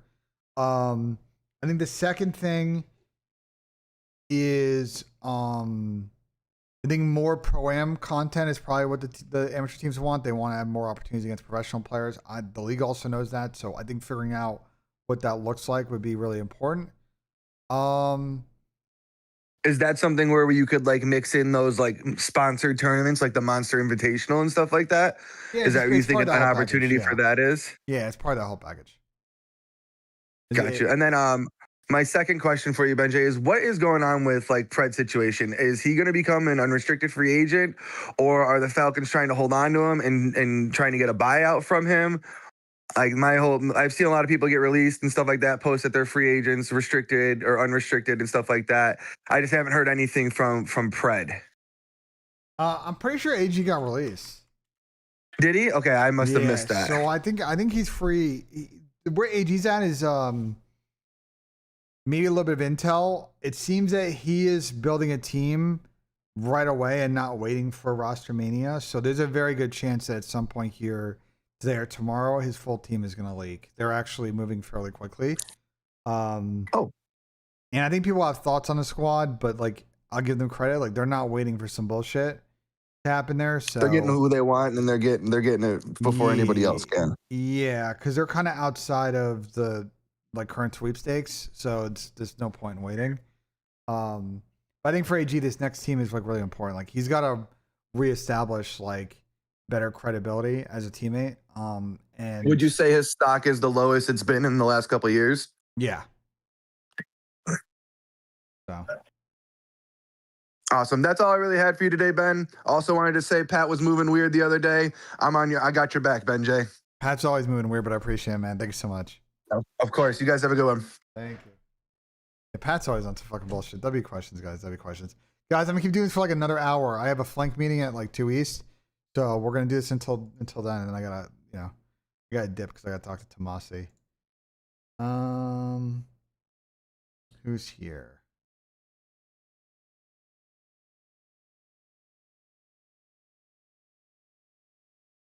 What's good, bro? Hello, can you hear me? Yeah, I can hear you. Yo, so how's it going, Ben? By the way, It's going good. How's it going for you today? Not too bad. So my question is in terms of Rancor and Trix, yeah, I know they got released, but I saw them as like more of a big impact on Heretics and sorry. Okay. I'll give you a sec to Sorry about that. Figure thing out. Yeah, go ahead. 1 sec. I'm working and I'm running and doing things. Yeah, you're good. I saw them as like a big impact on Heretics. And I know that the market is big on ARs right now. Or not, it's small on ARs right now. Yeah. Do we see any big teams shooting for a Rancor, or do we also see Trakes going to CDL team and or going back to challengers? I think both of them may get on pro teams. We'll see what happens. Gotcha. Okay. All right. Well, that's all I had. Well, we'll see what happens. Thank you so much. Yeah, no problem. M80? No, I haven't heard much on M80 yet. So. All right, let me get the next person in.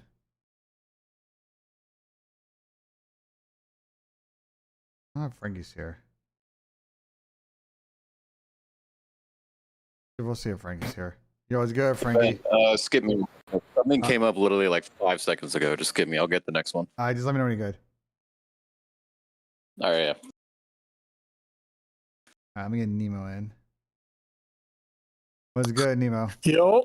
What's good, bro? What do you got for me? What's going on, BenJ? I'm a big fan. No problem, man. Happy to talk. What's good?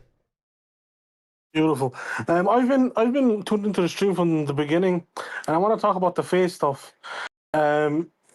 So what I gathered of what you were saying was, is the pimp and the coaching staff feel like they deserve to be paid, which I completely agree with. I think the GOAT should be paid, like he should be the number one paid guy in the league. And you mentioned that the FaZe boys had leverage, but would that only be if he wasn't restricted? No, Do you know what I'm saying? I think they're. I think it's more complicated than that. I think I'm not Because sure if what the Chris's pimp- contract situation is, but like I think that they're trying to say, look, like we're trying to get the value that's reflected of our performances here. So, you know, I think it's a bit more of a complicated conversation. They may not get everything they want, but they're trying to use this opportunity to, like, you know, get what's best for them. So we'll see what happens over the next couple of days. Okay, and my second question would be: do you think Scrap would take the FaZe offer for a 500K contract, or the Falcons offer for 800K or more? Great question. I don't think FaZe is offering him 500, bro. I'm gonna be honest with you. I think FaZe is one of those teams that would probably go as high as probably like 3.5, 4. And listen, like the pitch is, look, we can put incentives in there, but like you're gonna make a lot of prize money in our team. Like, if you put everybody on 3, just think. I want you to think about this. If everybody's paying 3, if you're paying 4 players 350, but like you know, you're looking at like almost close to 1.5 in total in salary. That's insane. So like it's pretty good. Like everybody's still getting fucking paid, you know. But do you think Ernie's priority would be wanting to win or taking the bag? I'm sure he wants to win, but like everybody's got a number though. Like there's a certain point where people are just like, you can't say no. I don't know if a delta of like if it's between 3 and 8, like 5 is a lot, but if it's a delta of like 200 or 300, you know. That's insane. Yeah. Okay. Appreciate you, BENJ. No problem, bro. Have a good one. You too.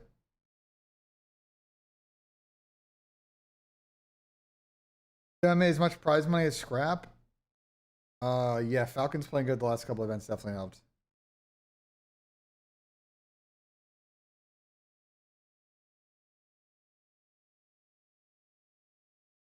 Hey, What's BENJ. good, Sealed? What's good, bro? Hey, man, I've been following the flank for a while, first time speaker, but I kind of wanted to get your insights on. I remember back in the day during Black Ops 3, there used to be people that we played the league matches on the weekdays. You think that we should move the schedule to like weekdays and a bit of the weekend so we have more games spread out to the week? No, I think the split we have now where Challengers is on Wednesday, Thursday, and Friday, Saturday, Sunday is pros is really good. I think Monday and Tuesdays and Wednesdays are not going to be high viewership days. People are working and busy until like 7 p.m. and you're just going to get killed in any viewership before those times. So I think it's just wise to stick to the weekend timing at this point in esports. Fair enough. And just one more. Yeah, go ahead. No, you go ahead. I just had one more question. So, based off these challenger teams, so for example, the Bush and stuff like that, do you think that maybe the COD League would incentivize them to have like a buy-in, but not for like a team, but more for having their skins being placed in the game so they can make some more revenue, which can keep some of these challenger teams afloat, maybe? I could see a world where, specifically the Bush situation, they have a side agreement with Activision Marketing that allows them to have a skin pack in the game. That acknowledges kind of they're an esports entity, but it's more so like a marketing, like collab thing. But they're very unique in what I think would be like a good ROI for everybody involved in that situation. But that'd be like a very unique one-off deal that like only, you know what I'm saying? Like, do you think that can maybe push like maybe bigger, like in terms of like more content groups that are just on like Instagram, for example, that are really big, right? Imagine like Logan Paul or something that comes in, he's like interested in Call of Duty. He's like, maybe I'll start a challengers team and have my skin maybe to promote like a Pokemon thing that he's going to do, that he can bring more viewers to him and also get the incentive of people buying his skins on Call of Duty. I mean, sure, but I don't think they're going to support a Pokemon thing that fucking is a rival competitor. Of course, I'm just saying like maybe like a golden collab, for example, or something like that, to have like the auctions done or something like that. Listen, like Activision Marketing's always done like one-off collab stuff. I mean, they're very wary of certain things after the whole Nick Merckx situation, specifically with creators. But like Barstool is so massive and it's such an important crossover to Call of Duty that like I could see eventually there's a discussion of some kind of business relationship on an MTX thing. But when you get to a certain size, but you got to get real big, like real big. you know? Yeah, like I can imagine like someone like even like Bleacher Report coming in or something like that. Someone that's like it brings a new, like for example, ESPN 5-10 years ago, they were never like promoting even like WWE at that time, but now they've been sold into it. Obviously, they have sponsorship that came in, but even before listen, that. hold on, that's a bad example because ESPN notoriously does not cover sports in which they don't have the rights, and all of a sudden that they have WWE rights, now they're fucking covering it. Like, you know what I'm saying? That one's not a particularly good example, but like I see what you're saying. The answer is yes. I could see Bush Barstool doing a Call of Duty collab. I set up a meeting. I connected Mook and them with some folks at Activision Marketing to do a lot of influencer creator stuff. So we'll see what happens. Yeah, fair enough. All right, yeah. Pleasure speaking with you. All right, appreciate it, man. Thank you so much. Give me 1 second, guys. Because my boy hit me up. He's like, yo, you want to play golf today? I'm like, yeah, let's fucking absolutely do it.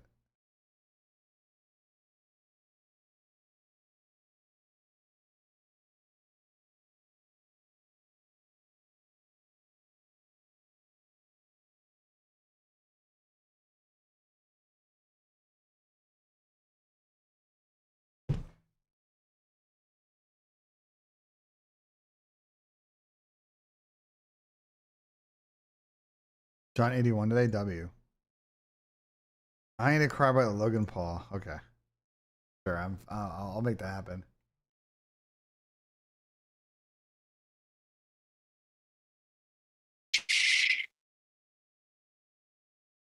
All right, Gil, what's good, bro? What's up, BENJ? How's it going? It's going good, man. What do you got for us today? So I got not crazy, but a good hot take about this Genomates Simp drama saga. Okay. So my thing about it is I think it's a big old ploy, to get Scrap to talk with them and engage with them. Because if, they're reading that Simp's, possibly going over to Genomates, maybe it's a ploy to try to get Scrap to talk to them and engage with them and lock him into a contract. And then, that's my hot take on this Genomates Simp drama saga. I think it's just very simple. Like, Chris is trying to get him and his boys paid. Paco and Ernie are also trying to explore options. It may be them together, maybe separate. They may be on the. You're saying like there's just a lot of different conversations going on at the same team. Yeah, I get you. I don't think there's some grand conspiracy involving all three. They're just convenient. They may team, they may not team. Like. Yeah, I gotcha. Yeah. What's going on there? I don't know. Just if you're FaZe, he's the franchise, so it just makes complete sense, Yeah, I totally agree with you. But we'll see what FaZe do. All right, thank you, BENJ. Gotta get back to work. I appreciate it, man. Thank you so much. Yep. Bye.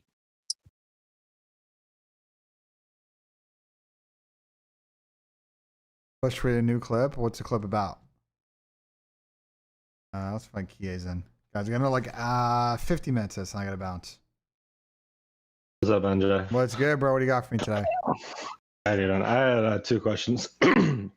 So the first one is, do you expect Scrap and Hydra to stay as a pairing through Rostermania? Do you expect them to be on the same team next year?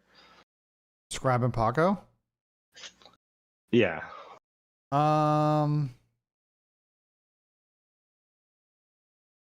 Potentially. We'll see what happens. There's a chance it happens. There's a chance it doesn't happen. All right. And then my second question was kind of like putting yourself in a player's shoes. Like I'm looking at the Thieves and the Koi lineups. If you were a player, which team would you like see as a better option as taking, like joining a BZ and Niam or Kleenex and Kips as a duo? They both have pros and cons.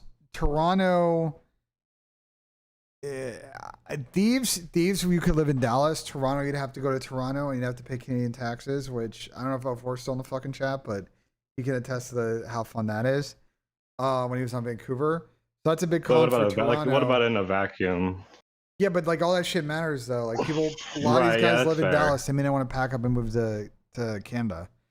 Like, yeah, it's you know what I'm saying. So that's a big factor moving to Toronto. Whereas with Thieves, you can just continue to live in Frisco or fucking Louisville or wherever the fuck. Right. All these people live in fair. In North Texas. Like, so So I think they're both great situations. It's going to depend on compensation, who their players are, and like, you know what I'm saying, are they willing to move to Canada if needed? But what just on paper, like just playing the game, what would you think? Like, which one would you take as a pairing? You know, like I look at it and I think if you got the chance to play with a BZ, who's just such a clear veteran in the space, like you couldn't pass up playing, especially if you're the sub. Like being the second sub next to a BZ, I feel like would be an unpassable situation if you're a player. I mean, I'd probably rather go to fucking Thieves, to be honest. But I think Kips and them are good, you know? Yeah, you know, it really is a preference situation. I feel like I was just kind of wondering your take on it because I feel like it's a pretty 50-50 heads or tails situation. Yeah, no problem. All right, well, I appreciate you taking the call. No problem. Appreciate you joining.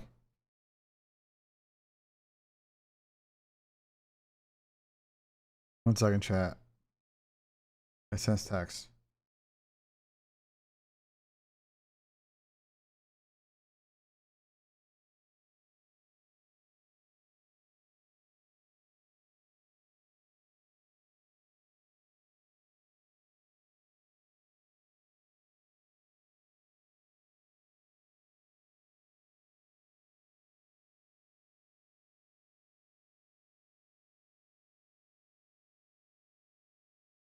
All right, I'm trying to book this seat time. All right, we got a couple more people. Actually, we got plenty of people. It's 108. We got plenty of time. I might be able to get through all y'all, so. And get Newt in here. Newt CDL. What's good, bro? Hey, bud. How you doing? I'm doing good. How you doing today? I'm doing great. I am packing and getting ready for a fishing tournament for tomorrow. But I just want to ask you 2 questions before I head out. Yeah, no problem. So, first one, it's about Haggy. I've been watching him for a while, and he just said he wanted to come back to competitive, which I'm wondering how you think about that. I've been watching him play ranked a lot, and he's been doing really well. I just wonder if he'll be able to compete with all the fast pace of the challengers and CDL. You talking about Duarte?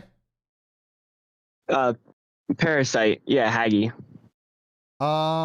Yeah, I mean, I think Chris has just got to remember how to deal with all the challengers bullshit, though. Like, you know what I'm saying? Like, people snaking, like, there's, like, not like physically snaking, but people like snaking each other.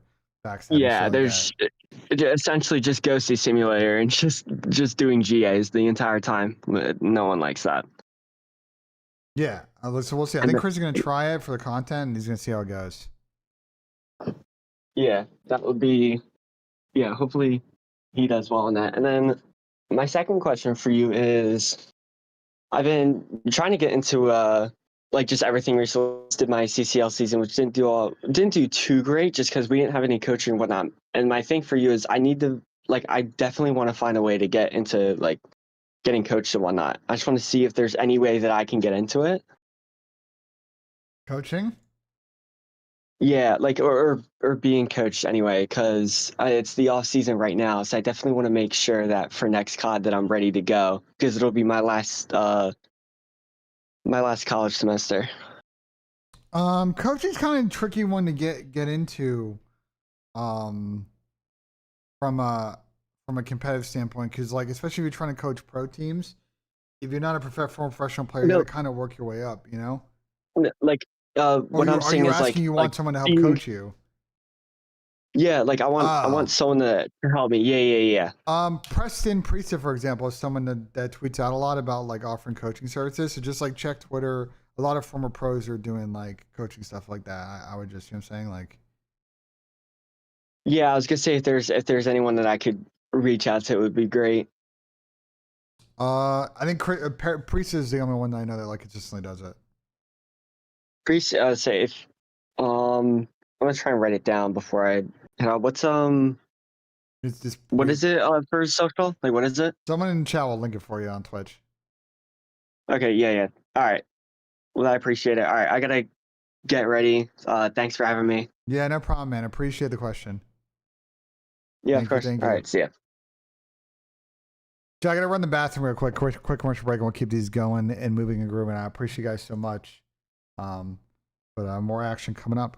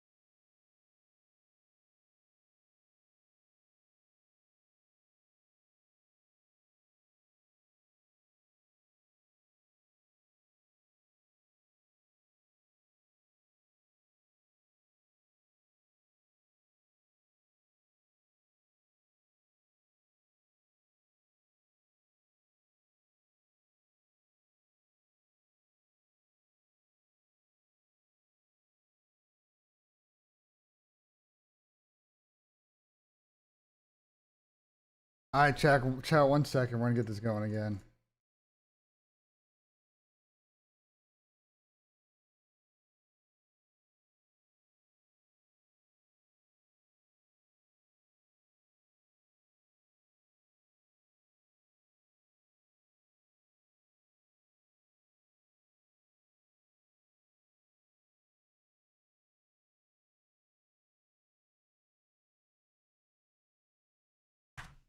One second, chat.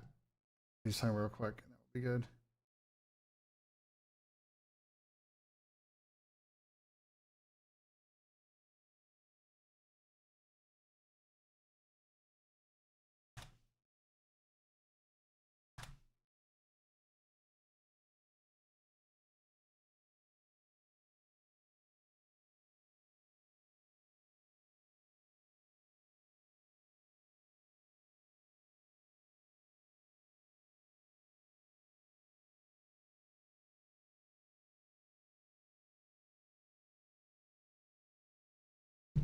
All right.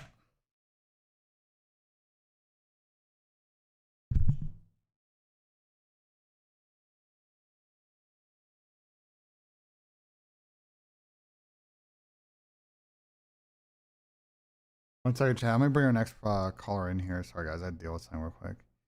You guys standing by. I'll get Dilly in here. Yo, what's good?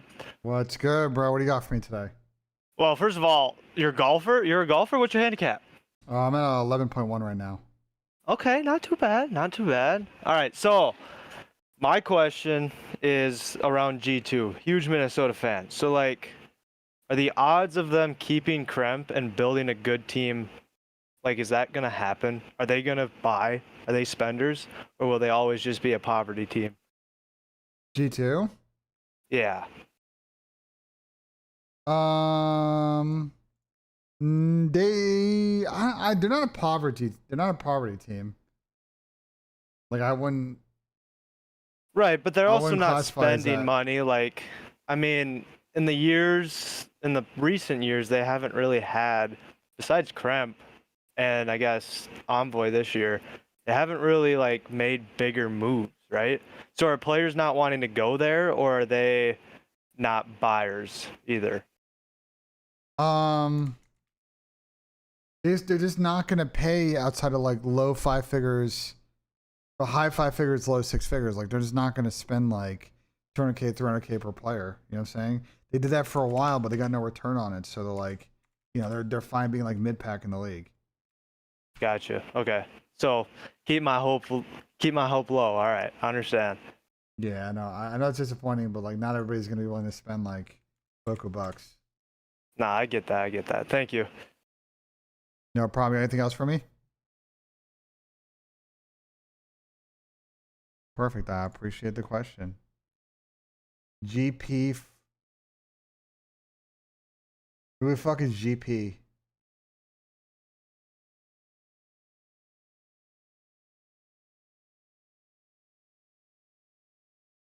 For Ibuka at 27 first? What 27 first?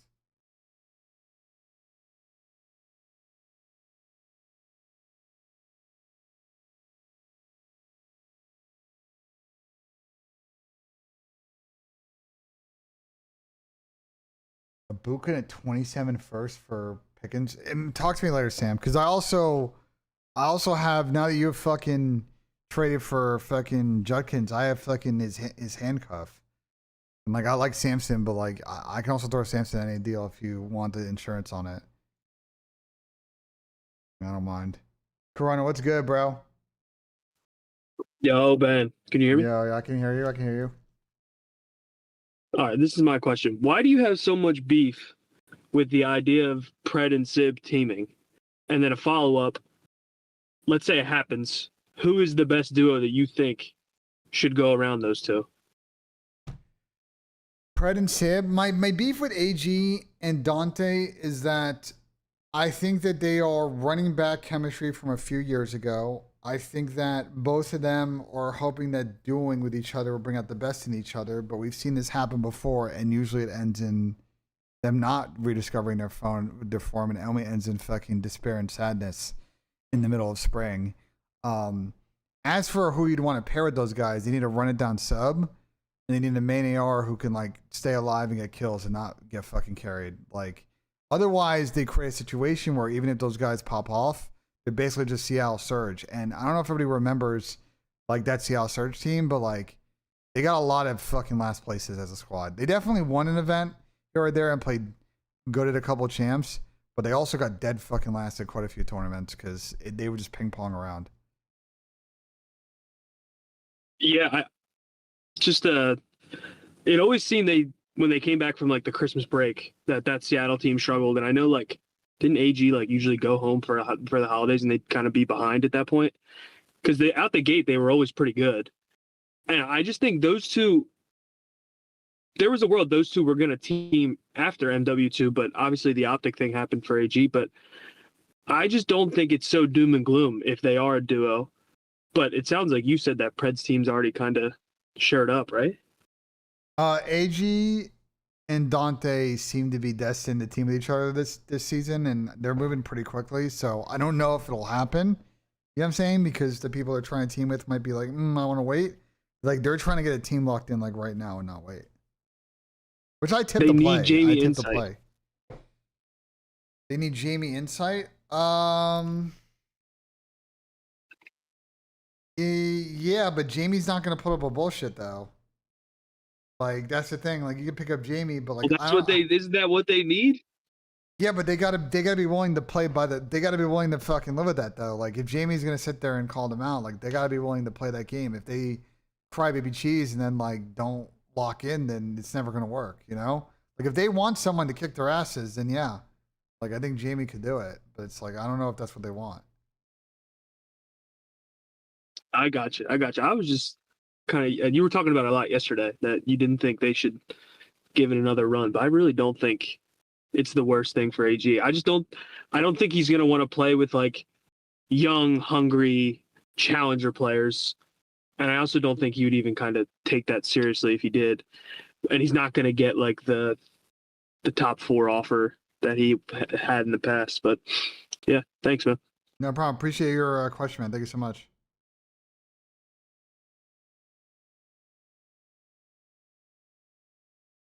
One second.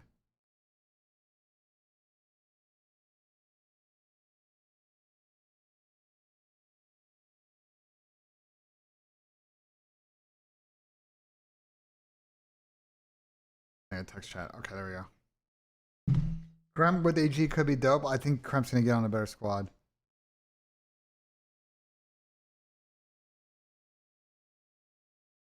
All right, let's see who else. Who else we got? We got a couple left, chat. So, yo, what's good, bro? What do you got for me? What's up, BENJ?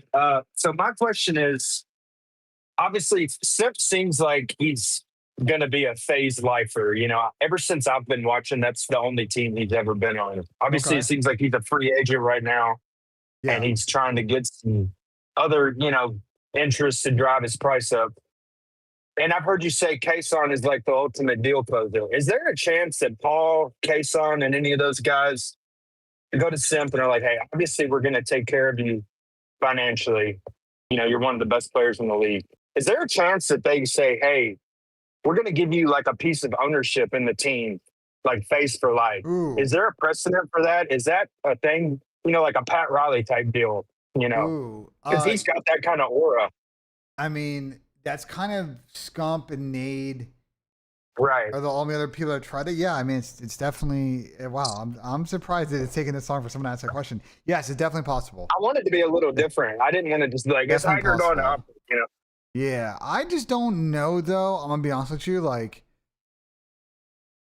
I mean, look, like, if those franchises are eventually worth, like, 10 million and you have 1%, like, that's still decent coin, or 5%. Right. Yeah, I mean, it's a lever.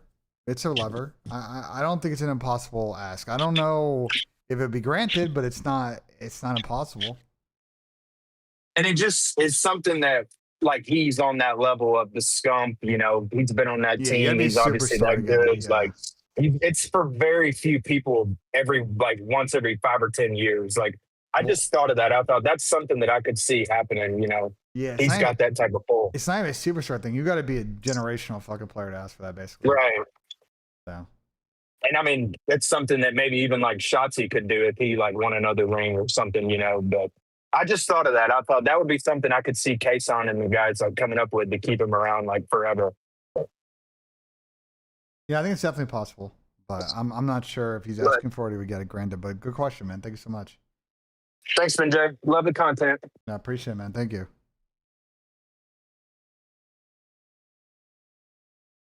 All right, guys. Well, only a couple more people have their hands up in here. I don't know if Frankie's still good, so Frankie just gotta let me know if he's still good or not. He's fucking toggling his shit, so maybe he's good. You good now, Frankie? Sorry about that earlier. No, you're Give me good. one You're good. second. Let me change. You're good, bro. How's my mic? I'm good? Yeah, your mic's good. All right. So I got two. The first one was going to be quick. Yes, it's a Hook and Hydra thing, but don't worry. We'll get out of the way in 30 seconds. I've asked so many people this question, and no one ever has an answer for me. So everyone always says Hook, he has a 0.98 in S&D. Hydra would improve optics S&D, blah, blah, blah. Yeah.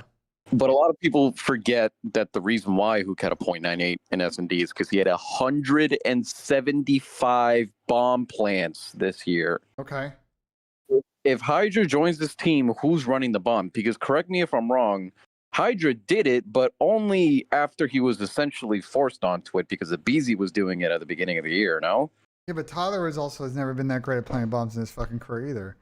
So like that we talked about that in the offseason. I don't have concerns about in Hydra and Merc rotating and picking up the fucking bomb. I've always been of the mind that generally everybody should run bomb. You should never have a dedicated bomb planter because I think it's ridiculous. Okay. That's fair. I mean, hey, that's an answer at least, because usually no one even says anything. But the second thing I have, I guess, is this whole thing with Genomates looking to pick up Simp. That's weird to me because doesn't that kind of inherently imply that they don't have an interest in Hydra anymore, or they have less interest? Because you would assume they would keep Joe. Simp would be the second SMG. I don't see them picking up a third, right? We're going into Modern 4. This is like probably going to be an AR heavy game. Here's what I'll say. Paco is, from my understanding, on vacation right now. From talking to multiple people, he is not in a rush to make a fucking decision, and there has been much really leaked about all the options out there. Chris, obviously, the info came out yesterday, and we haven't heard much about Ernie, but I assume they're all overlapping with the same situations. Okay. Like, it just comes down to like how fast it's gonna come together, because like the players are like infinite time to get leverage to make decisions, but eventually the orgs are gonna be like, bro, like, you know what I'm saying? Like, we gotta like make a move on here. So we'll see who blinks first in all of this, because some of those offers are single offers, some of those are probably a group of two or all three of those guys, you know what I'm saying? So we just don't know at the moment. Okay. But you think this is more Genomates just trying to get like multiple offers just in case one falls through, or do you think it's like Genomates second guessing whether or not they want to pick up Paco? Genomates is doing what every team always does. They have B and C plans. Like they're not like the smart teams like have, you know what I'm saying? So yeah, no, I figured. I just wanted to see your opinion on that. No, it's a good question though. Yeah. All right, man. It's I'll see you always a tomorrow. pleasure, bro. For the podcast. All right. Absolutely. See you tomorrow on the podcast. I think we got only like two more, Chad. Only like two more. Get Poundsies here. And I think Henny also got his hand up too, so we got like three more. What's good, bro? Oh, hello. Hello. What do you got? Hey, for me? BENJ. What's good, bro? I do have a quick question. It's kind of about the Genomates Simp thing. I asked Atash this earlier. Do you think, like, I personally think Genomates are like showing like false interest in Simp just to force like FaZe into giving him like a bigger salary or something like that? No, denying Genomates definitely want probably, Chris. They for sure want him. Like, that's not cap. No, I think Genomates are trying to force FaZe's hand, give Simp a higher salary or like obviously like offer more money just so they can't bring in like Scrap or Hydra. You know what I'm saying? No, that's not what's going on here. They're genuine interest. I think Chris's representation is trying to obviously drum up more interest, but like, I don't know if they're the source of some of this info getting out, but like, I can assure you that like, Gentleman's definitely want fucking Chris. Everybody and their mom would take fucking Simp on their team. Optics like maybe the one situation with their team where it's like, I don't know, you know what I'm saying? But like, I think they generally want to pick him up. But like, do you think that would work better than Hydra? I would take Simp over Paco, yeah. Yeah, 100%. But I'm just saying, like, as if like, cause the Hydra French connection thing, you know. If you're Gentlemates, I mean, if we're talking purely just like for competitive reasons, I would take Simp over Paco. Like the Paco Gentlemates thing is like, you know, there's a whole nother marketing fucking combo that's a side thing, you know. Yeah. All right, yeah. So pretty much it. Thank you, man. All right, well, appreciate it, man. Thank you so much. Yeah, of course. All right, we're gonna get Henny in here, and I think this might be the last one, chat. We might be finally done. Yo, Benji. What's good, bro? What do you got Appreciate for me today? you. You know, long time listener, first time caller. Appreciate you getting me in. No I problem, just had no a quick problem. question about the same shit. So I know what you mentioned this whole time about like, you know, I watch your TikTok, stuff like that. The question I had was regarding like Simp to Gentlemates, if he's gonna go there, like I know you mentioned Kason, all of that. We all know Kason, Tom, Paul, they all want to keep him, right? If it's like a negotiating tactic and they're just up to the table, simple, we'll give you what you need. Like they're not going to take Crowder, they're not going to take RJ because like they have a foundation here. We're going to give you everything. Don't you think like things like why would Simp? Do you think Simp has a foot out the door? Not saying he wants to leave, but if it's just hey money, money, money, like I feel like FaZe, Kason, all of them, they would just take care of the situation, knowing it's the pimp. You know, like we're not going to even entertain that. We'll give you what you need. Like, you know what I mean? Like it's him. It's not like any other superstar in the league. He stayed after last year, even though he was under contract. But like, so that was just my question, man. I wanted to know if you think it's just. I'll say this. Like, I'll do you say think this. Kason would just fuck show? I don't think Chris and them want to leave. I think they just want deals that reflect their actual value to the market. Because I think it's been discussed before, like they've taken discounts and little things here or there to help keep the trio together, keep the squad together, have multiple coaches, bring in Matt Fisher, shit like that. And now that they've proven their worth, you know, like they want a value that like reflects that. This is just what happens in businesses and negotiation. I don't think, I think, are they prepared to walk away if FaZe is like, no, we can't match that and someone else is? Yeah, I'm sure they're probably willing to have that conversation, you know? But like they want to get something that reflects where they're at. So. And that's what I assume as well. Like, and that's why I'm saying, like, knowing that they did that for FaZe through the years, like, if I'm FaZe management and they're not idiots, they know it's him, you know, like, so it's like, wouldn't they just give him what they need and then this would just be done? Like, don't you think people are just making you don't because know, it's the you don't pimp? know what they want though. That's the thing. Like the demands are opaque here. You don't know, you know, what FaZe is willing to put in. Like that's for the negotiation to figure out what can they actually get, and are they happy with whatever package FaZe would give. I think ultimately Chris will stay. Like I think FaZe will figure it out, you know. But like if they don't, and someone else like Gentlemates is like, yeah, we'll bring Chris in. We'll get who you want. We'll get your coaching staff over here because you know because of how we feel about it. Then you know, we shall see what happens. And it's also possible that you know, maybe Falcons is like, you know what, maybe we pivot because we can get the best team in the game. That's scary. There might be twists and turns here. We'll see what happens. Okay, Benji. Well, you know, hopefully he stays. He's a lifer. Yeah. You know, it's the pimp, man. We need him. So agree. appreciate you, Benji. No problem. All right, Thank man. you so Have much. a good one. Thank you. Yep. Thank you. All right, Daco came in. It's probably the last one, guys. So let's see what Daco's got for us. What's up, Ben? What's good, bro? What do you got for me? I don't know if you've answered this already, but it's a LA Thieves question. Do you think they're operating under the assumption that Scrap and Hydra are gone? I think publicly they're saying they're trying to get them. I think realistically, yeah. Okay, and then is there a way they could bring in, I know people in the community wouldn't like this, but like Rubet, like they did with CS2? Gambling sponsors are a restricted category in the CDL. There is momentum to maybe lax those restrictions because there's a lot of money flooding in that space, and I think teams could see real, like in CS, like they could see real added benefit from a revenue standpoint by bringing those sponsors. But right now, per CDL rules, you could not bring that in. Okay. I guess one last thing is, do you think there's a chance once they lose Scrap and Hydra that they would just be like, let's go in full rebuild and sell Abizi off too? Potentially. But my guess is they still want to make a competitive team, so they'll probably use Tyler as a piece to recruit people. Okay, cool. That's all I got. Appreciate it, man. Thank you so much. Fluff Cats, you're aware that what you're saying though would be against league rules, because if another team found out that you were doing that and would be in violation of that, the other teams would bitch and moan to the fucking league. So any finesse or any circumvention of that, I'm sure other teams would find out and be rip shit fucking mad if people are doing fucking finesse. No one knows. Well, the thing is, eventually, like that, enough people go through the org that they fucking find out. So like, you know, finesses like that don't work. See what's happening with what's going on with the Kawhi Leonard situation. Once the circle gets too big, it's GG's. It becomes GG's, bro. All right, nobody's got their hands up in here, so I think we may be done, boys. I'm gonna give it like one more minute, but we will see if any more people come in. We got 2 more people with their hands up. I'm taking these last 2. I'm taking the last 2, and then I got a bounce chat.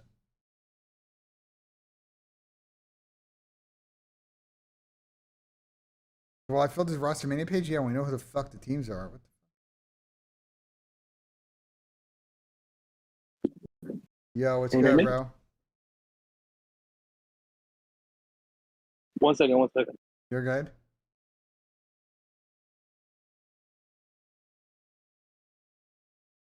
You're good, bro. Yo, hey, Benji, you hear me? Yeah, I can hear you, bro. What's good?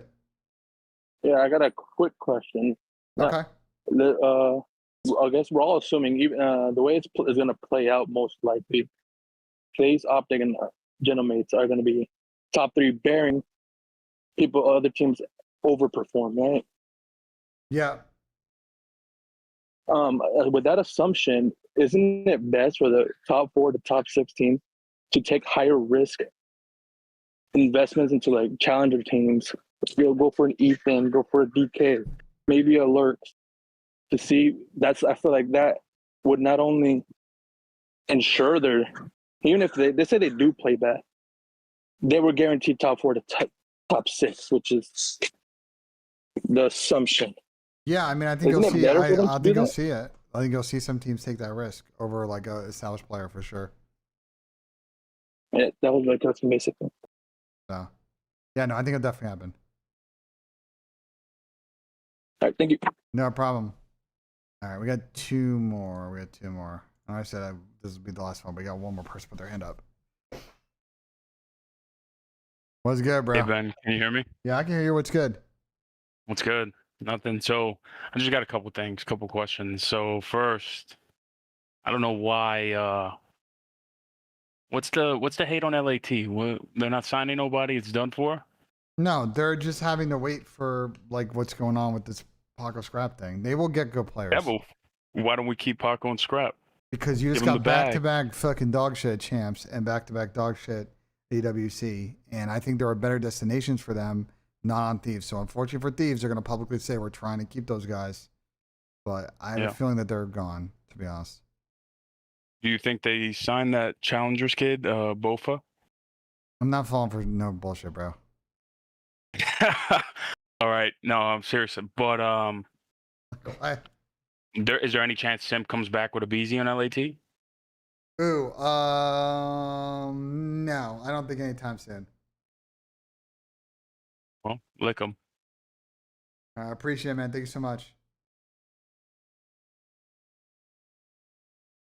There's no way someone just tried to get me with the Bofa shit. Like, who the fuck do you think I am? All right, it's the last one, chat. I'm seriously, I gotta go. I have a call with Tommy in like 20 minutes, so. What's good, bro? Fix it. Yeah, no problem. Let me know when you're ready, bro. Okay.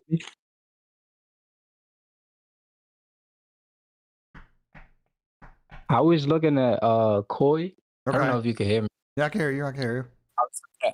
I was looking at Koi, and I was thinking, because I think I heard you say this. Was it yesterday? I think you're saying like Ethan and DK on that team. Yeah. How you think that would work out? So like Toby and Kips would probably be like the 4. I think it's an interesting squad. I think I kind of like Toby and Kips' kind of personalities. So I think it'd be a really easygoing team. This is the type of team that I think would have a lot of talent, but would be like very single-minded and be very difficult to beat. Now, would they be good at all 3 game modes? We'll see, because Toronto really struggled in S&D this year. And with respect to Ethan and DK, like Ethan didn't play that good at EWC. But I could see Toronto doing this, and I could see this Toronto team maybe disappointing early on, but they stick with the project and they get better throughout the year. So I think there's definitely a chance this situation like happens. Looking at that team, it kind of resembles Singularity from BO4 to me. Like the style it looked like. Singularity and Black Ops 4, yeah, until it fucking got blown up, but sure. Yeah. Now they reminds me a lot of I'm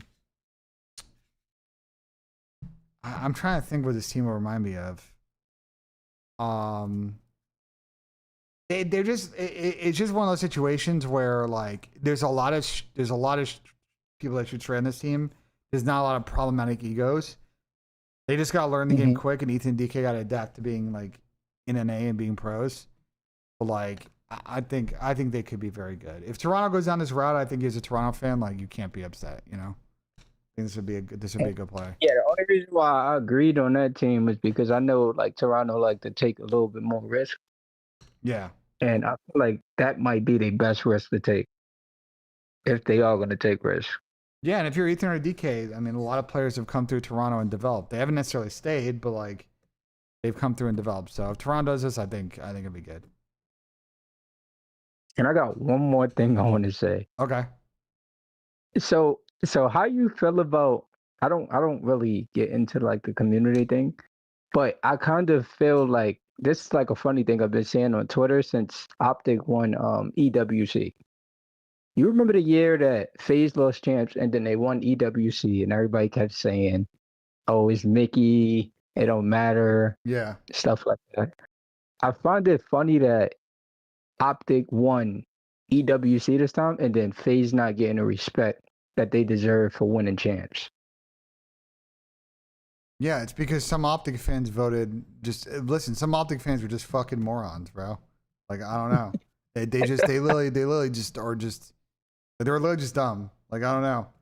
And I think like, you know, like they just can't see the hypocrisy sometimes. They voted fucking Simp 5th in the fucking fan vote. Like they just ride or die for their fucking team and just hate anyone else that's other than Optic. Like, but to be fair, fan is short for fanatic, so that just kind of comes with the territory, and it kind of is what it is, you know. Right. And there's delusional fans in every fan base, bro. I've seen some delusional Gentleman's fans. I've seen some delusional Falcons fans on the timeline. Every squad, every team ever in any sport or esport has people that are just diehard fucking ultra fans, you know. You know, and that's one thing I found crazy too, because it's like, you know, say being Simp do go to the Gentlemates, it would be a funny thing because now it's like that fan base is big. Yeah, I agree. Impact they had like against FaZe, like the Optic fans, stuff like that. That'd be big. It would just be a funny scene. Yeah. The God scene. I agree. It'd be definitely crazy. But I appreciate you, Ben. I'm watching you on my TV. I appreciate you, man. I love your content. No problem, man. I appreciate it, man. No Thank problem. you, Bush. Thank you so much, man. All right. All right. And Bougie came in here and chat. All right. These are guys. These are the last 2 I'm taking, bro. I got to cut off after these last 2. I gotta go. All right, Bougie, what do you got for me, bro? All right. I'll make it quick. For Thieves, Abizi, who do you think he would pair better with, Neptune or like a Kismet Envoy sub? Well, Tyler's a running down sub when he wants to be a running down sub, so he just needs someone to just make some more plays behind that. Nep, I think, would be a bad pair for him because Nep also kind of needs to free roll, so I think they would just be 2 rogue together on the map. I think someone like a Dill does pair really well with like a Tyler, especially if Tyler is just a walking force on the fucking map. Okay, is Kismet locked up too, or no? Is he like restricted free agent? I think Falcons will let Kiz go to wherever he needs to go to. Yeah, I think Kiz could be really good on Thieves or Envoy. I think he Yeah. could go back there too. And then could a Luca go to Thieves too, or is he locked up with like the FaZe stuff? I think that Mo could go to Thieves, but I think Mo played really good the last two events, and like he is potentially very quickly climbing up the AR rankings. So it's possible that like FaZe keep him and use him. Like, I don't know. The Aluka thing's very interesting to me because his stock, I mean, he fried like good teams at those two events. Like, I think people really rate him, so we'll see what happens. Yeah, I know. He's probably one of the top ARs. I guess I'll also see Rencor on these as well, but I don't know. We'll see how that will work. Yeah, we're gonna see what happens. Well, I appreciate your question, man. Thank you so much. All right. Yeah, no problem. Have a good one. You too. All right, we're gonna do Chaz, and then I'm gonna end the fucking thing here, chat. All right, how's it going, Ben? What's good, Chaz? What do you got for me today? Okay, it's not gonna be a trolley question about the Asians and thoughts. So I'm actually genuinely curious about this. So is it safe to assume that M80 are going to be joining the league? Well, that's what the rumor is, but like, I don't know. We'll see. Okay, so that being said, if it is true, how big of a wrench or how big of a role do you think they're going to be playing in Rostermania? Do you think they're really going to have any sort of like implications towards like, you know, the bigger stars of the league, or like do you think they're going to be waiting for all the dominoes to kind of fall? They're not in the Hydra Scraps sweepstakes. I'm sure they want to be in the next tier, but it depends how quickly they can staff up and like build something over there. You know what I'm saying? Okay. The rumor I've heard is that obviously they may or may not be getting in, but they're still trying to figure out who the front office is. And the who's in the front office will dictate like who they want to pick up. You know what I'm saying? So I don't know how fast that process is going to go. And I don't know how much money they're going to spend. So we'll see if they get in, because I don't even know if the deal's done. Like, there's a lot of what ifs here. You know what I'm saying? So. Okay. All right. That's the only question I had. I was just curious because I was like, M80 is a pretty big org. So I was like, I wonder if they're going to have like the cash to like kind of like entice all these other like, you know, second tier players. But Yeah, I mean, I don't know. We'll see what happens. all right. Thank you very much. That's No all problem. I I got. appreciate you. I appreciate calling. All right, folks. That is going to do it for me. That's going to do it for the call. I got to go hop to a call with Tomasi in about 10 minutes. I'm going to go get a nice 9-hole fucking golf in. We're going to do another stream tomorrow. We're going to do a podcast at like 1:30 East Coast tomorrow. So I think Jay Study is going to be joining us. And Dill said he might be joining us too. So a little Rostermania post EWC podcast tomorrow. So make sure you tune in. We'll be doing call-ins, obviously, as always, at the end of that. But shout out to Dylan for the raid. Shout out for the subs and the resubs. Who's live right now? Who's live right now? I'm gonna send you guys over to Joey D. He was in here earlier, bro. So Joe's learning chess. So go show Joe some love. And I'll be live probably tomorrow around like 9:30 again. You know, like 9. We'll see what time I fucking am functional. We're gonna try and stream tomorrow and Saturday, and I'll probably take Sunday off, guys. And be back at it again next week. So I appreciate you all joining today. Thank you much for the subs and resubs. All the support today. You guys were awesome on both YouTube and on Twitch. I'll continue to post. I'm probably gonna go record a shorts video after I fucking help L4 with his fucking mic really quick. But I appreciate you all locking in with us. We'll see you guys on the next one. Peace, peace.